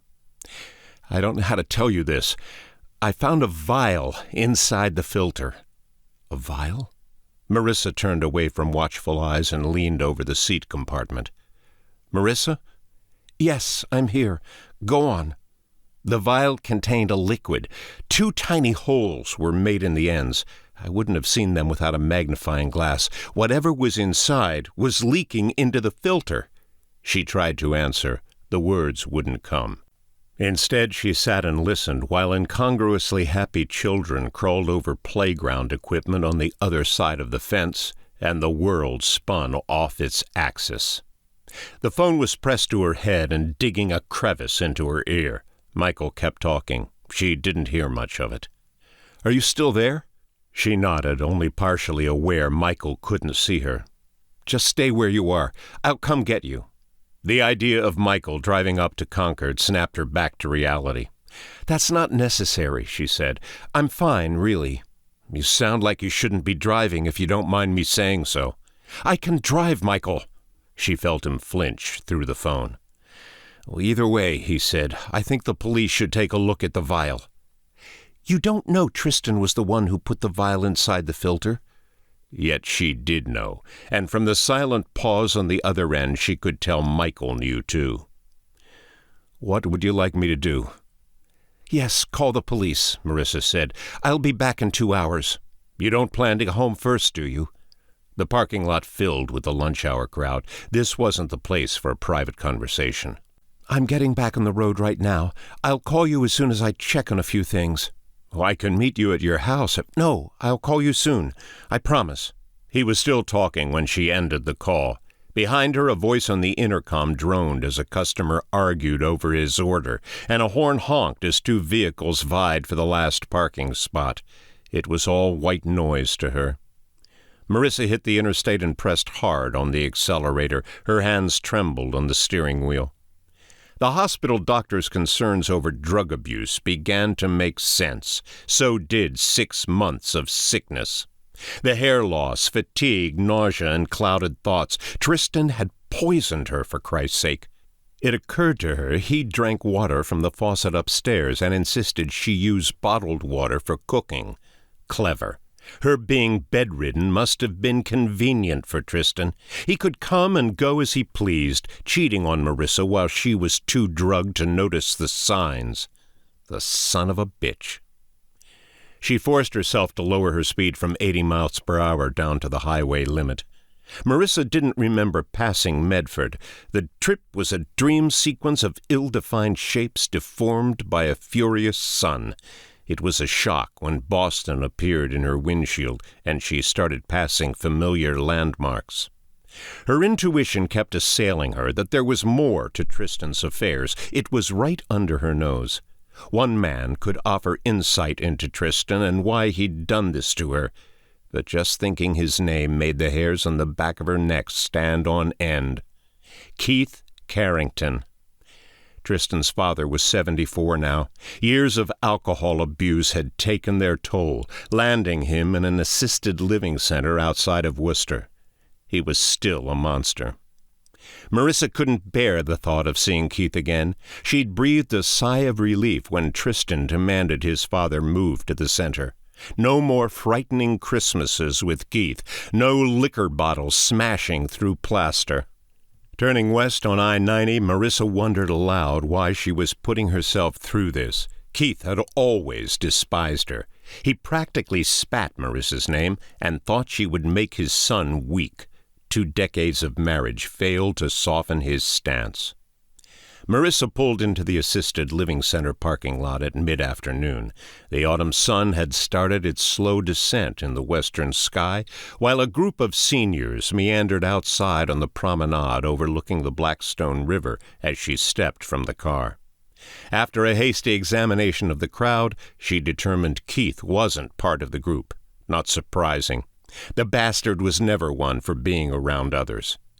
Her thoughts turned to Tristan as she approached the double-door entryway. We're all capable of many things, she thought, our hopes and fears precariously lined up like dominoes. Then someone comes along and sets into motion a chain reaction of events that change lives forever. All fall down. Inside, the splash of color from potted flowers and a corner fern did little to offset the all-encompassing whiteness. All that white strangely consumed more light than it reflected, as though the walls sucked the light inward. The receptionist took her name and directed her to take the first left and proceed to the end of the hall. The stench of urine and disinfectant pervaded the air as sad, desperate eyes watched her from the rooms. She felt a pang of regret as she passed by and wondered how often patients received visitors. Deeper down the hall, Marissa closed her eyes to the incoherent babbling for her attention, though she felt their cries prickle the atmosphere with tension. The stench grew more fetid, and, juxtaposed against the white, it somehow made the home feel dangerous. Keith's room was the last at the end of the corridor. It was the size of a typical bedroom, the curtains drawn and blinds closed, making it seem like night inside. A small dresser with a television on top stood against the near wall. In the opposite corner was a single bed with antiseptic white sheets and a matching white blanket. Keith sat on the edge of the bed with his back to her. An assault of wiry gray hair spilled from the back of his head, his skin peppered with clumps of age spots where his hair had fallen out. As she stood in the doorway, she realized he hadn't seen her yet. There was still time to turn and leave. Come to watch me die? Marissa's skin crawled. Keith sat looking at the closed curtains, staring at nothing. She stepped inside. Why are you here? His voice was choked with phlegm and slurred as if someone had sneaked Keith a supply of liquor. Joints crackled like little firecrackers as he pushed himself up from the mattress. With considerable effort, he shuffled to the other side of the bed, his socked feet making swishing noises. Marissa gasped when he sat down. A crone's face glared back at her. Keith Carrington appeared 20 years older, a shell of the man she'd seen earlier this year. Sick, are you? A grin curled his lips. I'm doing all right for myself, Marissa said. Chasing me to the grave is more like it. Couldn't happen to a better person. Where's my prick of a son? Tristan is away. Away. With that word, a knowing smile spread his mouth wide, his lips open to a disheveled mess of yellowed teeth. I'll bet you wonder where Tristan goes when he is away. Is that why you came to see me? A groan twisted her head around. The door had drifted closed so that only a sliver of light knifed into Keith's room. I'm not sure I know what you mean. Ever since he was a child, Tristan loved to wander, he said. Do you know, Marissa, that my son drove his bicycle from Worcester to Spencer when he was only 7? Said he wanted to see the airplanes again. I'd taken him there once, and somehow the little son of a bitch remembered the way. One of the workers found him looking at the runway through the fencing.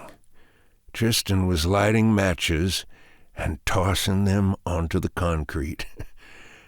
Guess he wanted to see if there were enough fumes to get a good fire going. Blistered his backside for that one, I did. The blackest eyes she'd ever seen bore into her. Book smart, he said, nearly puking on the words. Feeble-minded otherwise, and always slipping away when no one is looking. Where do you think Tristan goes when he wanders?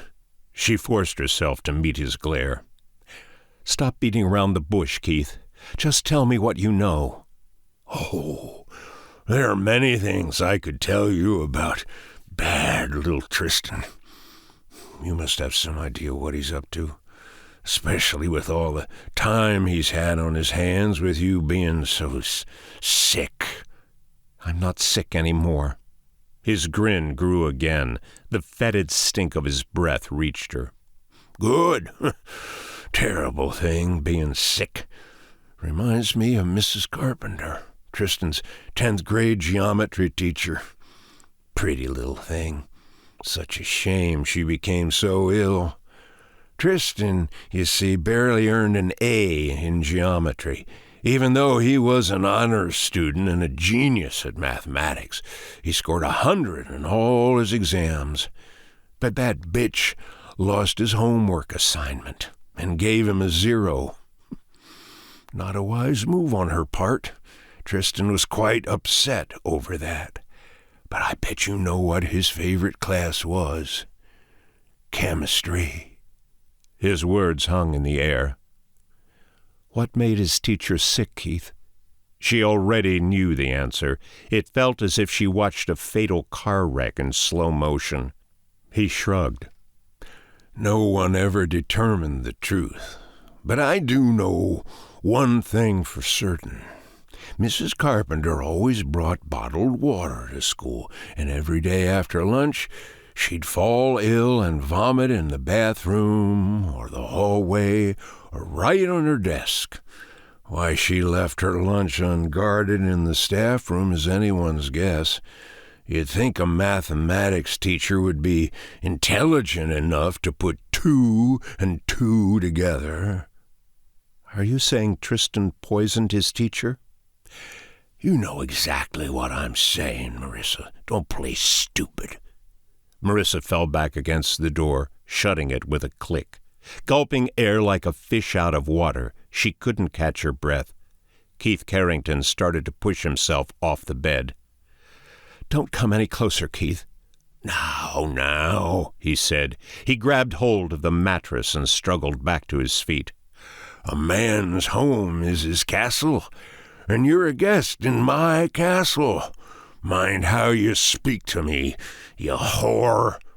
He stuck one unsteady foot out and started wobbling toward her, gnarled claws for hands extended toward Marissa like the movie monsters who'd terrified her as a child. Tell me what Tristan did to me, Keith. Did he poison me like he did his teacher? Why should I tell you? So you can ruin his life just like the others? Filthy whores, all of you. Keith Carrington tottered halfway across the room. In the darkness of the closed room, he was a shadowed nightmare. He's a very bad boy, my Tristan, but he's too smart to get caught. She grabbed hold of the doorknob. He'll pay for what he did to me, Marissa said. He was almost to her now, close enough to rake his filthy nails across her face if he desired. The only one who'll pay is you, just like the others. You're no better than that whore, Alicia Morgan, who swore she loved him even while she was fucking his friends. Marissa froze in place. The room turned darker, a funhouse trick her mind played on her. What did you say her name was? Who? Alicia Morgan. How do I find her? Keith laughed. That might be rather difficult. Why would it be difficult? I need to speak. Have you checked the cemetery in Westland? He was frenzied now. Phlegm oozed over his lip as he yelled. They all lied to him. Krista Steiner, Monica Lee, Jamie Brackett, and that bitch Jess Martin. She was the troublemaker, the one who tore his heart out and then convinced Alicia to leave Tristan. The names flew at her from all corners of the room. She was drowning in the darkness, drowning and grasping for a way out of this nightmare. Jess Martin. Hadn't Tristan called her Jess? They all found out what happens to whores who cross Tristan Carrington. They paid the ultimate price. Burn in hell they all can. You will pay the price too, Marissa. You will pay the price for crossing my Tristan.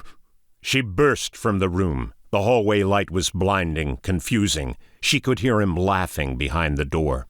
3 nurses glared accusingly at her as they hurried toward Keith Carrington's room. Marissa stumbled into a male nurse who gripped her by the arms. As he tried to calm her down, she tore free and ran for the exit. Keith's lunatic laughter followed her out the door.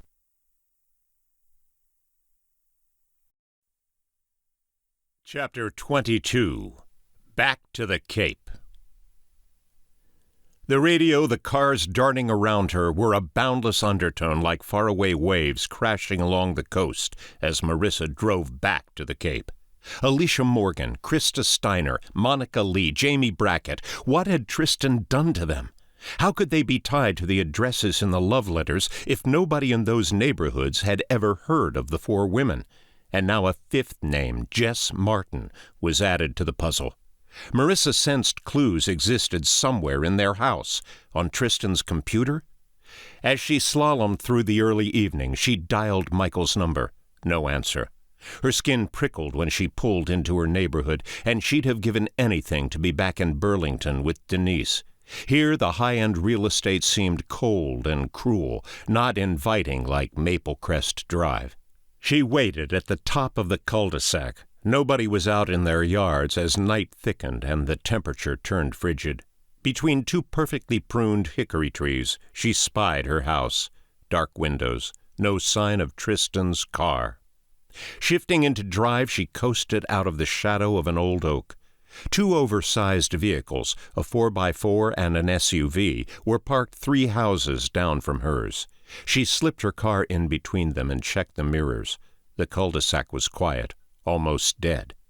When she stepped from the car, the wind howled and tried to crush her legs between the door and frame. She shoved the door open, slammed it behind her, and engaged the locks. The twin beeps of the car alarm seemed unusually loud. She followed the curb, passing under the low-hanging branches of a maple tree. Looking over her shoulder, she felt eyes watching, enough to make goosebumps spread down her back. After she emerged from the shadows, she rushed up the length of the driveway and unlocked the door. The house was dark and had a musty smell. Passing through the kitchen, she saw the cabinet doors hanging open below the sink. She pulled open the basement door. The steps descended into a deeper darkness. "Tristan?" A scratching noise came from the basement. It might have been a tree branch brushing a window pane, or something else. "Tristan, you home?" Marissa shut the door and latched the hook and eye, and then hurried down the hallway and back to the stairs. The upstairs seemed much too dark for nightfall. The shades had been pulled, the curtains drawn. Flicking on the lights, she crept up the staircase, wincing when the stairs squeaked. "Tristan, it's me. Are you up here?" The silence of the upstairs turned heavy, a living thing. At the top of the landing, she made quick glances into the bathroom and master bedroom. Above the final flight of stairs stood the attic door. The hallway was quiet. It should have set her mind at ease. The silence was all wrong, like the sound the night makes when a shadow passes by. She fought down a shudder and turned toward Tristan's study. It was too gloomy to see inside, so she turned on the overhead light. Shelving took up one wall. His finance books were stacked here, efficiently organized by subject and author. Framed diplomas and awards freckled a second wall. He doesn't keep a picture of us, Marissa realized.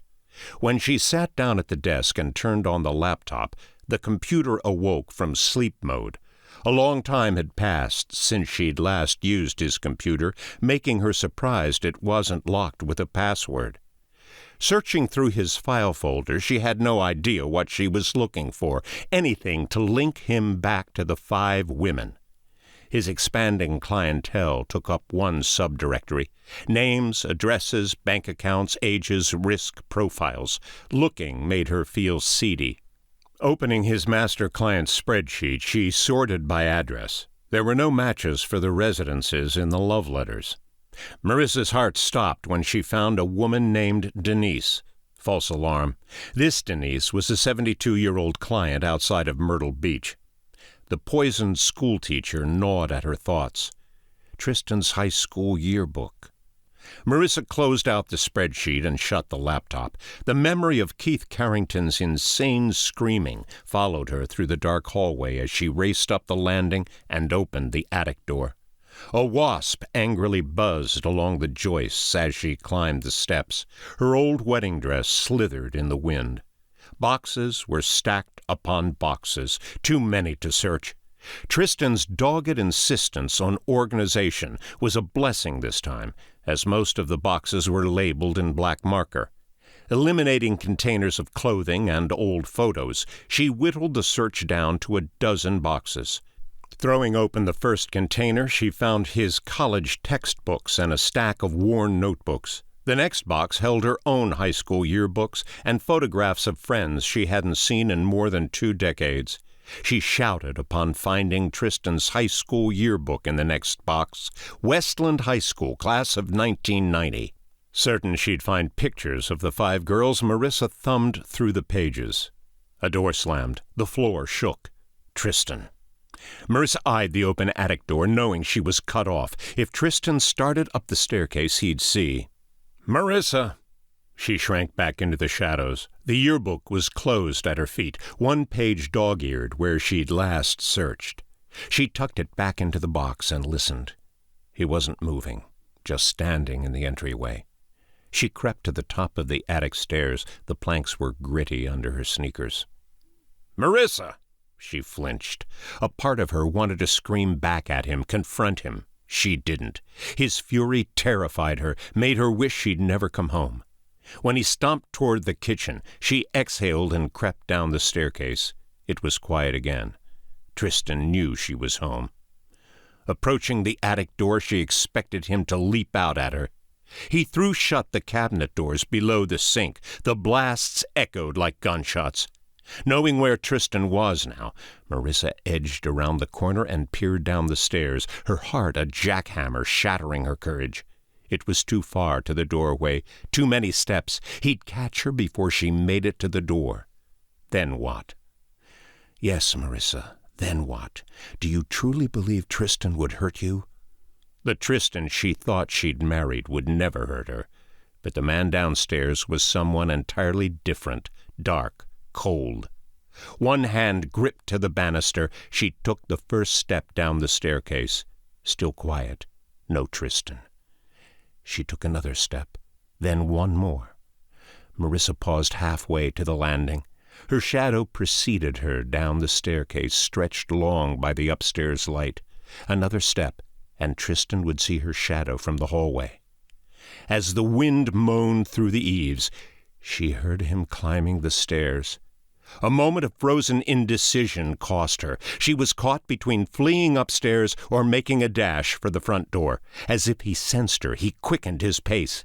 Tristan was almost to the kitchen when she ran down the steps and sprinted for the door. He heard her as she ripped the door open. "Don't you leave me, you bitch! You do as I say, Jess!" Jess, that name again.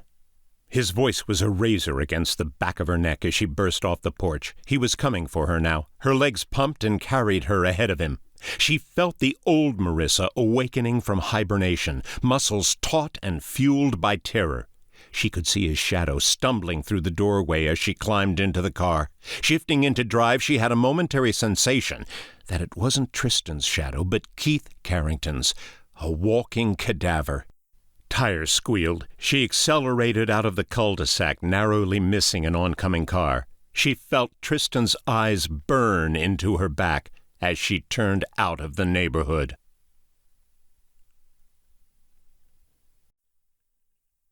Chapter 23. The Blue Dragon. Marissa was furious as she raced down the interstate. She was nearly hoarse from arguing with a police officer who'd said he'd paid Tristan a visit but couldn't arrest him.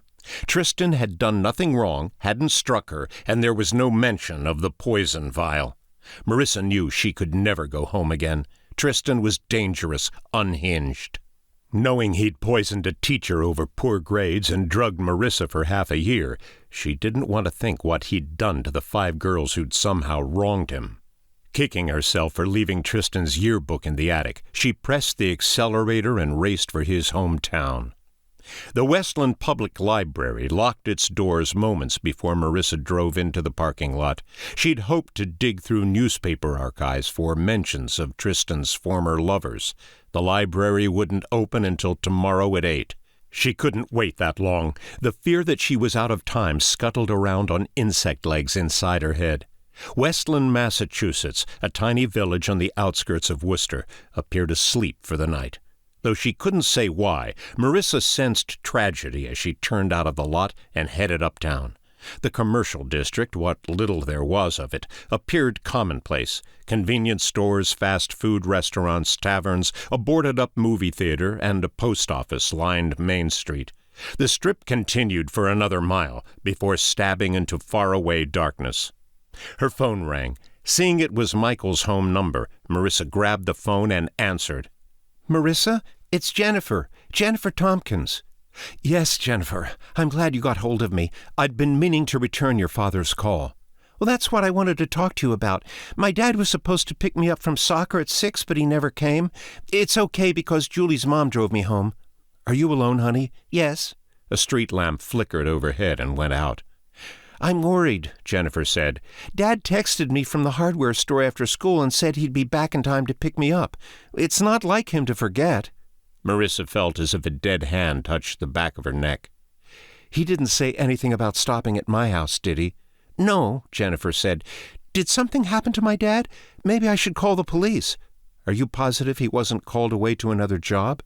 Well, he gets emergency calls all the time, but he always lets me know. Something is wrong, Marissa. I can feel it. Jennifer's voice broke. What should I do? Stay calm. It's probably nothing. It doesn't feel right. Marissa brought the car to a halt at the street's only stoplight as a 4x4 pulled up behind her. The lights ignited her mirrors and left a red imprint on her eyes. She turned down the mirror and tried unsuccessfully to ignore the hulking vehicle bearing down on her. Jennifer, do you have time to run out back to your dad's shop? Sure. Why? There should be a broken water filter on his desk. Tell me what you see. What's all of this about? Please, just do as I say. Marissa's heart hammered as she listened to Jennifer run through the house. She heard the back door open and click shut, then the sound of shoes swishing through grass. Outside the car, 2 couples walked hurriedly down Main Street. Huddled inside their coats from the autumn chill, they lowered their heads against the wind and disappeared into a bar.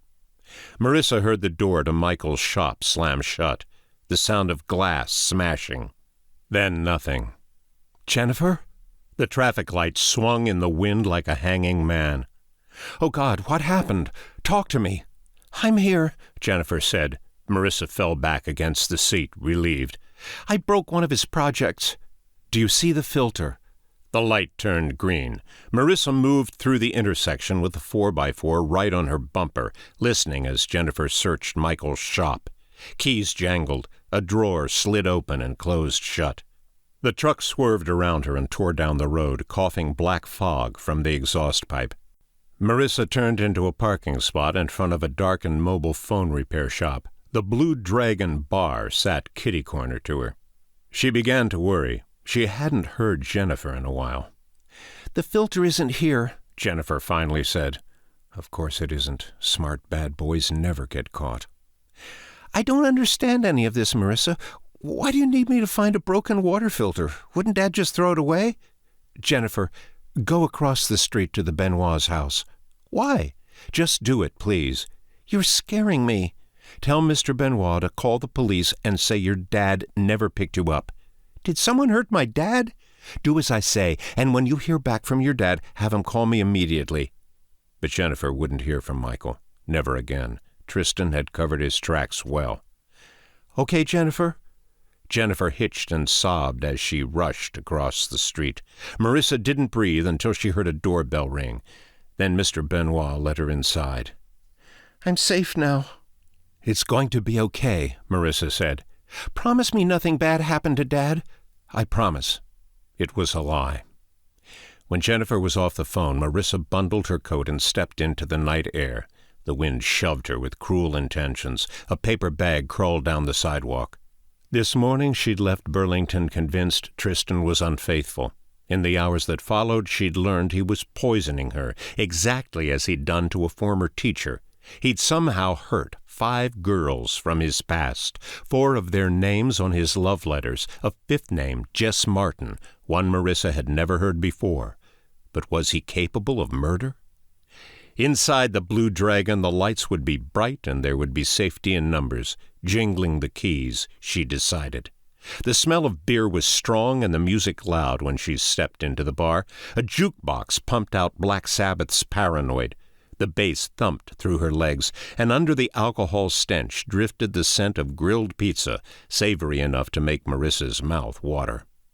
A sign in the bar announced restrooms were for paying customers only. Behind the counter, a dark-haired man with a Ramones tattoo and one muscular forearm dried a glass, then filled a second with beer, and slid it deftly down the polished surface to a man at the end of the bar. A scattering of lonely drinkers sat upon stools. The most action appeared to be taking place at the back of the tavern, where a small dance floor was cluttered by tables, and a glut of patrons bobbed to the music. The couples she'd watched enter the bar were in the back, pulling off their coats and choosing seats across from each other. Marissa took an open seat at the bar, leaving considerable room between her and the drunk man ogling her from a few seats away. The bartender noticed her and came over. Up close, she discerned the first spots of gray dotting his sideburns. "What can I get you?" "A root beer," Marissa said. She saw him grin and added, "I've got a long drive ahead of me tomorrow." "Fair enough. How about something to eat?"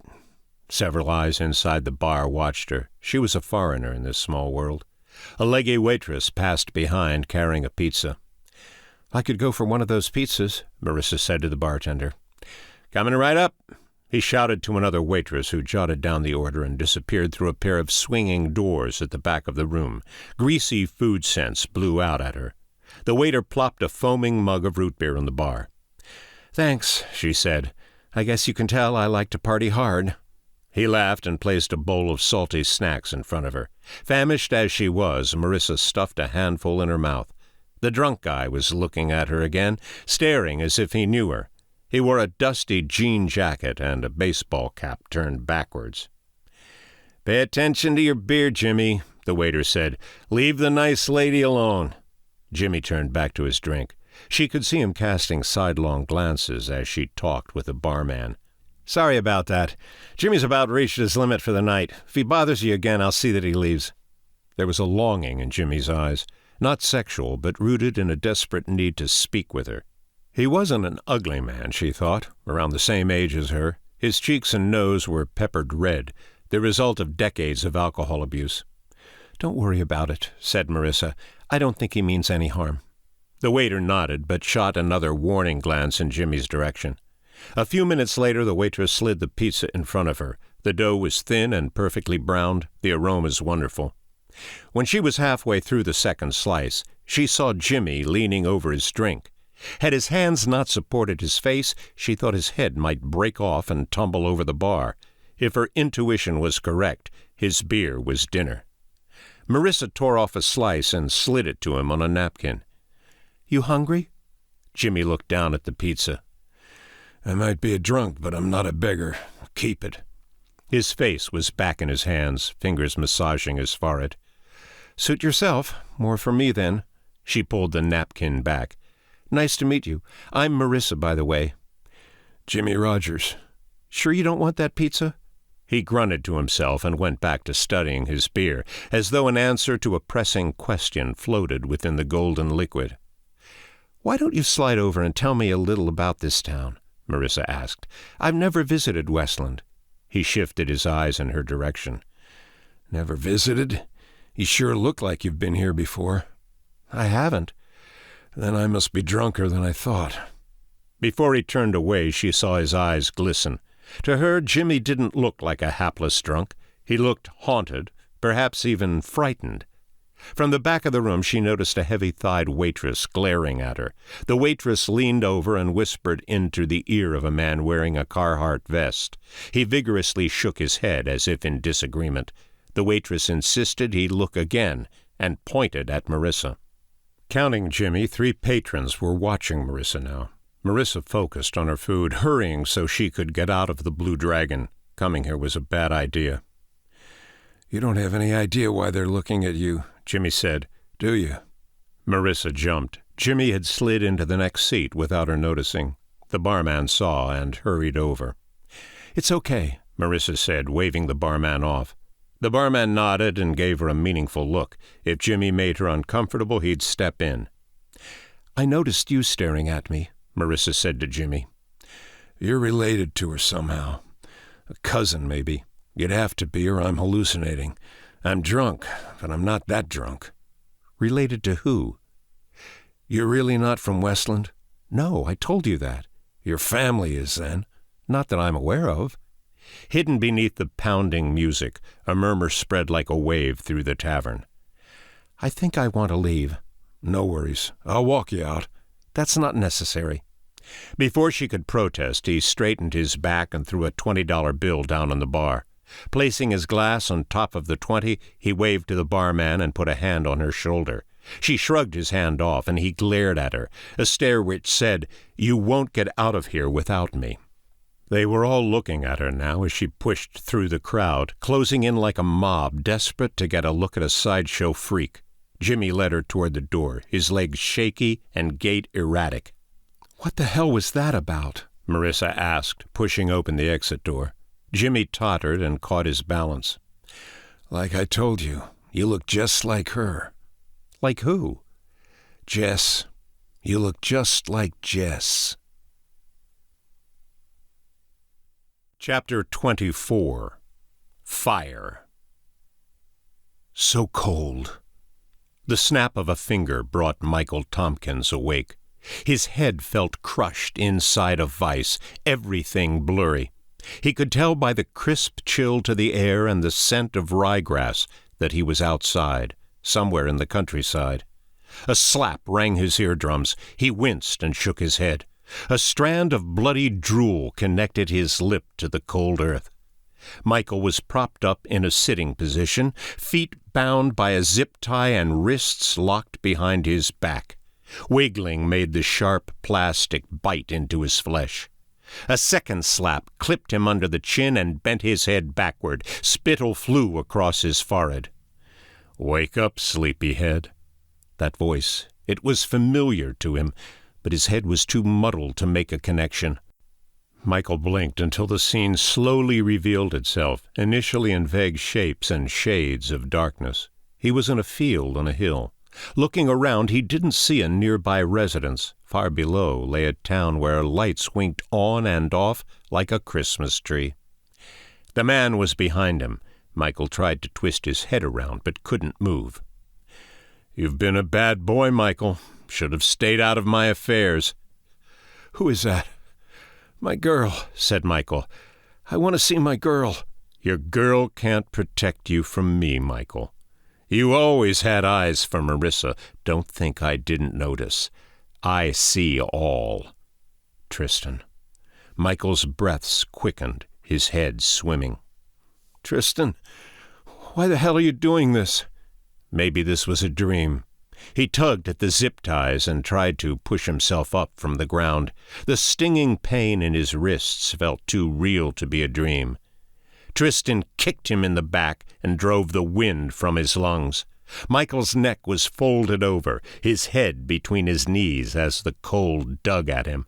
High above the unknown town, the wind was unrelenting, sending the tall grass into a frenzy. I took back my water filter. You really shouldn't have opened it, trying to play the hero and win her affection. Win whose affection? Stay calm. He's not going to kill me. There was a way out of this. He only needed to keep his wits until he figured it out. Do you know how long I waited to have her for myself? Away from Jimmy, away from all of them. Jimmy? Who was Jimmy? Michael thought back to the strange encounter outside of the Golden Caribou. He'd called Marissa by a name Michael didn't recognize that night. The possibility that Tristan was losing touch with reality drove a cold lance into Michael's chest and got him tugging at the zip ties again. Michael heard dead grass crunch as Tristan circled around from behind. He stood before Michael now, a dark statue puffing out frozen clouds of disdain as the night grew colder. "Please," Michael said, "whatever you believe, you're wrong. You tried to take her from me. Came into my house twice in the last year alone, wasn't it? Once for the upstairs window, and then to stick your pig nose under my kitchen sink. You told her I wasn't good enough for her, tried to convince her to leave me. No, never. Liar." Tristan stomped Michael's head and crushed his nose. Blood sprayed under Tristan's heel. "Lying to me will only prolong the pain. Tell me the truth, Michael. Did you tell the police about your little discovery?" Tristan dropped down to one knee and ripped Michael's head up by the hair. "Look at me, you insolent little dog. Did you talk to the police? If you lie to me, I will know." "No, I don't believe you. I swear I didn't tell anyone about the water filter." Ashamed to hear himself grovel, Michael turned away. Tristan snatched him by the hair and turned his head up to where Tristan's face was an inch from Michael's, eyes burning and interrogating. "She wasn't like the other girls. Nothing like Alicia." Another name which meant nothing to Michael. One thing was certain in Michael's mind. He was going to die at the hands of a lunatic. He would never see his daughter again. "You have no concept of what you discovered. You think you know, but you are not capable of understanding." "I don't want to know." "Oh, but you do.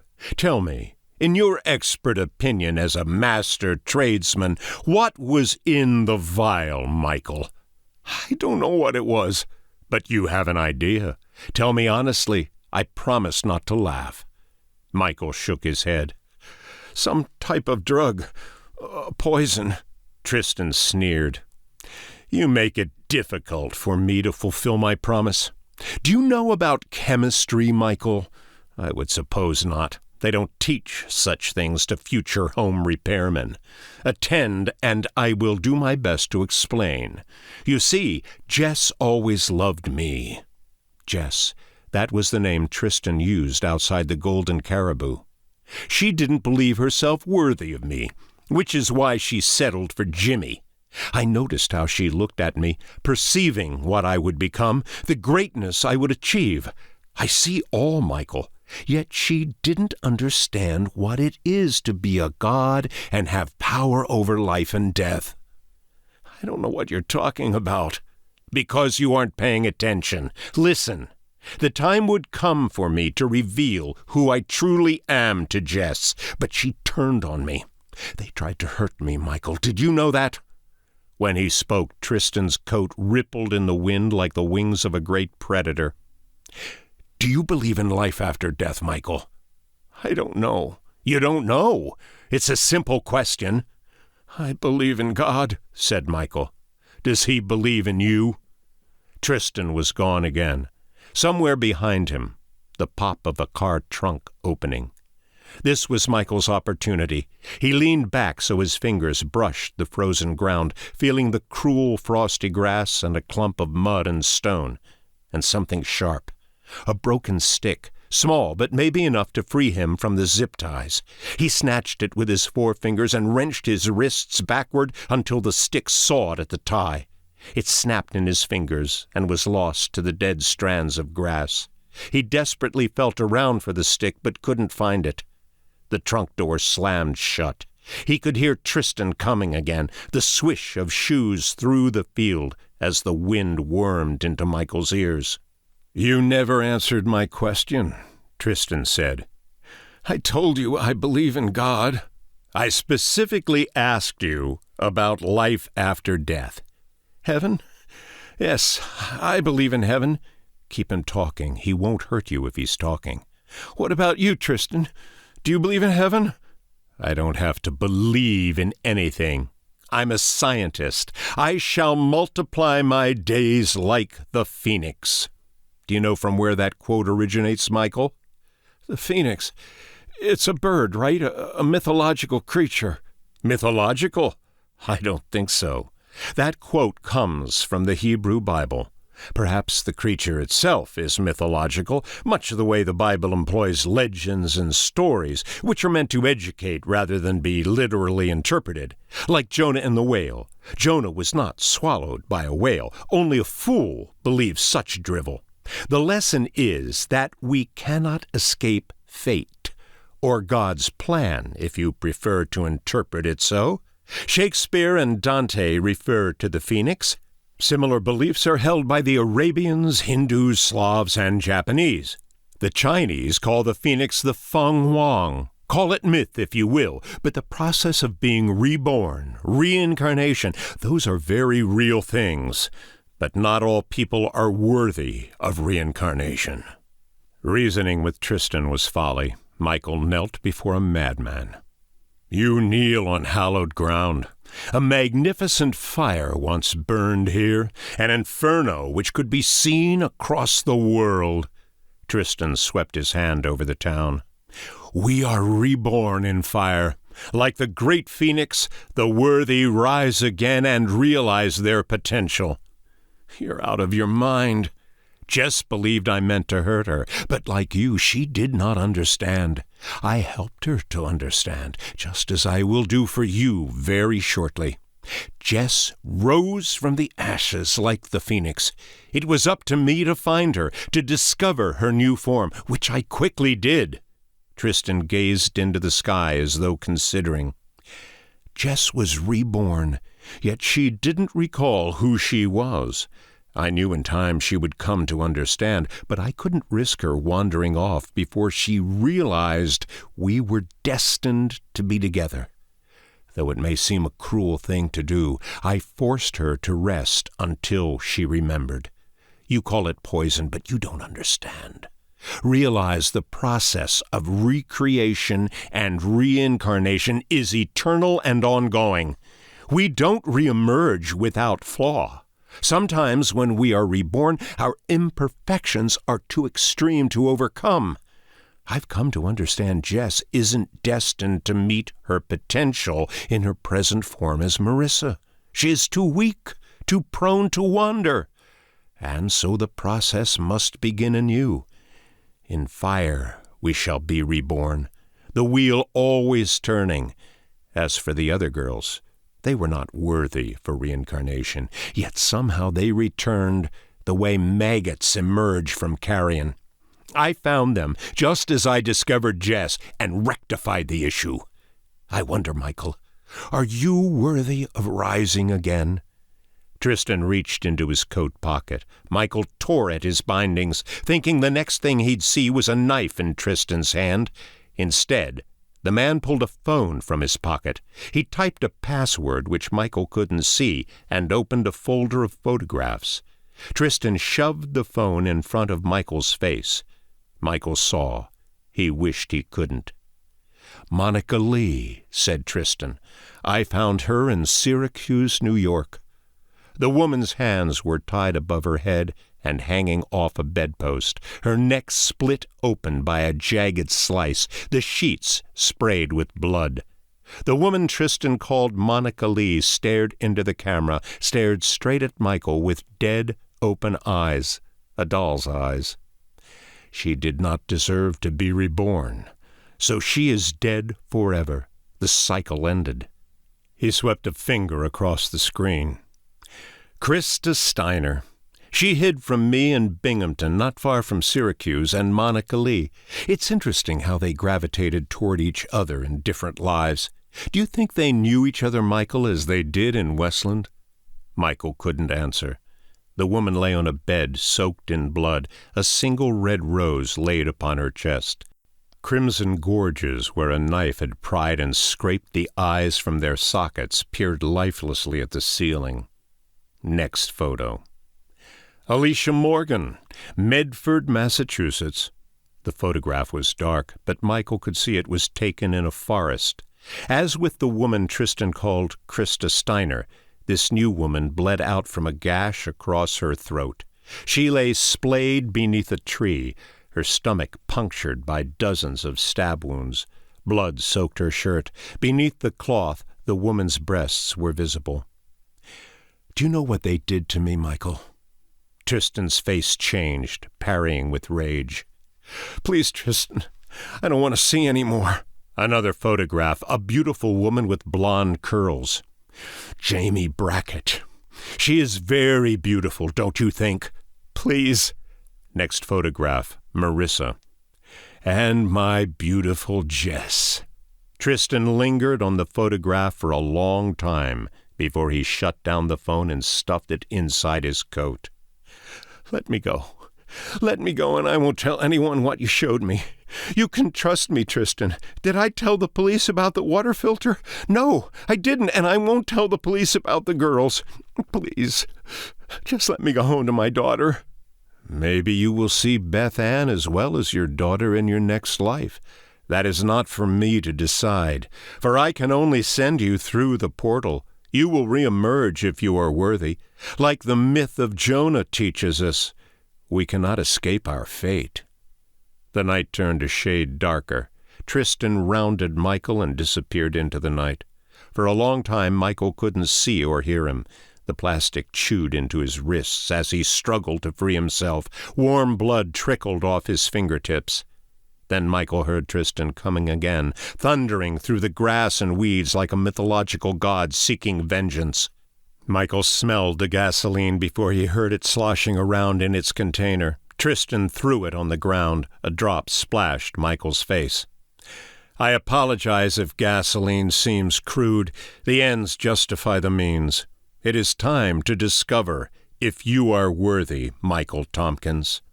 Tristan lifted the container. Michael screamed as fuel soaked his clothes. He ripped harder against the ties, deepening the wounds. Gasoline dribbled hot agony into the gashes. "Please don't do this. Please, Tristan." "You are not worthy in your present form and must be reborn." "I don't want to be reborn." Tristan emptied the fuel container over Michael's head, burning his eyes and choking him. As Michael screamed, Tristan turned to survey the town from the hilltop. His eyes were closed, and when he breathed in the fuel scents, he smiled as though a savory meal lay upwind. A match flared. Michael flailed violently against the ties and fell forward into the grass, his nose and mouth buried in a pool of gasoline. He gagged and choked. He inhaled. Fuel rushed into his mouth and down his throat. Something dropped onto his back. The lit match was a stinging wasp. A whoosh ripped across his back. Agony spread across his body, caught the pool, and ignited his face. At once his flesh blistered and popped mountains of bloody pus. Tristan smiled down at Michael, then looked out over the lights of Westland. "I've come back for you, Jess."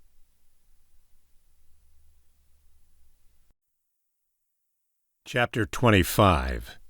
Westland. "Where are we going?" Jimmy asked. He turned in a circle as if lost. A crowd had gathered in the Blue Dragon doorway. The heavy-set waitress was staring at Marissa. "We aren't going anywhere," Marissa said, unlocking the car. "I thought you wanted to hear about Jess." Before she could argue, he slipped into the passenger seat. The beer on his breath smelled overwhelming inside the car. Marissa pulled out and drove until Main Street was several blocks behind her. Jimmy's head seemed too heavy, wobbling with each acceleration and turn. He stared glassy-eyed through the windshield. Every so often, Marissa caught him glancing at her, scrutinizing her as the people inside the Blue Dragon had. When she found a 24-hour gas station, Marissa steered in and let the car idle. "This is ridiculous," she said. "Why do you keep staring at me?" "Sorry, I don't mean to. It's just that you look like Jess." A police car blazed past with flashing lights. She heard a dog barking from a nearby neighborhood. The dog could have been on the other side of the world. She was so lost in thought. "Jess Martin, does she still live in Westland? There's something I need to talk to her about." "What is this? Some kind of sick joke? Ain't anything funny about it." He was suddenly angry. "Maybe you ought to let me out right here." "It's not a joke. Just tell me how to get a hold of Jess." Jimmy shot her a furious glare. "You show up out of nowhere looking just like Jess and claim you want to speak to her. What a laugh." "If I said something wrong, I'm sorry." "Said something wrong? Oh, that's the understatement of the century. How anybody can make a practical joke over what happened is beyond me. I guess some people find humor in the sickest shit." "You think I'm lying, Jimmy, but I'm not. I know something happened to 5 girls in Westland, and Jess was involved." He stared up at the starless sky. "Tell me what happened," she said. "Please."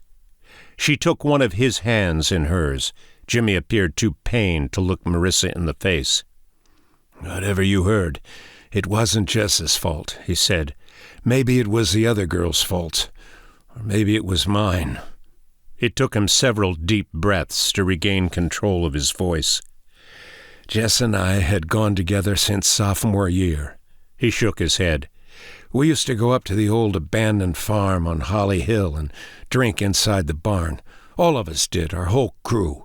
Sometimes we'd smoke a little pot, you know. All of us did. Monica, Alicia, Krista, and Jamie." The 4 names on Tristan's love letters. Marissa felt her pulse quicken.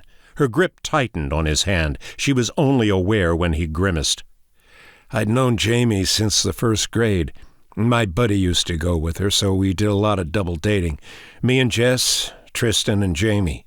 Marissa felt faint. Now it was Jimmy looking concerned. "I'm okay," she said. "You feel all right? You aren't sick, are you?" "No, not anymore." He gave her a confused look. Black shadows crawled off the trees and doused portions of the sidewalk in darkness. "Tristan loved Jamie," Jimmy said. "But he really loved Jess, even though she was with me. Talked about her so much that he was obsessed. Jess and Tristan went together for 2 years before they grew apart, you know. Nothing unusual about that. They were just kids. But it was Jess who wanted to move on. Tristan never got over her. When he and Jamie started dating, I started to worry." "How so?" "Talk about a desperate rebound. Tristan was ready to marry Jamie. Not even out of high school, and he already wanted to put a ring on her finger. But Jamie was playing with Tristan. I knew it. Jess knew it, too. Friday nights we'd go up to Holly Hill to party and make out, and Jamie would be all over Tristan, going far enough that Jess and I were embarrassed sometimes. It was one thing to fool around in front of each other, but Jamie acted like they were alone in a hotel room. I'd look over, and she'd be nude from the waist up and unzipping his jeans. It got so heated a few times that Jess and I went outside in the cold and waited until they finished." The wind crawled up the windshield and over the roof. It wanted to come inside. "After Jamie got what she wanted out of Tristan, she'd go cold on him and take off. Wouldn't even let him drive her home. That's because Jamie wasn't going home. She had a college guy on the other side of town, a rich, snobby type from one of those schools like Tufts or Amherst, I forget. Tristan found out about a month before prom. He turned real dark. Wouldn't even talk to me about Jamie. Tristan was always a little scary to be around, but after the breakup, I didn't want to go near him." "How was he scary?" Marissa asked. "He blew up over the littlest things, and he always had a look in his eye like he knew more than you and could hurt you if he wanted. I can't blame him for the way he was, to be honest. His father was the nastiest son of a bitch you ever wanted to know. He beat the hell out of his boy until Tristan got too big to slap around. Marissa shifted uncomfortably in her seat. The heater didn't halt the chill working through her bones. What about Jess? Did she have something to do with Tristan and Jamie breaking up? Jimmy's eyes glazed over again.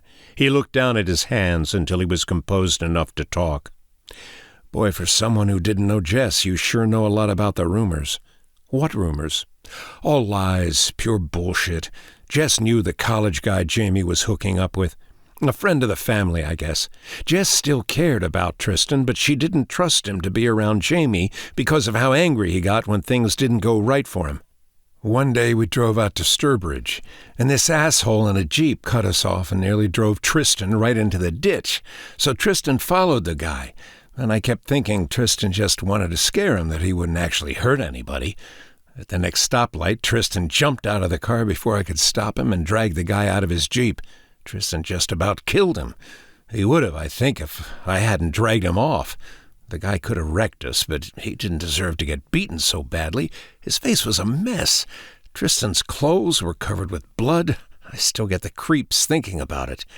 You never knew what you were going to get with Tristan. That's why none of us trusted him. But Jess didn't make Jamie break up with Tristan, even though Tristan was convinced it was her fault.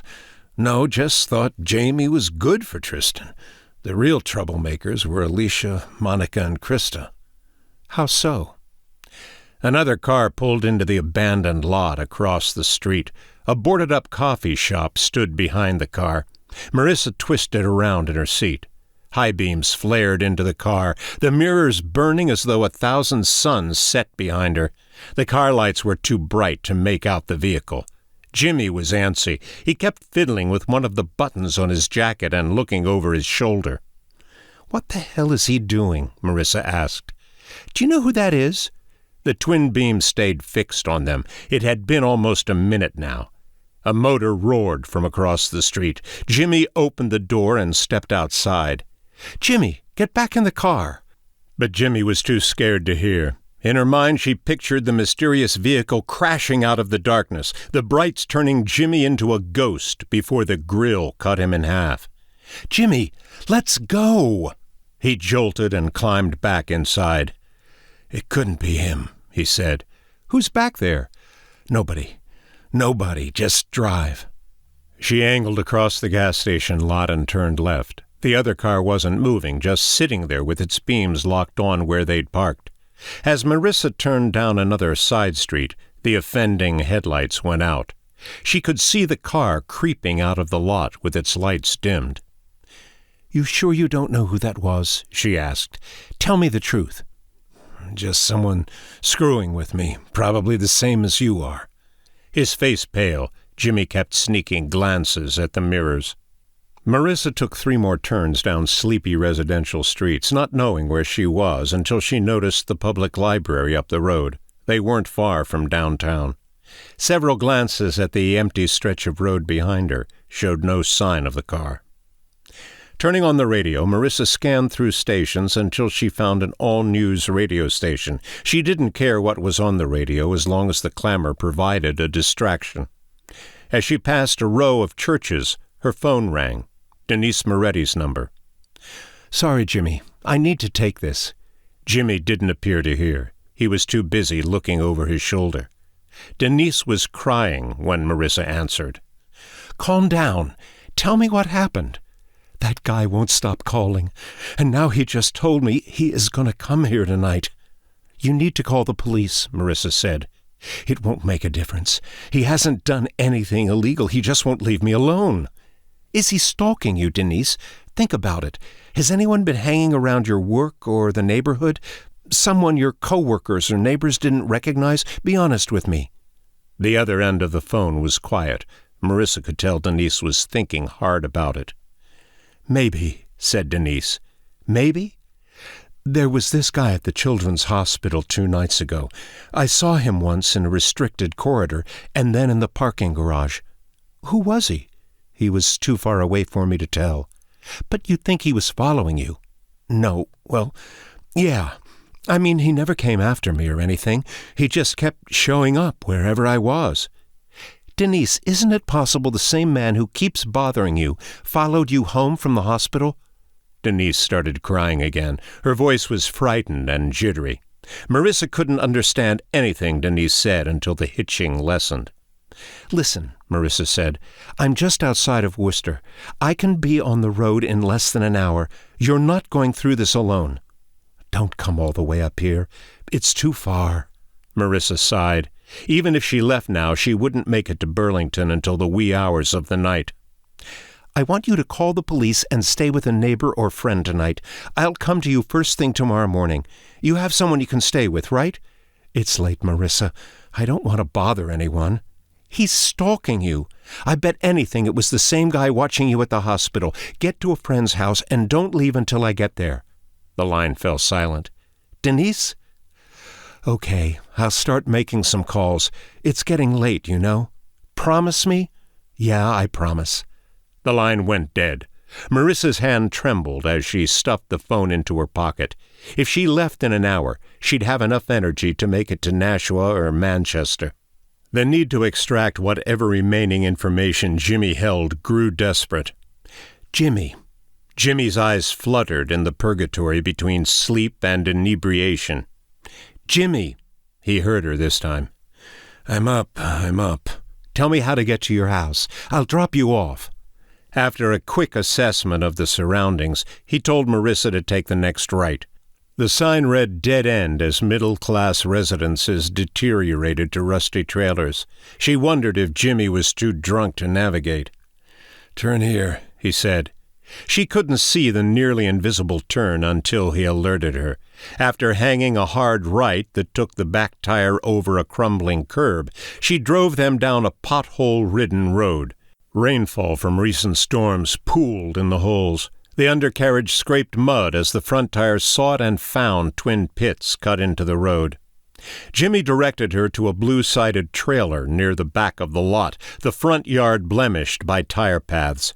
A clothesline hung between a neighboring trailer and a birch tree on Jimmy's property. The clothes had been removed. The line twisted and snapped like a snake. She pulled up beside the trailer and cut the engine. All the crickets and katydids had gone to ground for the winter, leaving behind a lonesome sound.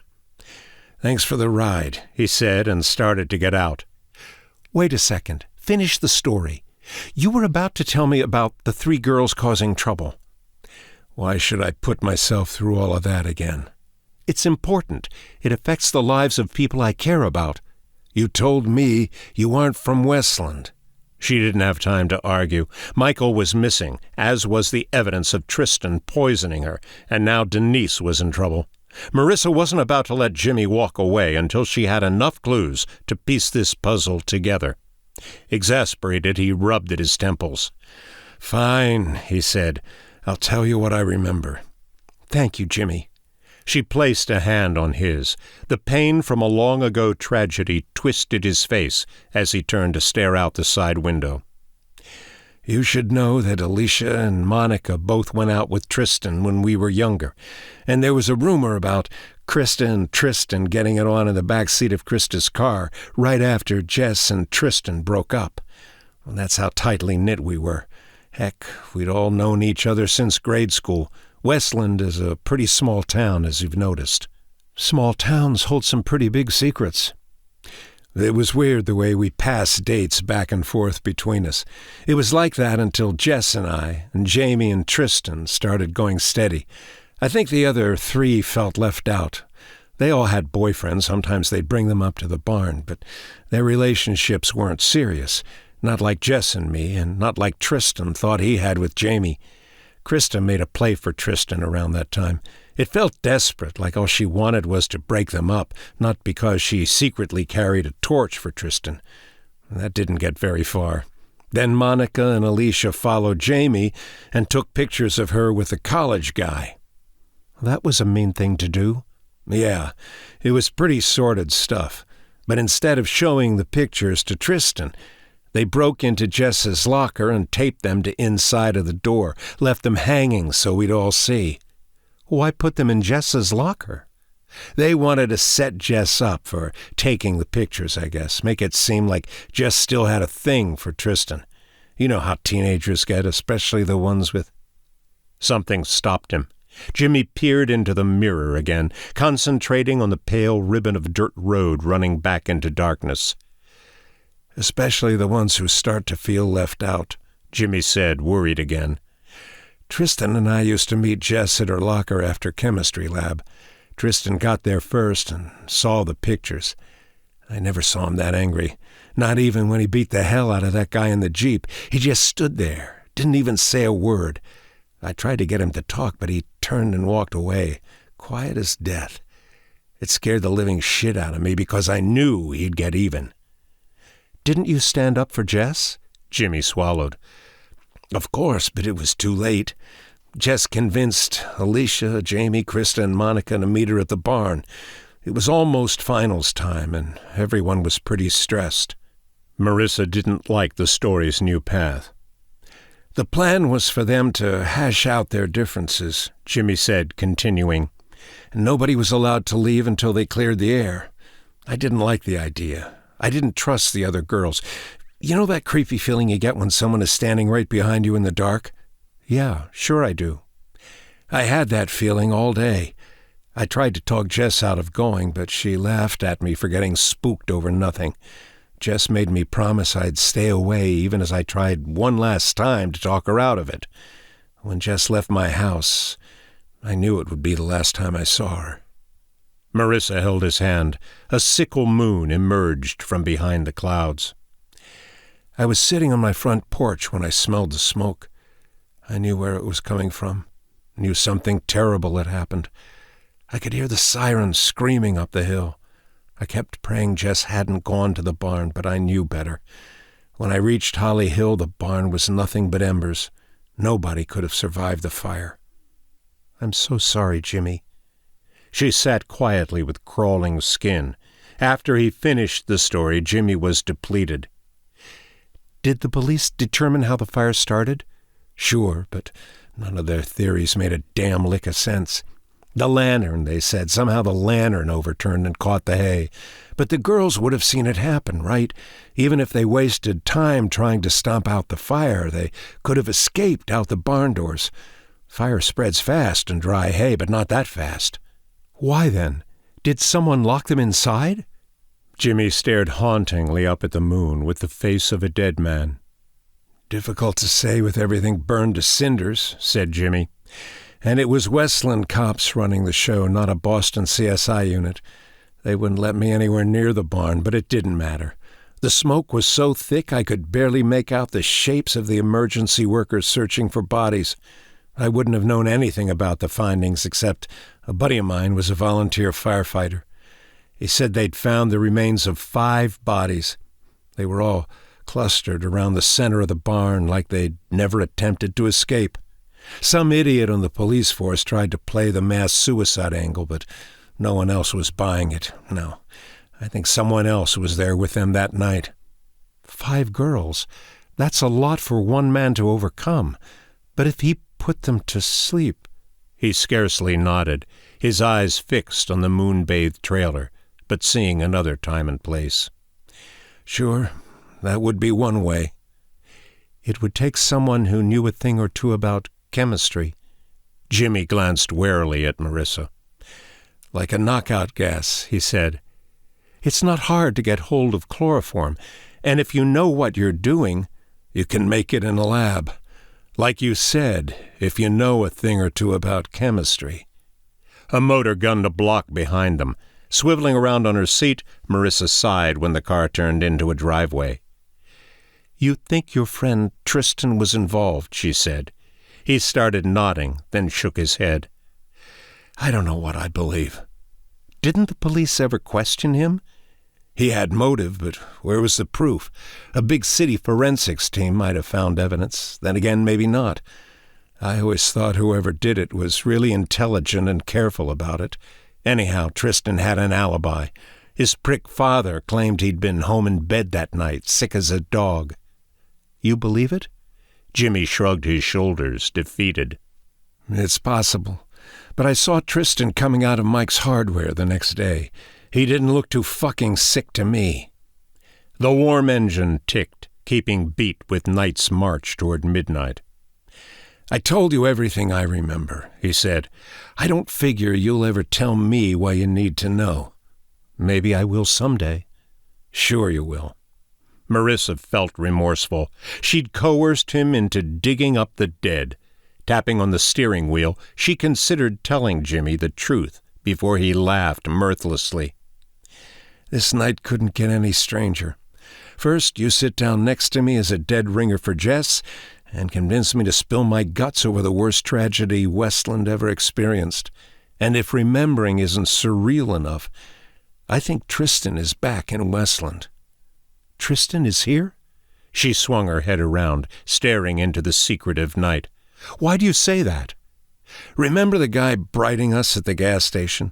That's what Tristan used to do. He'd pull into my driveway and flash the headlights through my bedroom window until I came outside. Someone in a sports car did the same thing to me recently. It had to be Tristan. Why he came back after 20 years... Marissa threw her door open. The dirt road was silver in the moonlight. Trees bracketed the road and threw shadows across the lawns. The distant purr of a car engine seemed to be coming closer. "What's wrong?" Jimmy asked, looking confused and frightened as Marissa braced herself against the car. "When was the last time you talked to Tristan?" "I don't know," Jimmy said, climbing out of the car to join her. "At graduation, I guess. Not since he left for Brown. Why?" "Would Tristan know your current address?" "I'm not in the phone book, but it's not like half of Westland doesn't know me. What's this about?" God, the road was dark. "It's probably nothing." "You act like you know Tristan." When she didn't answer, he slammed the car door and stumbled over to her. "My God, you do know him." Marissa didn't say a word. She lifted her hand and touched her wedding ring. "Jesus," he said, "you could be Jess's twin sister." "Show me her picture." "What?" "A picture of Jess, Jimmy. You still have one, don't you?" Yeah, I do. My old yearbook is somewhere inside. Hold on while I get it." Darkness stirred at the end of the block. It could have been a neighbor out for a stroll or somebody's pet slinking down the walkway. It could have been anything. "I'm coming with you," Marissa said. The screen door to the trailer hung askew as Jimmy led her up the steps. Inside, the smell of alcohol was permanently ingrained in the walls. Flies buzzed around a stack of dirty dishes in the sink as the stink of spoiled meat trickled out of the garbage disposal. Looking embarrassed, he hurriedly tidied the unpaid bills on the kitchen counter. "Sorry about the mess." "Don't waste time. Get me that yearbook." He hurried back into the trailer, flicking on lights along the way. Could it be her marriage was a lie? Tristan had chosen Marissa because she looked so much like Jess. As she pictured Annie Wallace slaughtered on her bed with a single rose laid upon her chest, Jimmy's words hurtled back at her. "I knew he'd get even." Jimmy cursed and spilled the contents of a cardboard box on the floor. Then he was on his knees, desperately sorting through the mess until he pulled a purple book out of the pile. "Got it." He rushed back to her and started paging toward senior pictures. The haircuts and flannel shirts dated the pictures from the 1990s. "Here she is," Jimmy said, stopping on the second page of yearbook photos.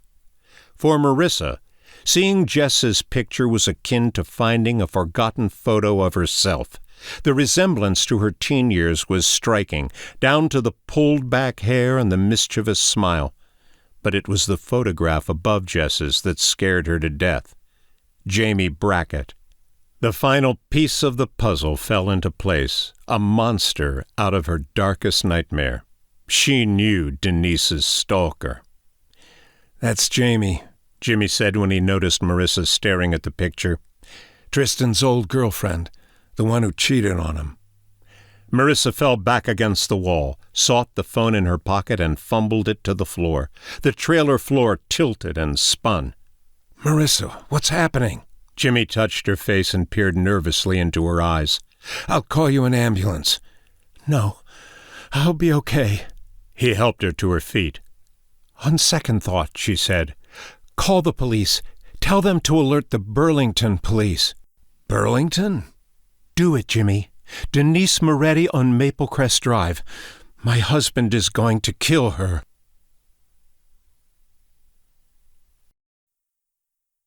Chapter 26. Denise in Danger.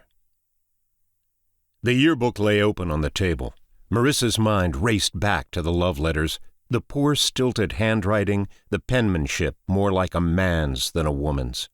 Tristan had written the notes to himself. The walls of Jimmy's trailer felt too close. She couldn't take her eyes off Jamie Brackett's picture. If Marissa strongly resembled Jess, Denise Moretti was Jamie's identical twin. The same flowing blonde curls, ocean blue eyes, and high cheekbones. Marissa didn't need to see the other girls' pictures to know they looked like Annie Wallace and the women in Syracuse and Medford. She'd been so stupid not to put the clues together. Tristan's facial recognition software, that was how he found the lookalikes. Marissa had seen one of Tristan's victims on the computer the night she caught him in his study. Jimmy came back from the bedroom. He didn't look happy. The cop thought I was full of shit or drunk, he said, and he's probably right on both accounts. She had told Jimmy her theory of Tristan repeating the murders from high school, and that her husband poisoned Marissa for several months to keep her bedridden. Jimmy's face had been full of doubt. Now he looked furious. Are you telling me the police won't protect Denise? Oh, they said they'd send a car to her house and check things out, Jimmy said with a sneer, but I wouldn't expect more than that. Maybe you haven't noticed, but I'm not exactly convincing when my speech is slurred and I'm trying to tell a flatfoot 200 miles away that a psycho I haven't seen since high school is stalking a woman I've never met. Come to think of it, the whole goddamn thing sounds crazy to me, too. Look me in the eye and tell me you don't think Tristan started the fire and burned those 5 girls alive. Jimmy folded his arms. It would have taken someone who knew about chemistry to knock them unconscious. You said that yourself, Jimmy. How much chemistry do you figure it would take to poison a water filter? I wouldn't know anything about that. Marissa snatched a Jack Daniels bottle off the table and shook it in Jimmy's face. This is who you are, Jimmy. You don't know shit about me. You wouldn't have been this person had Jess and the others lived. Tristan did this to you, and now he's murdering your friends all over again. He was here tonight, in Westland, the car with its brights on. What do you think he intended to do? Are you next on his list? Jimmy believed her. She saw it in his eyes, even if he stubbornly refused to acknowledge the danger. I can't wait any longer, she said. He's going after my friend. You aren't driving to Burlington by yourself. If what you said is true, you're walking into a death trap. Marissa pulled the keys from her pocket. How long had it been since they were at the gas station? An hour or 90 minutes? Rushing to do the math in her head, Marissa estimated Tristan was about 2 hours away from Burlington if he'd departed from the gas station. Unless you're coming, she said, I'm going alone. Invisible tethers seemed to pull Jimmy in too many directions. When Marissa stormed out of the trailer, Jimmy cursed and followed her. As they merged onto the interstate, Marissa called Denise's phone again. No answer. After the call went to voicemail, Marissa redialed. She told herself Denise was en route to a friend's house or was already safe and asleep. She couldn't convince herself. Tristan couldn't be 2 places at once. If he was after Denise, that meant Jennifer Tompkins was safe. With Worcester's lights fading in the mirrors, Marissa phoned the girl. No, I still haven't heard from Dad, Jennifer said. Marissa could hear the terror in Jennifer's voice. Did Mr. Benoit call the police? Yes, but they haven't told us anything yet. As Jennifer began speaking again, the phone beeped. Another caller. Sorry, Jennifer. I have to take another call. Let me know as soon as you hear from your dad. The caller wasn't Denise. A woman identifying herself as Officer Mantell was on the phone. Where are you now, Mrs. Carrington? Coming out of Westland, Massachusetts. Do you know the whereabouts of your husband, Tristan? No. Is this about the filter? We have reason to believe your husband may be armed and dangerous. Oh, my God. Michael Tompkins, is he safe? We've been unable to locate Mr. Tompkins, but a teenager claimed he saw a man who resembled Tompkins getting dragged into the back seat of a Camaro this afternoon. We are aware your husband drives a Camaro. Do you have any idea where your husband might be tonight?" Thank God someone believed her. "I think he is heading to Burlington." "Why Burlington?" "A friend of mine. Her name is Denise Moretti. Tristan is going to kill her. Please, please call the police in Burlington and let them know." "How do you know he is—" The call went dead. Her service reconnected after several seconds. Another call to Denise went to voicemail. This time Marissa left a desperate plea for Denise to call her and mention Tristan by name. That would get her attention. "Please let me get there in time." Night rushed at the windshield. Jimmy buckled his seatbelt as Marissa pushed the gas pedal to the floor.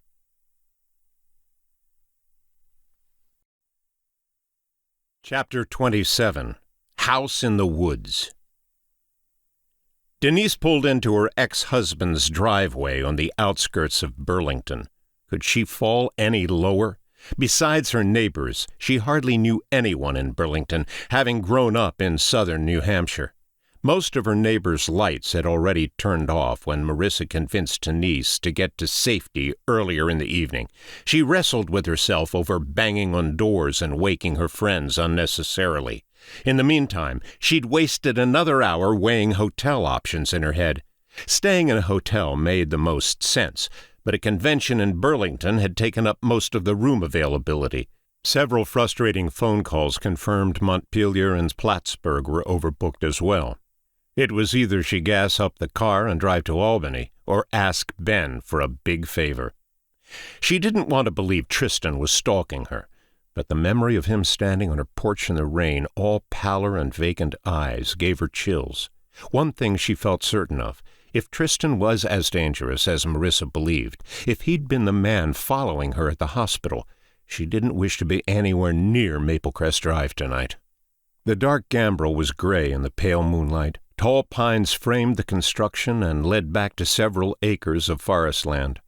Twin quarter-moon windows, eerily reminiscent of the Amityville house, stared with black eyes from the top floor.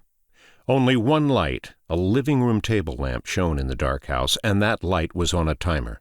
Ben and Aaron were vacationing in the Keys, stealing a few weeks of summer before winter kicked into high gear in New England. Choosing to stay alone wasn't the best solution, but Tristan didn't know Ben, let alone where he lived. Besides, she would spare herself the humiliation of explaining why she needed to hide from her new boyfriend. Denise had told Ben an electrical issue knocked out her power, requiring her to find a place to stay for a few days. Ben insisted Denise stay at their house for as long as she needed and make herself at home, even though Aaron could be heard in the background questioning why Denise couldn't just get a hotel room. Denise turned on the flashlight and followed the brick paving stones to the porch. Reaching behind the evergreen bushes fronting the house, she squirmed and jerked her hand back as something scurried through the branches. Gingerly, she reached behind the bush again and felt for the dryer vent. When her fingers touched the key on the far side of the vent, exactly where her ex-husband said it would be, she yanked her hand back with a shiver. "Thank you, Ben. I owe you one." Stale air met her in the entryway. She laid her purse and overnight bag down in the foyer and walked the long hallway, past the living room and den, to the kitchen. Too many phone calls had drained her phone battery, and coverage in the countryside was spotty at best. She plugged in the charger and hoped the phone would be ready to use soon. Turning on the kitchen light made her squeamish. Anyone watching the house would know she was inside. That was her mind playing games with her, as the closest neighbor was 100 yards down the road and a dense thicket lay between. Still, she found herself sheepishly peering out the window as she ran her hands under the faucet. Cold. The water heater was off. The basement stairs led down from the back of the kitchen. Unlike her finished basement, Ben and Aaron's was mostly concrete and cobwebs. Except to do laundry, she guessed nobody ever went down there. She stepped down the wooden stairway, paint-chipped but sturdy. The pull-chain light bulb did little to throw back the darkness. Denise swept the flashlight down the steps until she reached the bottom. 2 rooms sat off the stairway, a room in the back full of unpacked boxes, the laundry room to her right. The LED strip lighting pained her eyes after traversing the gloomy staircase. The water heater slept along the back wall. The dial was set to vacation. She twisted it to warm, and a whoosh of blue fire lit the water heater from below. Denise climbed the stairs to the kitchen. At the sink, she opened the faucet until the water warmed. As she splashed water on her face, a shape lurched past the window. She jumped. Something. Heart-thumping, she flipped the wall switch. The outside world began to take shape, first in amorphous grays and then sharp angles. She saw the pines rocking in the wind and nervously laughed to herself. No monsters, no stalkers at the window. Craning her neck, she saw the tops of the trees stabbing into the night sky, where a cloud canopy choked out the stars. The solitude of the huge house smothered her. It would have been better to drive to Albany for the night, maybe stay in a nice hotel for a few days until this crazy business with Tristan cleared up. If it cleared up. Who was to say she'd be rid of him next week, next month, or ever? She wondered how much help the police would be. The officer she'd spoken with earlier promised to send a patrol car to Maple Crest Drive. The sheriff's office lay closer to the countryside. Though the policeman confirmed a sheriff deputy would swing past her ex-husband's house, she hadn't seen a vehicle yet. Rubbing the chill off her arms, she walked to the living room. Every shadow frightened her. On the television, the sports channels were debating the baseball playoffs, and that was better than sitting in the dark and wondering where Tristan was. Her phone buzzed. She hurried back to the kitchen and saw the phone had enough power to retrieve her messages. One from Ben, making sure she was able to find the key, the other from Marissa. Denise wrote a quick text message back to Ben and thanked him again for his generosity. For the first time since before they'd married, she felt a flutter move through her chest, thinking of him. Neither had been prepared for marriage, but if they'd waited a few more years, maybe the timing would have been better, and they'd be together now. Hearing Marissa mention Tristan by name nearly caused her to drop the phone. Denise never told Marissa his name, so how could she know him? Marissa, who'd decided to drive straight to Maple Crest Drive to see Denise, claimed Tristan was on his way to Burlington. Her hands trembling, Denise checked the time of Marissa's call. Over an hour ago. If Marissa was right, it was possible Tristan was already in Burlington. But he doesn't know where I am. Maybe, maybe not. She rushed to the front door and ensured the deadbolt was thrown. Unfamiliar with the house, it took her a while to locate the back door off a small sitting room across from the kitchen. The door was all glass. Flimsy, easy to punch through and unlock the door. Floor-to-ceiling's windows created another vulnerability. Moving quickly through the downstairs, she checked the windows. Most were non-opening Tudors until she found two double-hung windows where the locks weren't engaged. Satisfied that downstairs was secure, she climbed the stairs. A home office with a desk, bookshelf, and plenty of open floor space sat next to the stairs. The next two rooms were guest bedrooms. She found the master bedroom at the back of the house. A quick check confirmed there wasn't a way to climb into the house. No fire escape, no deck hanging off the second story. The bedroom smelled of Erin's perfume, dewy and floral. As she sat on the edge of the bed, she realized this was the first place she'd felt safe in the house. A pair of sturdy wooden doors guarded the bedroom and locked from the inside. She had a straight sight line to the stairway. The drone of the television downstairs echoed off the tall ceilings as though it played in a cavern. Pleated curtains hung open at the bedroom windows, allowing her to look into the backyard. Denise began to relax. She pulled the curtains shut. Then someone pounded on the door. She crouched next to the door and looked out at the long, empty hallway. Did the front door have a peephole? Holding her breath, she sneaked to the top of the staircase. The pounding started again. Damn her for turning on the television. Whoever was at the front door knew she was in the house. She started down the stairs. Halfway to the bottom, she gained a good enough view of the door to confirm there wasn't a peephole. A fist pounded on the door again. She heard the hinges of the storm door creak as someone held it open. Denise crept down the stairs, hugging the wall so no one could see her through the windows. She poked her head around the corner and saw headlights glaring off the front of the house. an emergency vehicle of some type. Exhaling, she yelled she was coming just as the pounding started again. She pulled back the deadbolt and opened the door. A man with a white handlebar mustache and clothed in a sheriff's uniform stood in the doorway. "Miss Moretti?" "Yes, Denise, please." He stared around her, surveying the interior of the house. "Deputy Niles, just passing through and making sure you're safe tonight. Are you alone in the house?" "It's just me."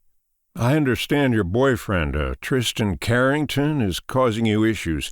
Has he attempted to contact you again tonight?" "Carrington. Marissa's last name." "Ma'am?" "Sorry, no," she said, stammering. "Not since he messaged me." "Did Mr. Carrington threaten you in any way?" "No, not exactly." "Not exactly?" "He didn't threaten me." She realized how ridiculous she sounded. If they'd seen Tristan's face, witnessed the way he acted. Deputy Niles impatiently glanced back at his idling truck. Scratchy banter came out of the radio. Denise knew it was a busy night due to the convention. He blew out his mustache. "I'm not sure how soon we can get another vehicle out this way," he said. "We'll do our best to have someone drive by before morning." "I understand." Seeing how frightened she was, he sighed. "Tell you what, I'm going to take a look around the grounds, make sure everything is all right before I head back into town. You mind?" "Of course not. Thank you for troubling yourself to check on me." "Not at all." He started to turn away and stopped. "Make certain to keep the doors locked and don't answer for anyone you don't recognize. If Mr. Carrington contacts you again, give us a call." "I will." Deputy Niles tipped his hat.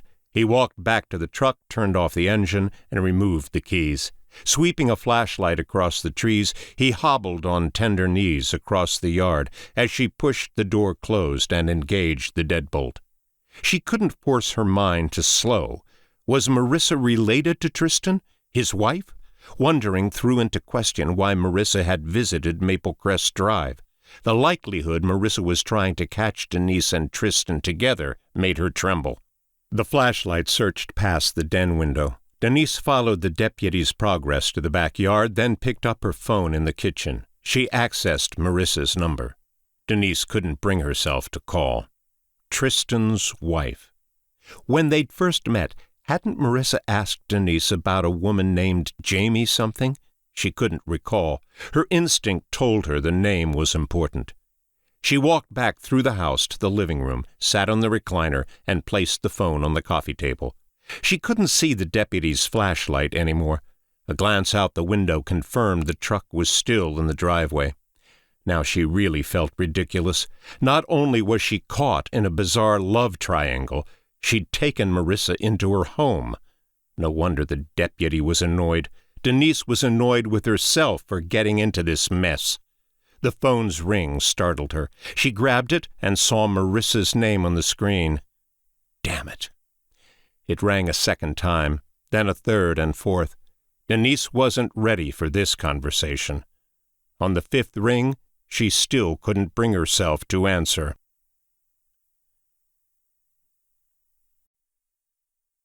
Chapter 28. The Truth. The exit signs for Montpelier materialized like ghosts out of the night.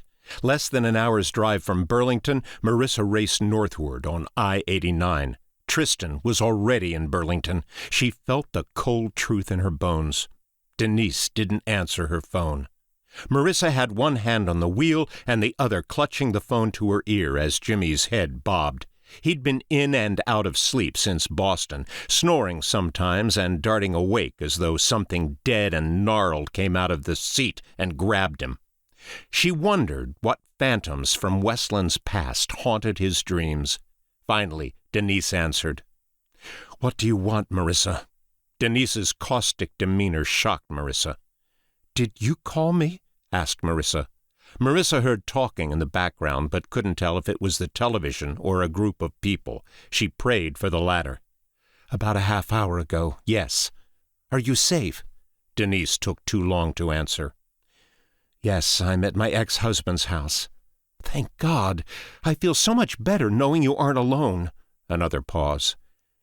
"Well, please tell me he's there with you," said Marissa. Marissa's panic bled through the phone when Denise admitted Ben and Aaron were vacationing in the Keys. "But it's all right," Denise said. "Nobody knows where I am except the police." "Are they keeping an eye on the house?" "As a matter of fact, the sheriff's deputy is patrolling the yard right now." "Good. Listen, Denise, I'm about 45 minutes outside of Burlington. Tell me the address and I'll come to you." Denise didn't answer. "Denise?" "I'm here." "Don't try to do this alone," Marissa said, pleading. "You don't know what you're up against." "You called him Tristan in your message. How did you know his name?" "I can explain if you let me help you. Tristan Carrington. That's the name the deputy used." Marissa couldn't bring herself to answer. Jimmy was muttering in his sleep something about fire and the devil. After a moment, Marissa said, "That's right. He's my husband." "Shit." "I'm sorry. I didn't know you were the woman Tristan was having an affair with. When I found out my husband was stalking you—" "You targeted me," said Denise. "No. You came straight to my neighborhood and gave me a bullshit story about looking for deals at yard sales. As if anyone would come all the way from Cape Cod to do such a thing. That bruise on your neck? I bet Tristan did that to you." "It's not like it seems. You have to believe me. I didn't know about the affair until I found Tristan's letters hidden in the attic." "But I didn't write Tristan a letter. I didn't even know him until a few weeks ago." "I know you didn't write the notes. Tristan wrote them." Silence. "What are you talking about?" asked Denise, growing exasperated. "Listen closely, Denise. There isn't much time to explain. Tristan murdered a girl a long time ago, a girl named Jamie Brackett." Denise stammered, seeming to remember something from her past. "Tristan called me Jamie." "My God!" "Oh, Marissa, I don't understand any of this. What does this have to do with me?" "Jamie was his lover, and you look just like her. He thinks you're Jamie. How did you meet Tristan?" "Marissa, Don't worry about hurting my feelings. Tell me the truth." "The bank. My supervisor has an account with Tristan's firm. He must have seen me and noticed the resemblance." "Marissa, do I really look like that girl? Like Jamie Brackett, I mean?" "Someone showed me Jamie's picture tonight. I would have sworn it was your senior picture from high school." Marissa could hear Denise trying to piece herself together. "Tell me where to find you," Marissa finally said. After another pause, Denise surrendered the address, a countryside road outside of Burlington. "Hurry. Okay, Marissa? I'm driving as fast as I can. Stay where you are." When the call ended, Marissa shook Jimmy's shoulder. He awoke with a curse, blinked, and scanned the car, unsure of where he was. "Thanks a lot," Jimmy said. "I was just getting to the good part." "Didn't sound like a very good dream from where I'm sitting." He fixed his eyes on the mile markers whipping past. Marissa tried to picture Tristan, the man who she'd fallen in love with and vowed to spend the rest of her days beside, setting fire to the barn, murdering 5 girls. Over a failed relationship? It didn't make sense. Jimmy was holding out on her. "You didn't tell me the whole story," said Marissa. Jimmy gave her an irritated look, a front which failed to cover how uneasily he shifted in his seat. "What in the hell gives you the right to keep pestering me? I told you everything that happened." "Not everything. I know Tristan is violent, but I can't believe he killed those girls over 2 failed relationships." "As I told you, they made his life a living hell." "Enough to burn 5 of his friends alive? What aren't you telling me, Jimmy?" "God damn you!" Jimmy kicked the glove compartment hard enough to knock the door crooked. "I never should have trusted you. Tristan's wife? Oh, did I ever step in shit this time?" The glare she gave him would have melted a lesser man. He threw up his hands. "There's more to the story," Jimmy said. "Tell me." "After the girls planted the pictures of Jamie and her boyfriend on Les's locker, Tristan was furious and didn't want anything to do with the rest of us. The next night we decided to go back to the barn to party. This time we didn't invite Tristan, but he found out somehow and followed us. It was Jess and me, Jamie and Chris, that snobby college kid I told you about, and the other 3 girls. It was after 10 and we were all pretty high by then. The door flew open, and there was Tristan, with this look on his face like he wanted to kill us. The car rounded a bend, and Marissa saw the first lights of Burlington burning in the dark. Chris was a good-sized guy, but he was no fighter. He took one wild swing at Tristan that must have missed him by half a foot. The guy never threw another punch. Tristan broke his nose. I didn't give two shits about Chris, but I couldn't sit there and let Tristan beat him to death. I didn't want to fight. Tristan was my friend. But when I tried to pull him away, Tristan turned on me and almost threw me through the wall. Jimmy dropped his face into his hands and yanked his hair. I shouldn't have fought back. Tristan would have let it go at that point, but I was out of my head. He never saw me coming. I took him down from behind at the same time Chris got up and jumped into the fight. Chris could barely speak with so much blood pouring out of his nose. That didn't stop him from booting Tristan's ribs while I held him down. Neither one of us would have stood a chance against Tristan in a fair fight, but together we hurt him bad. Chris, mostly. I was just trying to make Tristan stop, get him to calm down, you know. So I didn't even realize Chris had hurt Tristan. Tristan didn't have any fight left when I let him up. Before I knew what he was going to do, Chris stomped down in the back of Tristan's head, knocked him unconscious. Didn't you help Tristan? Yeah, of course I did. I threw Chris against the wall and told him if he ever came back to the barn, I'd kill him myself. He whispered something in Jamie's ear before leaving. I don't know what he said, but I shouldn't have left Tristan alone with the girls. Jamie played it up like she was mad at Chris and wanted to help Tristan. I bought it, so Jess and I left together. The last I saw, Jamie was holding Tristan's head in her lap and telling him she loved him and everything was going to work out, and maybe a stupid part of me thought it might. We were halfway down the hill when we passed Chris, standing along the road in the dark and watching us like he was waiting for something. After we rounded a curve, I couldn't see him anymore because of the trees and brush. I got this sick feeling that Chris might circle back to the barn after we left. The car felt preternaturally cold, as if an ice fog rose out of a shallow grave. There was this big oak by the side of the road that had fallen over in a storm. The 5 of them, Chris and the 4 girls, carried Tristan down the hill, stripped him naked, and bound him to the tree. Somebody spray-painted "Pussy" across Tristan's chest. Tristan was a stone's throw from the county road. Anyone driving by could have seen him, and judging by the way people laughed when he walked into school on Monday, my guess is everyone did see. Jimmy punched the door. "It was my fault," he said. "No, Jimmy. How could you have known what they planned to do to him?" "Would you have left Tristan alone with them? Wouldn't you have at least waited to make sure Chris wasn't coming back?" Marissa didn't know how to answer. It didn't matter. Guilt was the demon Jimmy couldn't outrun. "One mistaken judgment. One goddamn mistake got Jess killed. I killed her."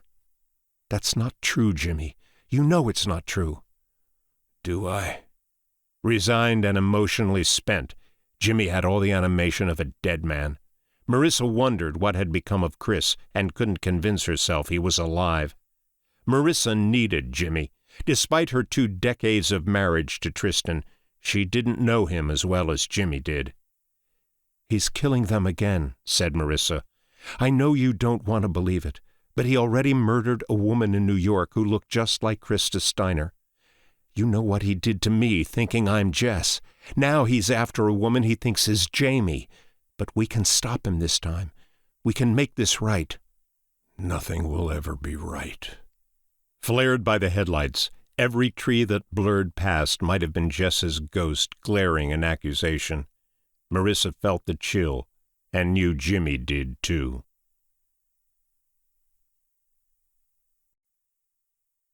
Chapter 29.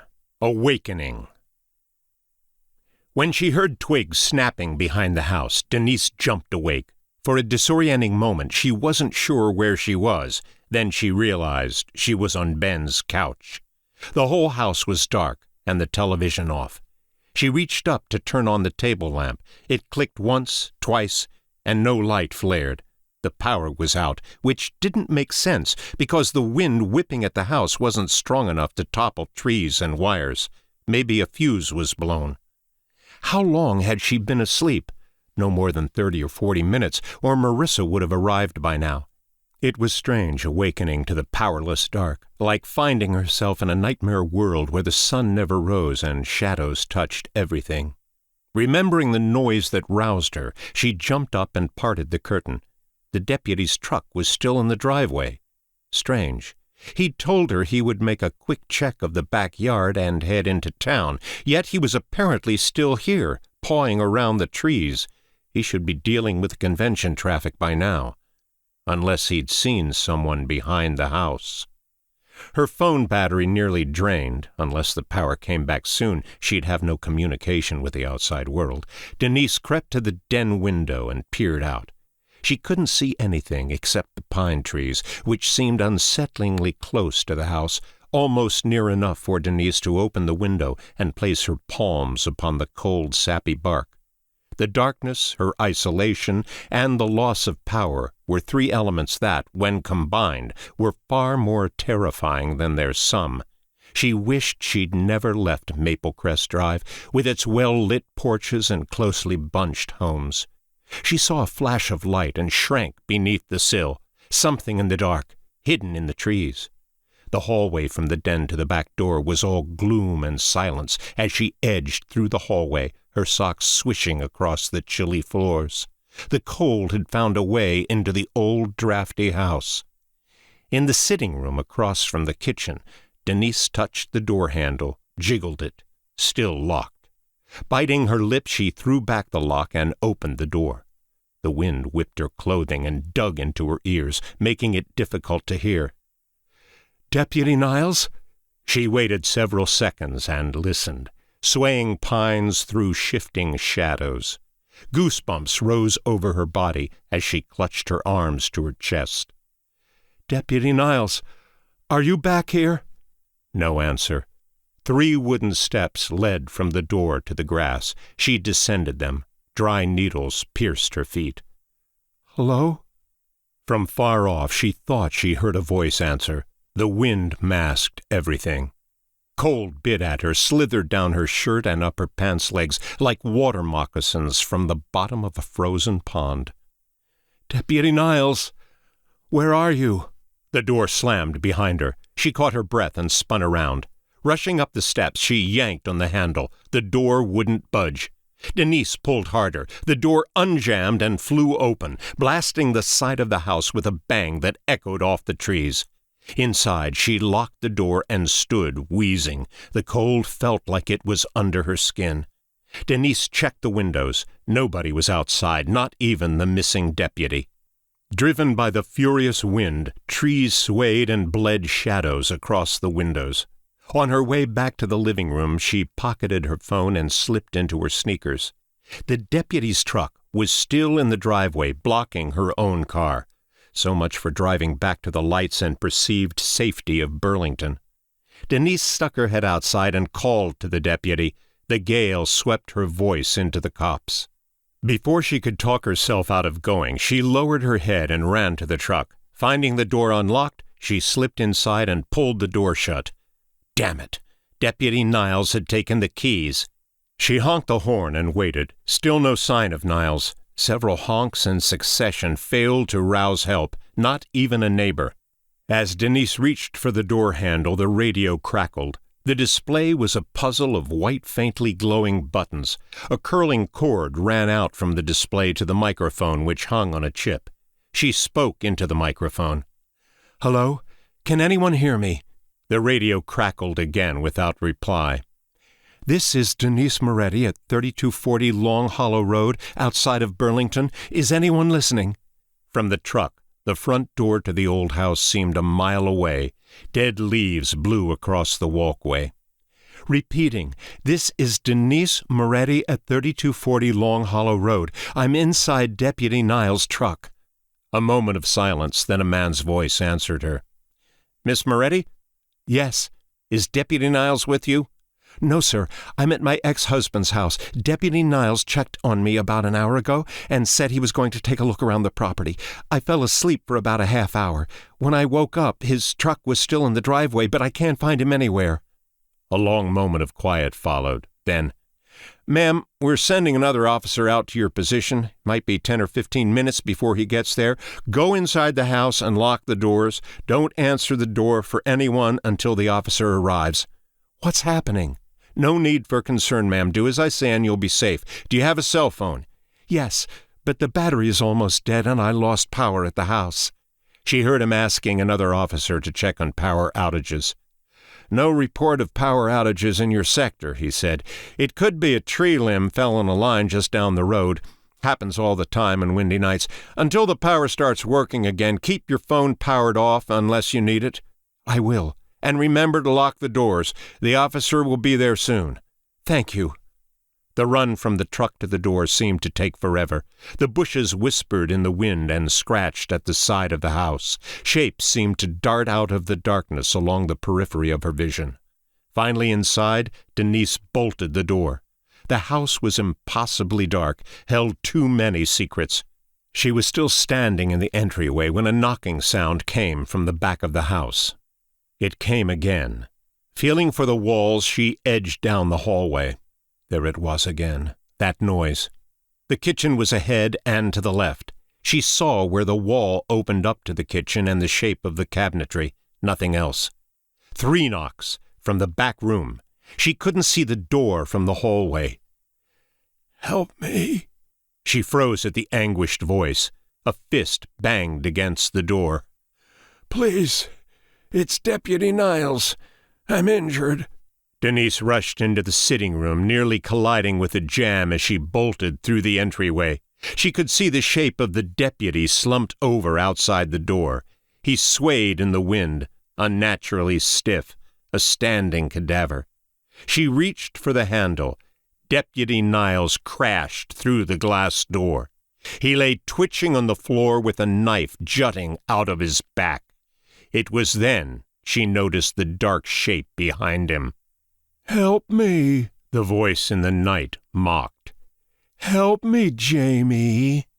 Stepping through the shattered doorway, Tristan yanked the blade out of Deputy Niles. Denise screamed. Chapter 30. Where is Denise? Marissa came around a dark curve, still unsure if she was on the correct road. Some of the streets outside of Burlington proper were recently built, and the GPS had twice taken her down incorrect turns.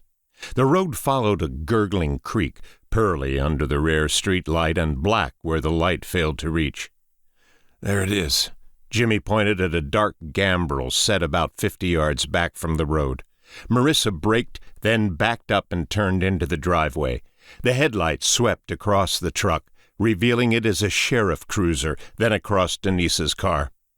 "The police are already here," Jimmy said. "Then why are all the lights out?" "Power must be off." "It wasn't down the road."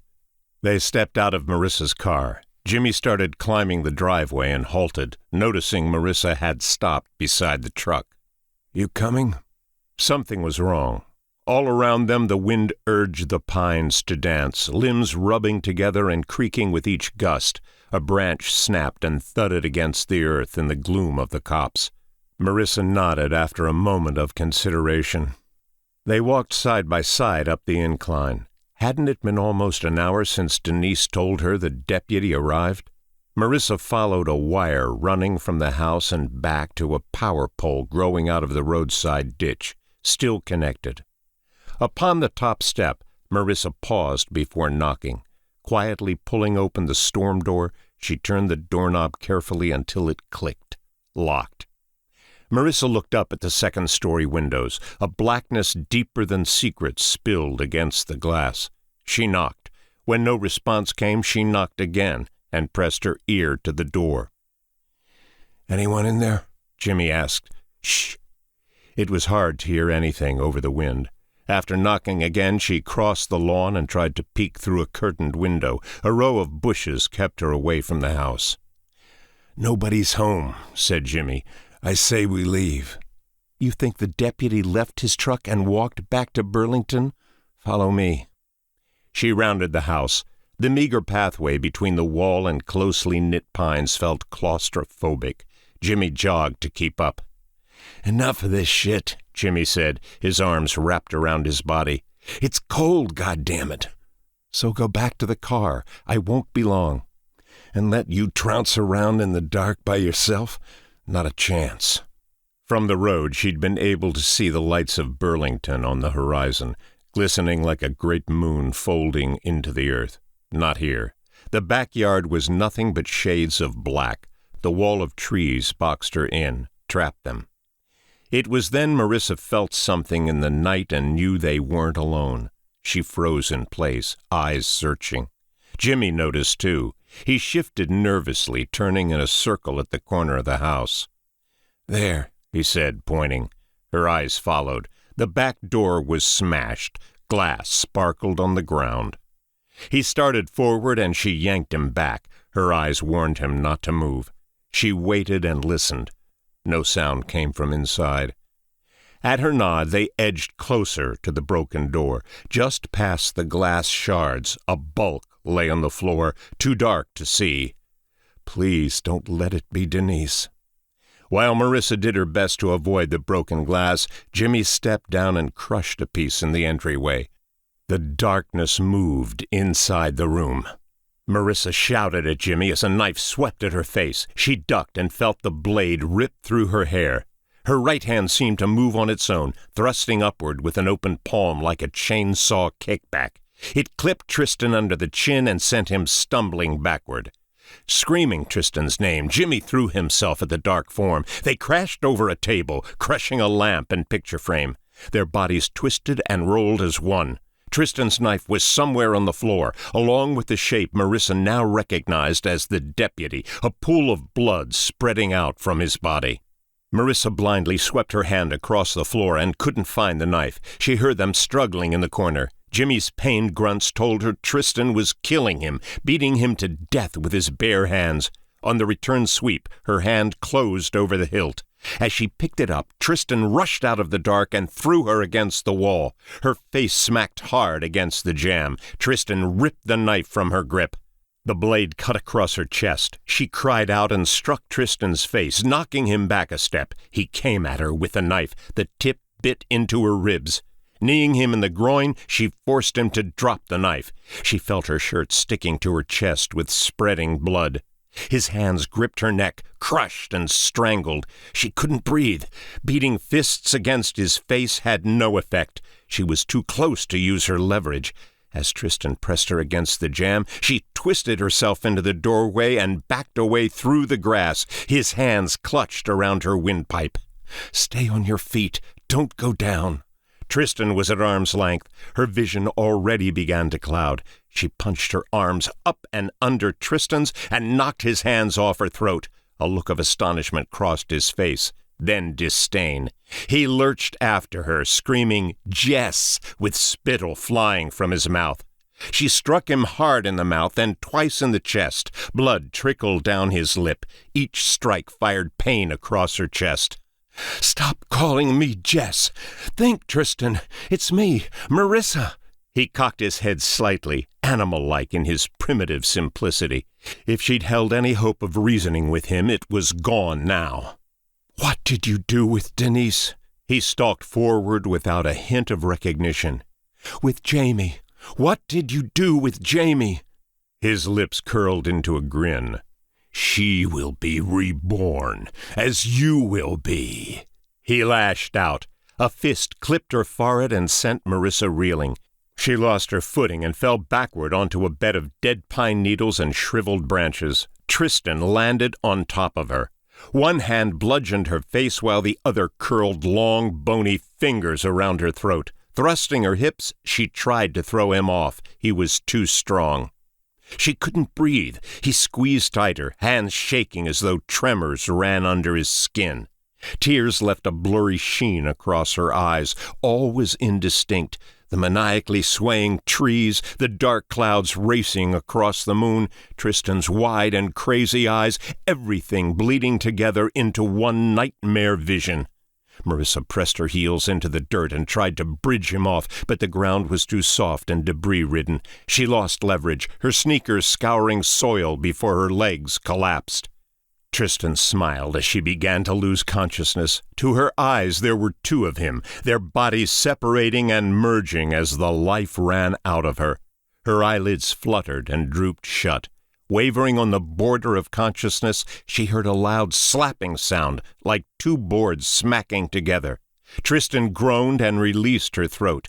Marissa gagged and felt Tristan fall aside. She desperately gulped oxygen. The world was swirling blacks and reds. "Let's go." A hand gripped hers and pulled. She gained her footing and immediately toppled forward. A pair of arms circled and supported her. "Move, Marissa." Her mind struggled to process what was happening as she recognized Denise's voice. Before Marissa had full control of her legs, Denise tugged at her. They ran toward a wall of black. Trees, Marissa realized. Her legs kept giving out. Behind them, she heard Tristan stirring. The scent of tree sap and pine exploded when they entered the copse. Denise weaved between trees and bramble scrub, taking them deeper into hiding. Rough, sticky bark clipped Marissa's shoulders. Limbs like devil claws scraped her hair. Tristan was somewhere behind them, screaming incoherently. At once, Denise stopped and dropped to one knee. Marissa's heart thundered as she touched her neck. She could still feel his fingers around her throat. "Why are we stopping?" Marissa asked. "I heard voices." Denise crouched beside Marissa and put an arm around her shoulders. "The second patrol car. I think it's here." Marissa looked down at her chest and discerned a darker shade where blood pooled. When she moaned, Denise noticed the blood. "Oh no," said Denise. "It isn't deep, is it?" When Marissa didn't answer, Denise tugged at her own shirt, trying to tear a strip of cloth. "It's okay. I'll be fine." "But you're bleeding. There isn't anything we can do about it now." Marissa listened. She couldn't hear Tristan any more. From beyond the trees, a light flashed momentarily and was gone. "Flashlight," Denise said. There were two voices, men's voices, coming from near the house. They called out for someone. "Niles," Marissa heard them say. Marissa and Denise yelled out to them, but the wind was too loud. Flashlight beams swept along the trees and disappeared as the officers circled around the other side of the house. "I didn't know where you were," said Marissa. "Did he hurt you?" "He would have killed me if it wasn't for you. You pulled into the driveway right after he broke through the back door." "You should have fled while you had the chance." "And left you behind with that maniac? What kind of a person would that make me?" A branch snapped behind them. Denise and Marissa huddled together, shielded by a pine bough. Denise's eyes faintly glowed in the dark, wide and terrified. They crouched in silence, but the sound didn't come again. "What do we do?" Denise asked. "Get to those officers and get the hell out of here." "And if we run into Tristan instead?" It was a good question, one Marissa couldn't answer. Rushing out of the copse across the open lot was a Russian roulette gamble. "I say we make a run for it," Marissa said. Denise struggled with indecision before nodding. Staying low to the ground, they ducked under branches and stepped carefully upon the forest floor. Something tore through the leaves behind them. Marissa pulled Denise behind a tree and waited until the sound faded. A gunshot exploded nearby. Denise fell to the ground with Marissa across her back, shielding her. Someone cried out, then another shout, followed by return fire. It was impossible to tell how far away the officers were. Their cries echoed off the trees and came at Marissa from all angles. A third shot boomed from near Ben and Aaron's house. The blast resonated to the far horizon as a series of echoes strung together, like a low-flying jet passing overhead. Then dead silence. "Please tell me they got him," Denise said. They crawled forward to a tight grouping of trees. The quiet disturbed Marissa. "Marissa," Denise's voice quavered. Marissa pulled her in and hugged her. "He killed the officers, didn't he?" "Don't say that. We're almost back to the yard. If we can get to the driveway—" "Yes, and someone must have heard the gunshots. There'll be an army of cops out here soon." The edge of the trees stood just ahead. The dark bulk of the gambrel climbed into the sky. The yard was empty. Parting the branches, Marissa re-examined the backyard. It was at least another 50 steps to the next grouping of trees along the house. They'd be exposed until then. Denise trailed a step behind her, her head swiveling each time a branch creaked. The driveway lay hidden behind the house, the windows black. They were almost to the back corner of the house when the crackle of twigs stopped them. Her back pressed against the wall, Marissa peered around the corner. She could see the shattered back door and the shape of the dead deputy inside. When the noise didn't come again, Marissa led them along the side of the house. The driveway appeared. The second sheriff's truck was parked behind and just off to the side of Marissa's. She thought she might be able to squeeze around the truck and avoid the deep ditch at the bottom of the property. "We're going to make it," Marissa said, before something thudded behind her and dropped Denise to the ground. Then the sound of a gun cocking. "Where do you think you're going, Jess?" She turned just as he brought the handle down on her head.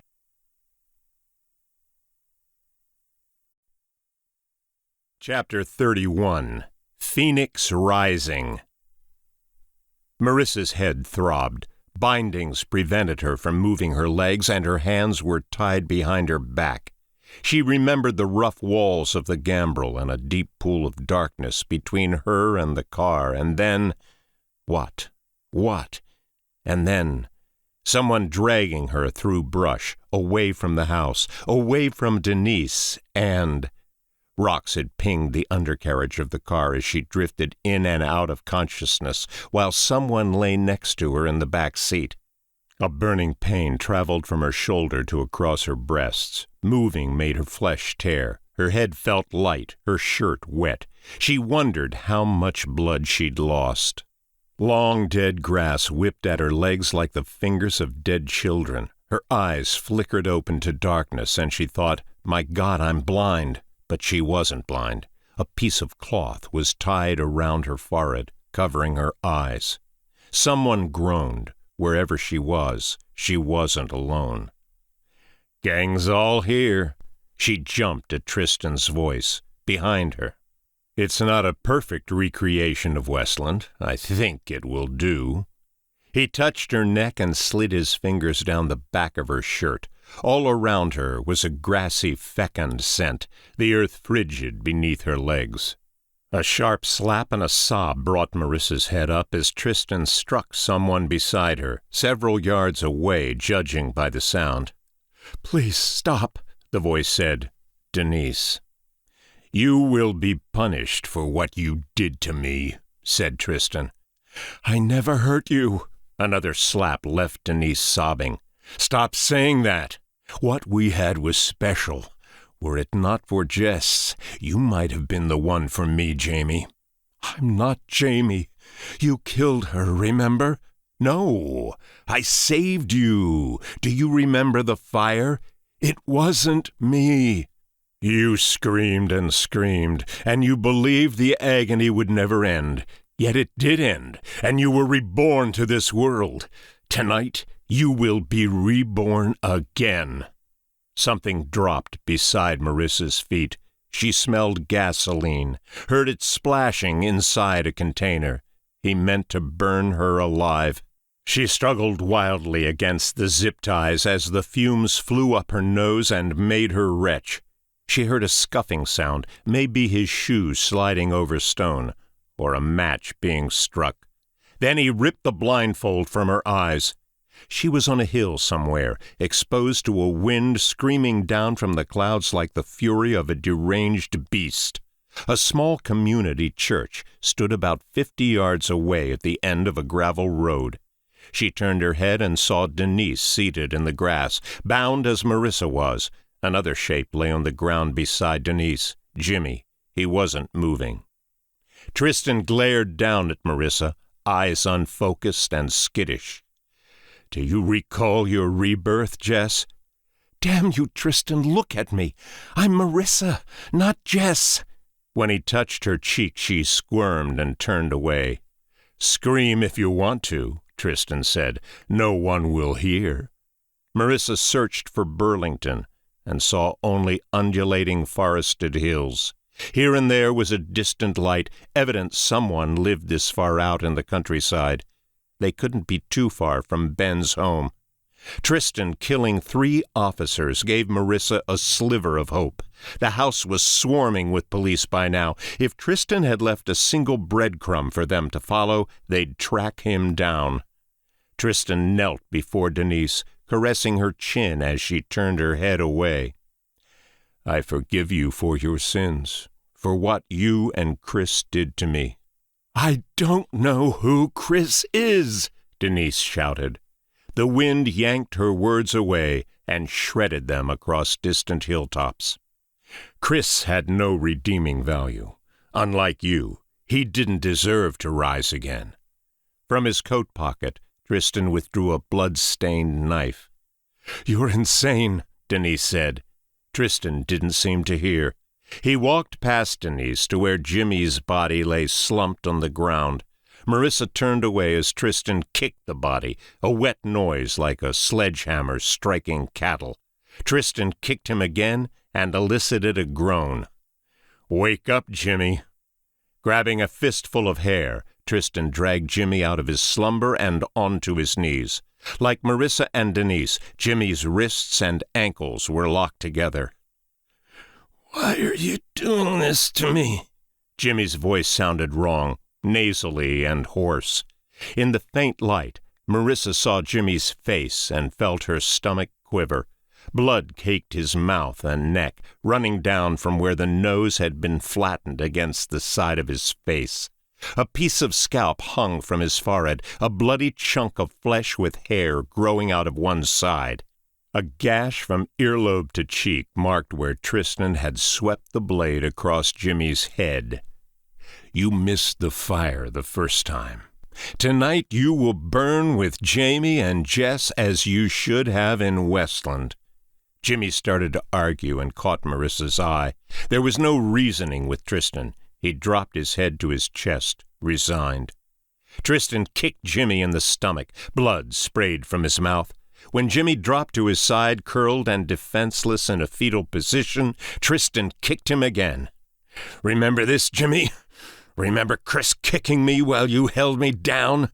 Tristan kicked him again. Blood trickled from Jimmy's mouth and puddled on the ground. "You're killing him." Hearing Denise, Tristan smiled ironically. There was sadness in his eyes. "And you watched," Tristan said. "You watched and laughed while they hurt me." No, she didn't," Marissa said. "It was only Chris. Jimmy tried to help you." Tristan's face changed. He appeared confused. Then he rushed over and bent down in front of Marissa. "You do remember, don't you?" Yes, I think I remember now." "I knew you would, Jess." "It wasn't Jimmy's fault, Tristan. He was your friend, remember? Why don't you let him go?" Tristan's eyes glistened. Marissa had broken something fragile inside of him.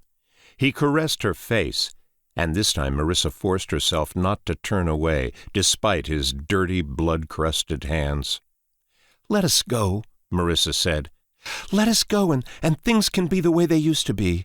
We were more than lovers, Tristan. We were friends. You remember how close we were, don't you? It can be different this time. This time, you can have the both of us." His mouth hung open. He glanced back to Denise, her eyes encased in black circles, mascara running in streaks like war paint. Jimmy lay prone, spraying red with each cough. As if someone snapped a finger and brought him out of hypnosis, Tristan's stare turned dark. "Lying bitch!" He backhand slapped Marissa, her ears wrung, face numb with shock. "You were no friend to me. None of you were. You demeaned me and left me to suffer in view of the whole town. Did you think you wouldn't pay?" "But it wasn't us," Marissa said, pleading. "It was Chris." "Jamie was there."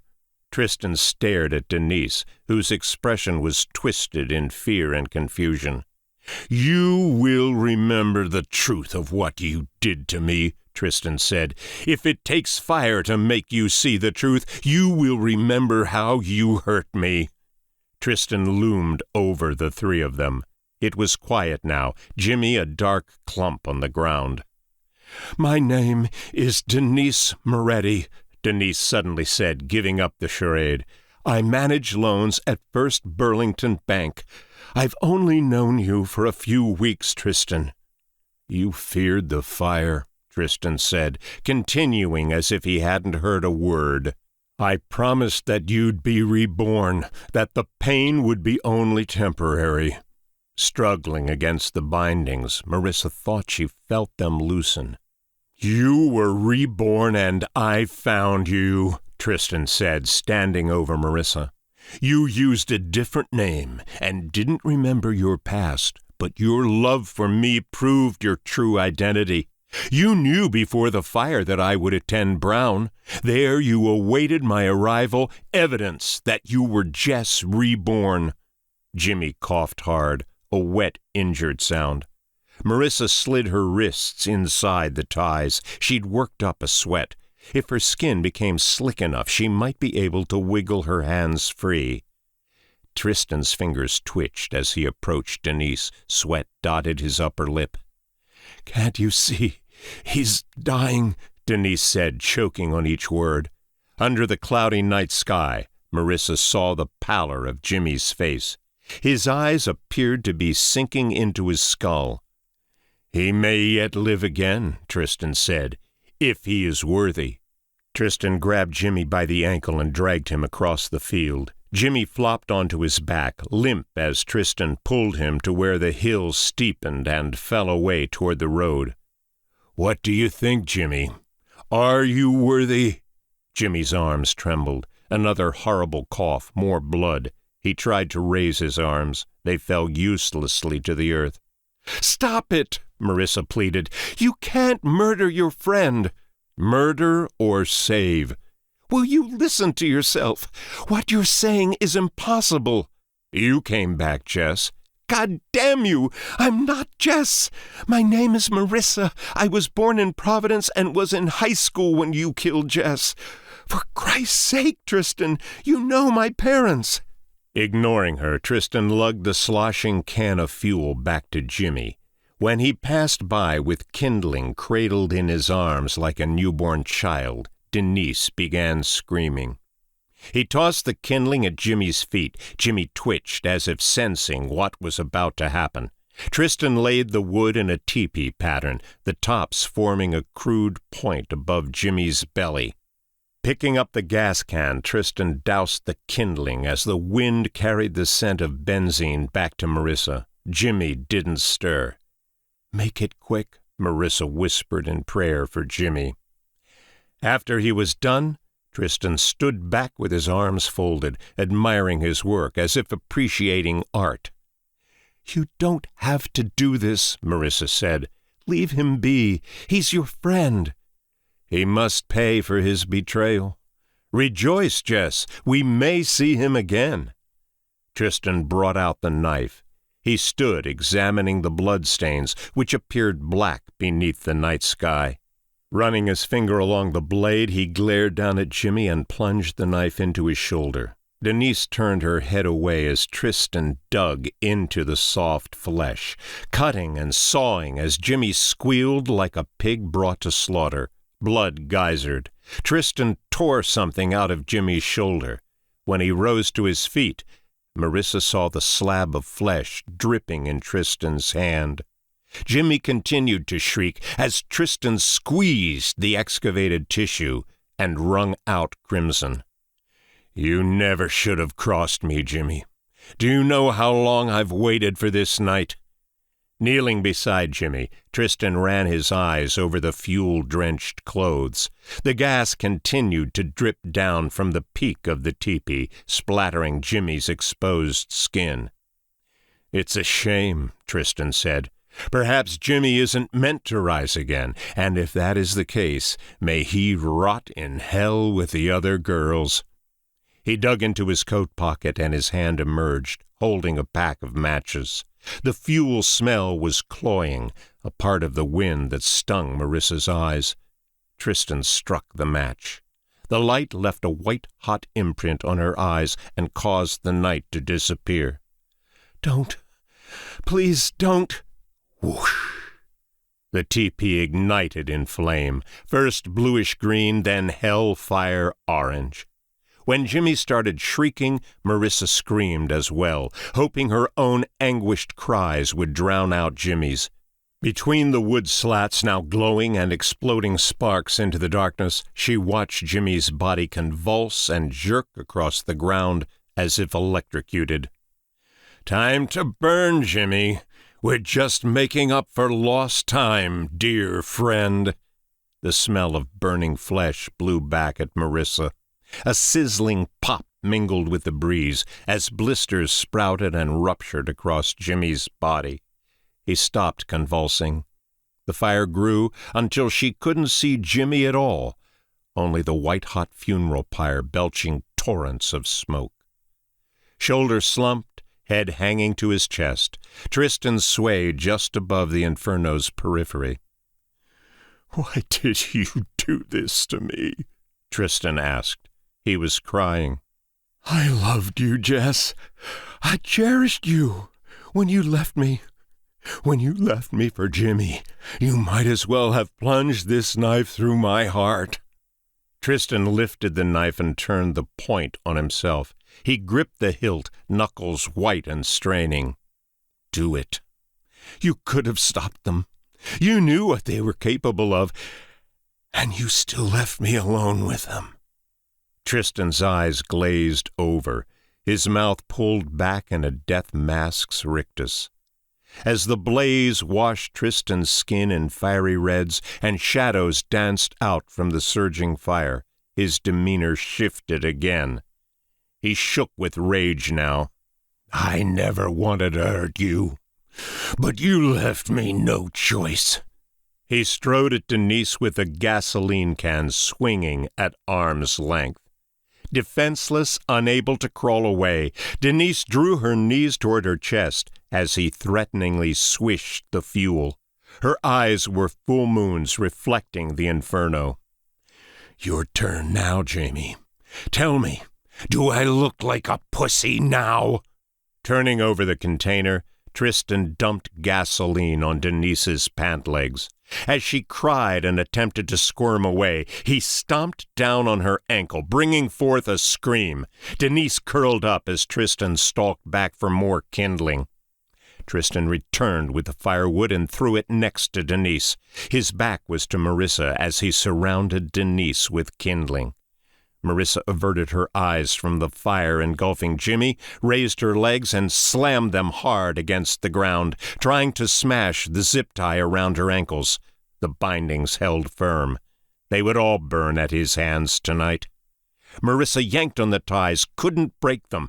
The slack around her ankles absorbed the energy from her escape attempts. Frantic, Marissa bit down on the zip tie. Straining, she pulled back with her head and neck. The ties tightened, squeezing her bloody wrists together. Smoke flew at her face, eyes watering, nostrils choked on fumes. "Pull it, damn it! Harder!"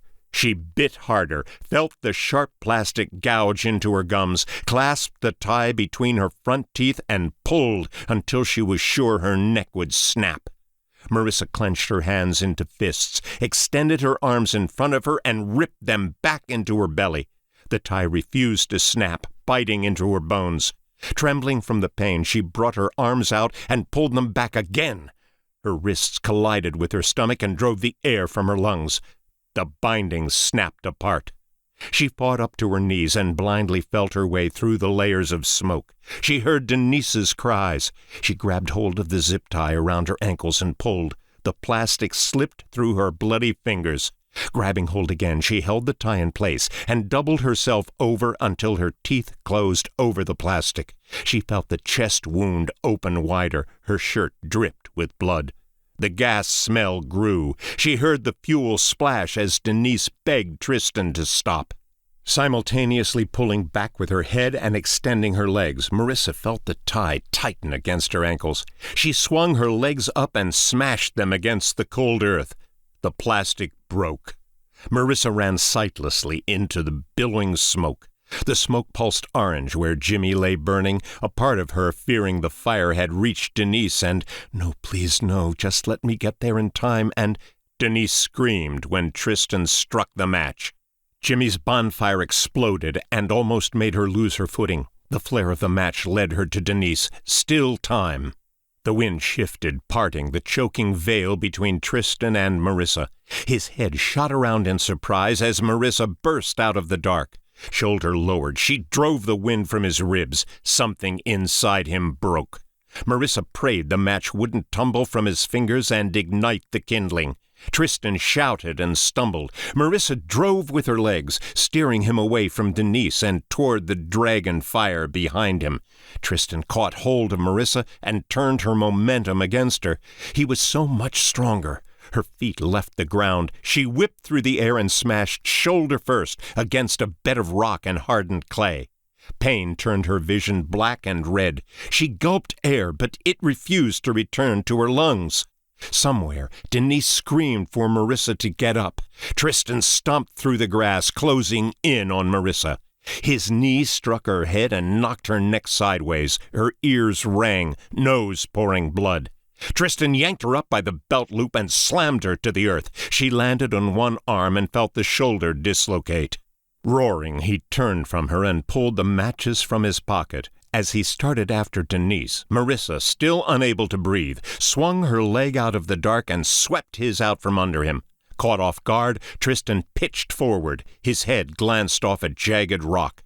His head was bleeding as he lay stunned. Marissa wriggled onto all fours. The ground undulated. The field whirled around her. Crying out, she slammed her shoulder into the ground. Once, twice, a third time popped the dislocation back into place. She started crawling past him. His hand shot out and grabbed her ankle, pulling her backward as she splayed flat on her chest. She could feel her lifeblood spreading out from the gash as she screamed and kicked free of his grip. Groggy, he came at her again. She was quick to her feet this time, ignoring the pain and swimming head and fighting on instinct. He staggered into range. She drove the heel of her foot into his chest and knocked him back. One hand reaching behind him for the knife, he climbed back to his knees. But she was faster again, smashing her knee against his face and splitting his nose open. Tristan fell onto his hands and knees, crawling, lost and confused. The knife had fallen from his pocket and was somewhere in the weeds. Marissa staggered, gained her balance, then ran on buckling legs. Tristan struggled to his feet behind her, insane and screaming. The charred scent of Jimmy's remains brushed her nostrils as the flames burst higher. Sparks rained down. "I'm coming for you, Jess," she heard him say. She had 50 yards on him, then 30 yards as her wounds became an undercurrent dragging her down. Scrambling back to her feet, Marissa reached Denise and pulled the kindling off of her, breathing the fuel vapors through her mouth. "Let me get it," Marissa warned, tugging at the zip tie as Denise yelled in warning. Tristan clubbed Marissa across the back of the neck. She pitched forward onto Denise as the firewood lay collapsed around her. Rolling onto her back, she watched Tristan pull a glinting object into the firelight. He'd found the knife. Tristan sliced the blade at her face. She ducked and felt the tip rake a shallow wound across her forehead. Then her legs shot up, kicked the blade away, and locked around his neck, dragging him down until she could clamp her thighs around his belly. She guillotined his neck under her arm and pinned it to the grass, squeezing and choking as he struggled to pull her arms away. Marissa knew about leverage, knew how difficult it was to escape the choke once it was applied. His legs scrambled, shoes gouging up clumps of dirt as she squeezed. The knife lay on the ground, reflecting the fire. Denise crawled to the knife and pressed the zip tie against the blade edge. Tristan powered up to his knees and started to stand. Marissa clamped harder and pulled him down, but he was so much larger, so strong. He got back to his knees and wedged his arms under her back, lifting her. He stood up, her legs still wrapped around his chest, Tristan's neck locked under her arm, and struck her in the ribs. Marissa couldn't maintain control as he hoisted her higher and tossed her into the night air. Her head struck the kindling. Marissa's legs shook and refused to obey as he thundered after her. Tristan howled in pain and landed on his stomach beside her, one hand clutched behind his knee. Marissa turned and saw Denise holding the knife, wet with fresh blood, in her hand. Marissa urged the feeling back into her legs and crept to her feet. Tristan rolled over. When his hand came away from the back of his knee, it was dripping blood. Clumps of grass and dirt caked one side of his face. Groaning, he fought up to a kneeling position as Marissa staggered away. Free of her bindings, Denise threateningly held the knife. There was something in her other hand, an object Marissa couldn't discern. From the corner of her eye, Marissa saw the blackened remains of Jimmy's body. He was curled into a ball, a ghost sleeping. The fire had collapsed to embers, with a few belligerent flames receding into the weedy overgrowth. Tristan's lips curled into a knowing smile, eyes shooting between Marissa and Denise. So this is what it's come to. The two of you aligning against me one more time. Get on your knees, Tristan, Marissa said. Why should I? Because we have the knife. He laughed and mockingly lunged at her. Marissa flinched, but refused to back down. She was finished cowering before him. One hand clenched across her breast to keep her chest from splitting open. Marissa breathed deeply, then again. The agony dulled. The dying fire's glow framed Tristan from behind, made him appear ethereal. It helped her focus. A siren wailed in the distance, soon joined by another. Tristan's grin faltered. Over his shoulder, a line of flashing red and blue lights swept down the valley. The fire was their homing beacon. Tristan gazed back at the Camaro parked halfway up the hill. Back to Marissa and Denise, indecision in his eyes, teased by the sirens. He leaped at Marissa's throat. She swatted his arm away with her left hand and thrust the palm of her right under his chin. His teeth clicked together and his eyes rolled back. Seeing he was stunned, Marissa kicked down on his kneecap. Tristan's leg snapped. The point of his foot angled backward. As he screamed and grasped his ruined leg, she leaned back and rammed her knee into his groin.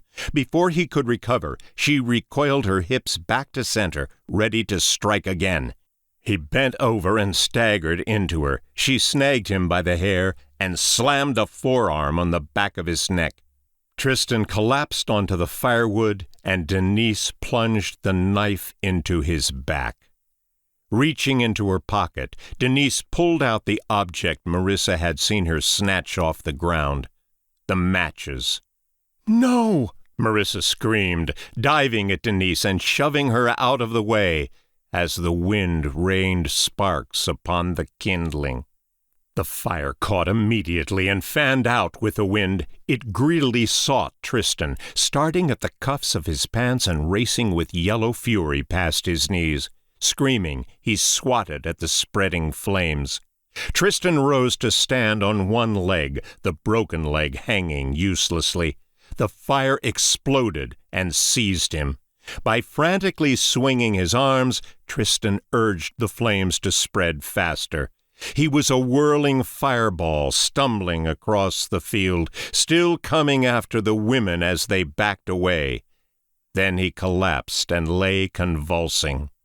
Pain and blood loss slammed into Marissa. Her knees buckled, and suddenly she was on the ground with no memory of how she'd gotten there, Denise supporting her head and neck as a throng of sirens and twirling lights surrounded them. An officer ordered her to put her hands up where he could see them. She fell unconscious.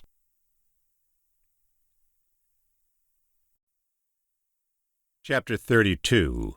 Epilogue. Marissa floated through the darkness amid a sea of concerned voices. Forcing herself awake, she knew she lay on a stretcher. A male and female EMT slid her into an ambulance, where Denise was seated inside with another EMT shining a flashlight into her eyes. At the hospital, an endless procession of doctors and police officers vied to see her. The physicians prevailed. The police officer's lines of questioning over her involvement in the deaths of the two burned figures in the field softened after they discovered the cop-killing revolver in the trunk of Tristan's Camaro. Yet they still had questions to ask, and Marissa was too groggy to understand much of what they said. Next to the bed stood a monitor with green, blue, and red letters which she couldn't read due to sleep deprivation and an assault of medications. When she was finally able to keep her eyes open, she saw the empty room and knew she'd lost a lot of time. She'd been through at least one surgery. The picket fence of stitches across her chest tugged angrily when she tried to sit up. Better to lay there and watch the monitor slowly come into focus, because the numbers and sawtooth lines kept refreshing, and as long as they did, she knew she was alive. Raised voices from the hallway sent her heart rate higher. She had a vision of Tristan, blackened and oozing, staggering down the corridor and searching for his Jess. A gurney pushed by two orderlies in green scrubs shot past. The shouting ended, and her eyes fell shut. The light was different when she opened her eyes again. It was tawny and amber and cut into parallel rectangles by Venetian blinds. Someone was in the room with her. She painfully turned her stiff neck and blinked the sleep from her eyes. Denise was seated in a chair next to the bed, gazing at the end of day and wholly unaware that Marissa had come awake. When Denise saw, she gave a start. Marissa started to laugh at her surprise, but stopped when the stitches protested. Denise held a coffee cup between her knees as she cautiously placed her hand on Marissa's arm, searching for open real estate between the mess of probes and IV lines. Marissa knew Denise, whose eyes were bloodshot, hadn't slept much. Marissa tried to ask Denise what happened, but only a dry whisper came forth. Denise leaned closer, and Marissa asked again. "You lost a lot of blood," Denise said. "You were in surgery for a few hours yesterday morning." "Yesterday?" Hearing she'd lost 2 full days without noticing gave her an anxious feeling, as though the entire universe had been drawn into a black hole with Marissa left behind. "How do you feel?" "Like a train hit me." Her throat felt sandpapered. She motioned for the water cup.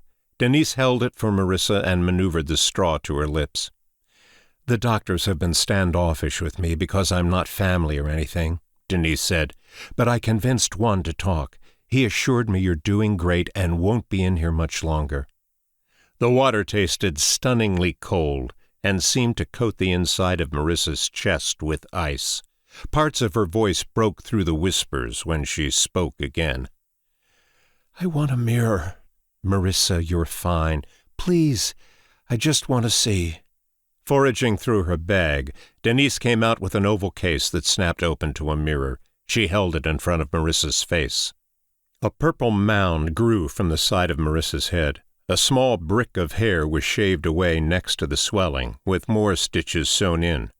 It was her eyes she most interrogated. They were tired, swollen, but lucid. Tristan's drugs were out of her body. The tangled mop of hair appeared darker. That might have been the dappled window light playing games with her, yet the new roots were as dark as they'd been before the illness. 6 months of her manufactured disease finally over. Marissa waved her away when Denise tried to gloss over the injuries and reassure Marissa she'd look fine after healing. Marissa didn't care. She was free of Tristan. "I don't know whose blood is swimming around inside of you, but it's in for a rude awakening if it gets on your wrong side," Denise said, shaking her head in wonder. A nurse knocked on the window.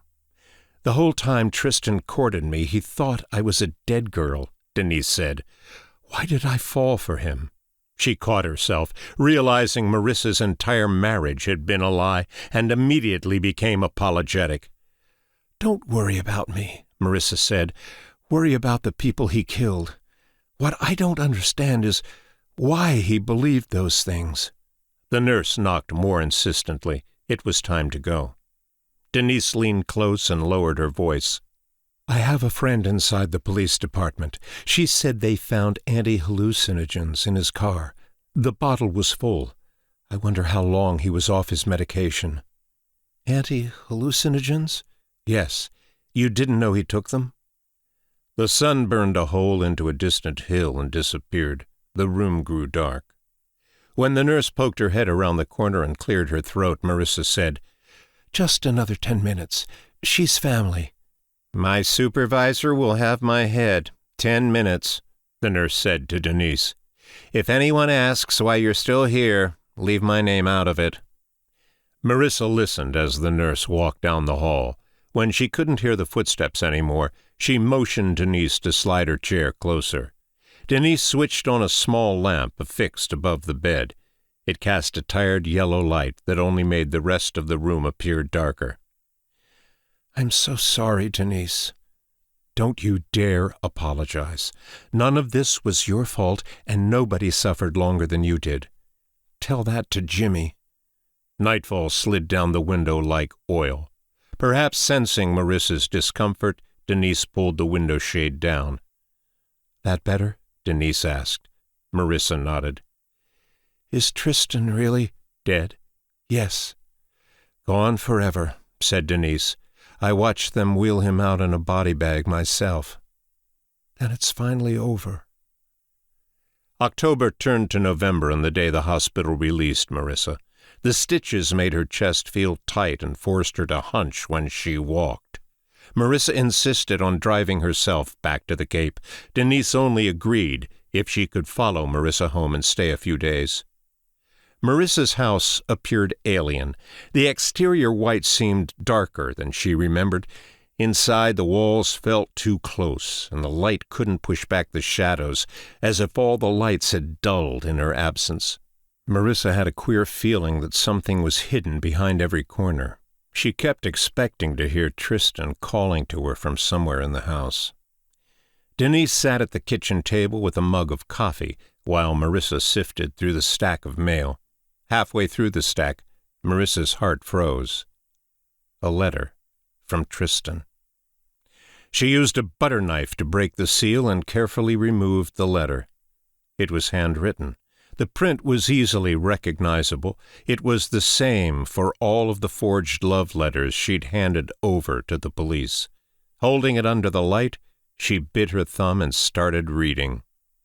"Dear Marissa, that you are reading this letter means I am dead.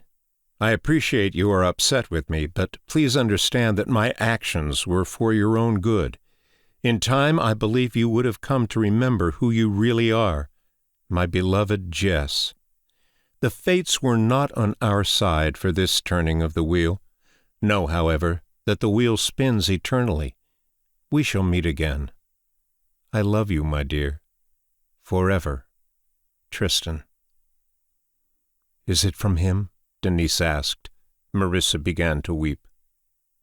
The next day, Marissa phoned the realtor and listed the house for sale. A week after Marissa's release from the hospital, she followed Denise back to Burlington under a late autumn sky that seemed a reflection of the ocean. "I have to go back to work tomorrow," Denise said, sipping on a soda at the final rest stop before they crossed the state line into Vermont. "You okay with that?" "Sure. I don't mind staying alone." The Halloween decorations were gone from the Maple Crest Drive houses and replaced with Thanksgiving-themed turkeys and pilgrims. Youngsters in light coats played in the yards, most of the bicycles stored away for the long winter to come. Another body had been found, a woman buried in the woods not far from the apartment in Medford, a woman who looked a lot like Alicia Morgan. Her picture had been in the newspaper, but Marissa avoided looking. Staring too long might awaken sleeping ghosts. Hours turned to days, and days to weeks. The time Marissa spent with Denise waiting for the Cape Cod house to sell comforted her. She enjoyed the companionship and sensed Denise needed her as well. It was when Denise left for work that the big colonial seemed to hold too many unexplored corridors. That was when the nightmares were particularly bad. She dreamed of waking and hearing Tristan climbing the stairs. of Annie Wallace lying in a pool of her own blood with a single rose placed upon her chest. In time, her physical wounds mended. The mental wounds would take longer. On a cold December afternoon, one of Denise's volunteer days at the Children's Hospital, Marissa drove into Burlington. Snow sparkled in the street lamps and dusted the sidewalks. Everywhere was Christmas, from the garish lights and garlands strung between poles to the harried rush of shoppers searching for last-second Christmas gifts. To them, she was another holiday shopper or tourist. They didn't see the horror hiding behind her eyes, and no one paid much attention to the way she turned sideways and made herself thin in the crowd as if their touch would scald like a hot oven door. Sometimes she saw Tristan's face in the crowd, only to blink and see a man who didn't look the least bit like him. Other times the phantoms of the dead Westland girls weaved through the rush. But the Christmas shoppers didn't care, for they didn't understand murder and betrayal and 2 decades of hidden insanity. She caught her reflection in plate glass and touched her forehead. A scar, too faint to see from more than a few feet away, ran from ear to scalp. Minor cosmetic surgery had made the scar nearly invisible, but Marissa would always know it was there. For years people had told her how pretty she was, how she defied the passing years until Tristan poisoned her. What difference did beauty make? In a Westland grave slept a girl named Jess who looked strikingly like Marissa. Jess should be 45 now, the same as Marissa. Examining her face in the glass as the phantom images of holiday shoppers merged with hers and passed on, Marissa understood beauty was a fallacy. We manufacture beauty, pass judgment on the desirability of our friends and neighbors. The animals are the only ones who have it right, survive and procreate. They don't see beauty. Only we do. She touched her face and wished she looked nothing like Jess. Marissa sank to her knees. The snowflakes fell harder. From where she knelt, she could only see the hazy colors of traffic lights and cars slipping uncertainly along the icy macadam. The garland had blown off the power poles, which stabbed bloody shadows into the skin of the sidewalk. Winter was here again.